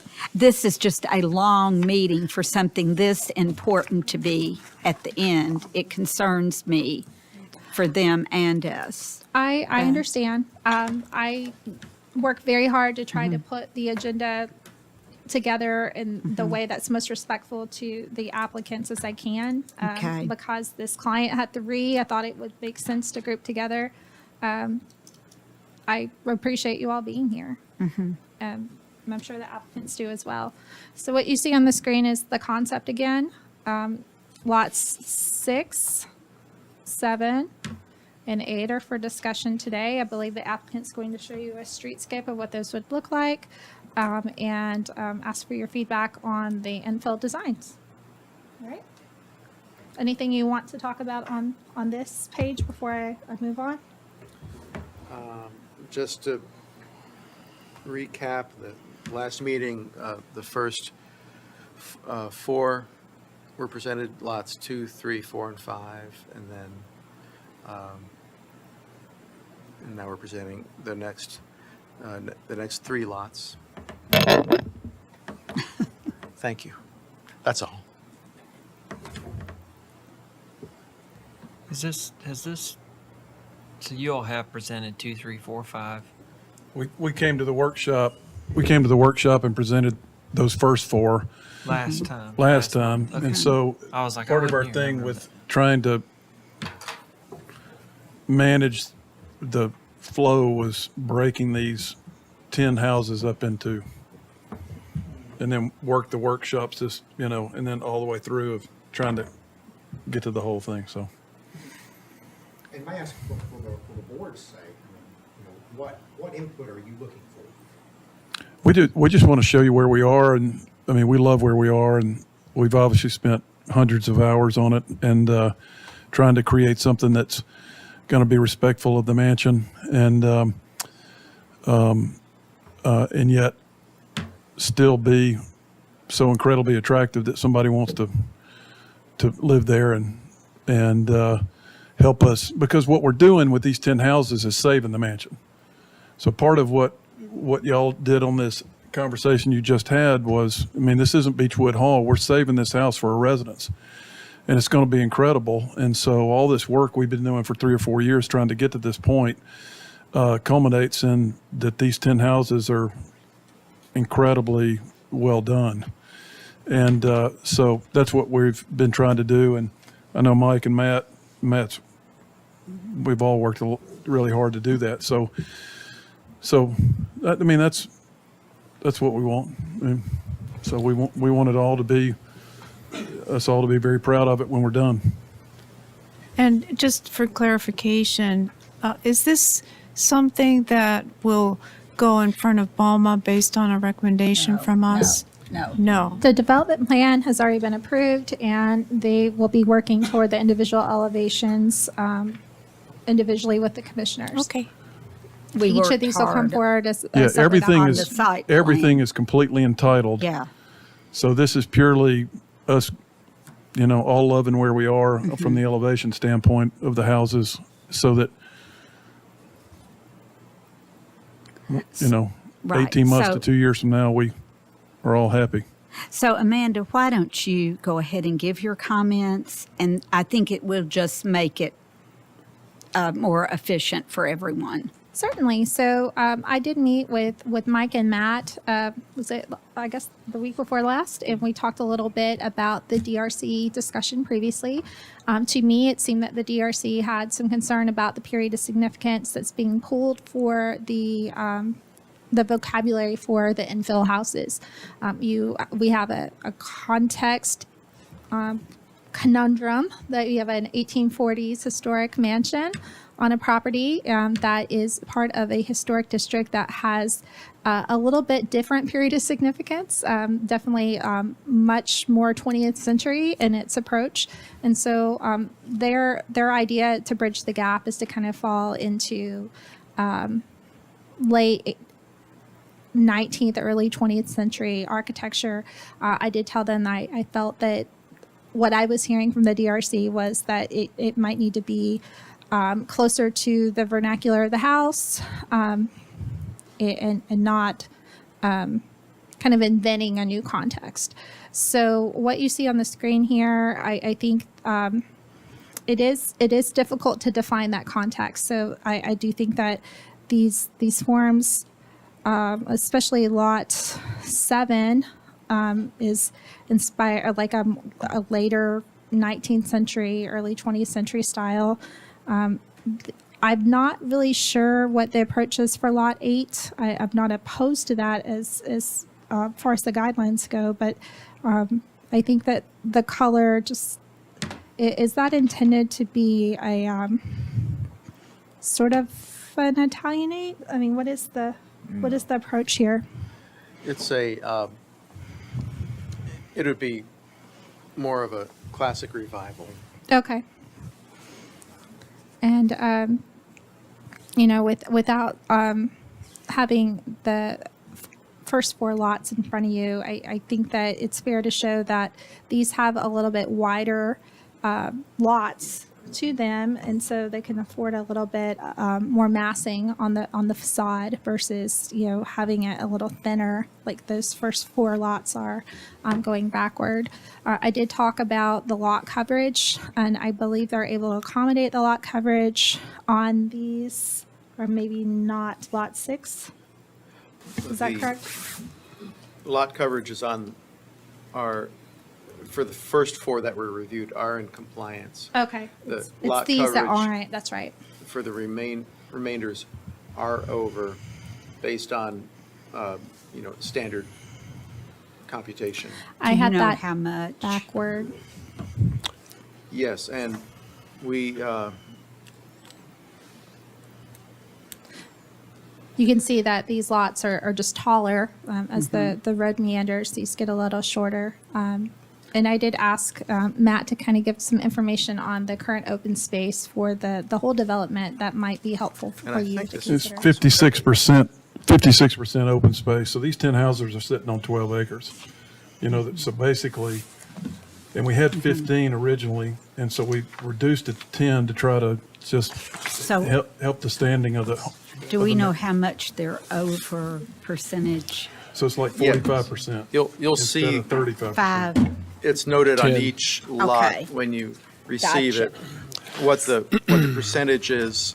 And So I want to jump in there. I think you have to have at least 40% open space for landscape surface area as defined by the zoning ordinance. Is that correct?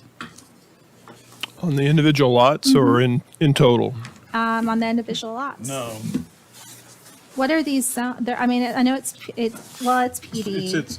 It's a PUD, and so. Oh, that's right. I apologize. I was thinking. Yeah, this is a PUD, so R4. we have to have 50%, and we've got like 56% or something like that. Okay. Open space, and, it's basically gonna be a park. So these 10 houses are gonna be sitting in a park, facing this incredible old home, so.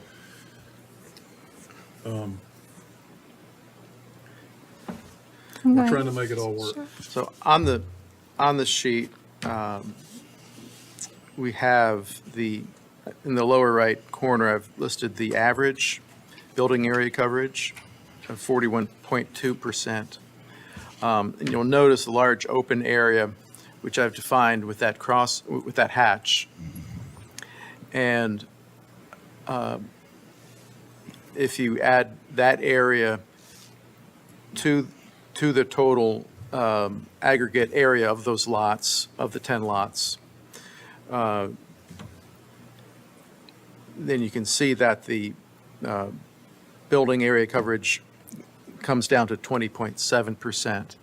And I think it's worthwhile looking at it in this way because of the extremely large open area that we have here.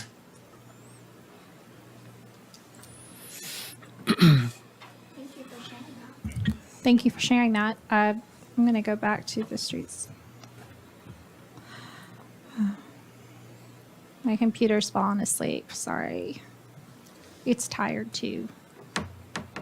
So lot coverage does exceed what is recommended by the guidelines, which recommend no more than 35%. And then I do think that it would be meaningful for staff just to continue to have that conversation with the commissioners about period of significance. What style of buildings are you anticipating in this context when you have an 1840s house at the center of the development and the streetscape is quite divorced from that? Thank you. And we really want to have Magnolia Hall be the star regardless. So we're trying not to be duplicative of that style, that character of Magnolia House, Magnolia Hall. We want to create something that says that's the main house, the original great home that we want to protect, and the rest are background. And I would also add that the context of Boyd Mill is not really relevant. I mean, we got condos across the front of this thing, so there are no houses that front Magnolia Hall. And we got a park to one side, on Glass Lane, the other side, we actually have houses in the spirit of what we have right here. So like, so the intent there was, to try to create something that was, I remember when Mary and I walked around this historic Franklin, like whenever that was 5 years ago or whatever, it was the funeral home property, or it was, because we had somewhere in that early entitlement stuff, we had some of that character images or whatever we called them, Amanda. There were images from downtown Franklin that fit that profile, and that I think these images, these houses are in that context. Do you want to just go ahead? So last DRC, we were discussing like time frame thoughts about the houses. And I think it was said that 2, 3, 4, 5, I don't know, it was kind of like late 19th century. But as you move back on the property, it's more like early 20th century. Did I hear that right? Or I was thinking this is like 1910, 1920s, right? Yeah, I don't remember that conversation. For all of it. Yeah, I don't remember us talking about gradating that from the front to the back, but I could have missed something that was said, but. And so could I. I know the intention was to be in that late 19th century, early 20th century. Okay. Overall. Oh, for so it's not demarcated, it's just throughout. Correct. Okay. Correct. Me? Yeah. Yeah, I know we're tasked with kind of telling y'all what we think this era or look should be, but I'm just not going to do that. I don't want to take away any, design toolbox tools that you've got. But I will judge them each on their merits. And what I'm looking at, they're all, different, but they have good character. There's character-defining elements that even I see on the mansion with, the first house 6 has some brackets that could be seen as Italianate. It's kind of got some little bit of Tudor detailing, a little bit of Craftsman detailing. Again, I don't have a problem with that if it's well done. It looks good. The last house, lot 8, again, I see a little bit of, Tudor things with the bays and even the swoops on the hips on the roof. I don't have a problem with any of that. The overage on your lot coverage, I think the reason that we've been flexible on that for people who have so much open space is because were this platted differently, you'd have had more space. And so it's either we could have made bigger lots and you'd have less park and open space. Right. It would have been in the lot, or we can have higher density in the lot and we end up with the park. So I don't have a problem with that. Within reason, when I start seeing things go up over 50, that gets a little scary, and you're approaching some 50s there. I don't know if those are houses that have been designed, but I'd, be real careful on that ask, because it is an ask, and we have to weigh the pros and cons there. I think what y'all have done looks really good. I look forward to seeing some more of each of these as they come to the commission hearings, and we get to see more parts and pieces of it. I did want to say these, what look like little enclosed porches, 6, or that's 7. Sorry, I'm confused. 7 and 8 have these little, what looks like porches that are glassed in. They're screened, right? Is that They are screened. Yeah, they're screened. I'm just looking at an elevation. They here. were, it's not clear. And these colors are Toss up. going to get, Yeah. they're going to Yeah, get, we're constantly tweaking those. I for one am tired of painted brick and painted stone and all Amen. that. If you can find some really beautiful brick. well, we have beautiful bricks. They're sitting over on the brownstone. That's what I told these guys Yeah. from the start. I said, we don't have to reinvent Mary and I spent a Yeah, whole lot of those are- time on those bricks over there. Yeah, those are You know, nice. So So that's all I'd say is, and I think stylistically speaking, this blue house has obviously got some siding and some shake and things. Beautiful, as long as executed really well and you guys pick some great paint schemes. I'm thrilled to death. So I'm hoping that, it'd be this combination of 4-inch siding, some stone, and brick. And there won't be any painted brick with black windows, painted white brick. Yeah, we want them all white with Yeah. black trim. black window. Seems to be taking America. I would definitely defer to the architect on the commission, all except for exceeding the required area coverage. That to me just sets a bad precedent. Thank you, Lisa. I personally like what I see. I think it's a good job, and I think you should move forward with it personally. As with the other lawyer on this commission, I'll defer to the architect. I guess one question I had is, do we remind me, and I'm not trying to put you on the spot, so don't remind me now. I'm not asking you to remind me now, but Splendor Ridge is the other example I have where there was more open space and they were creeping over the lot coverage.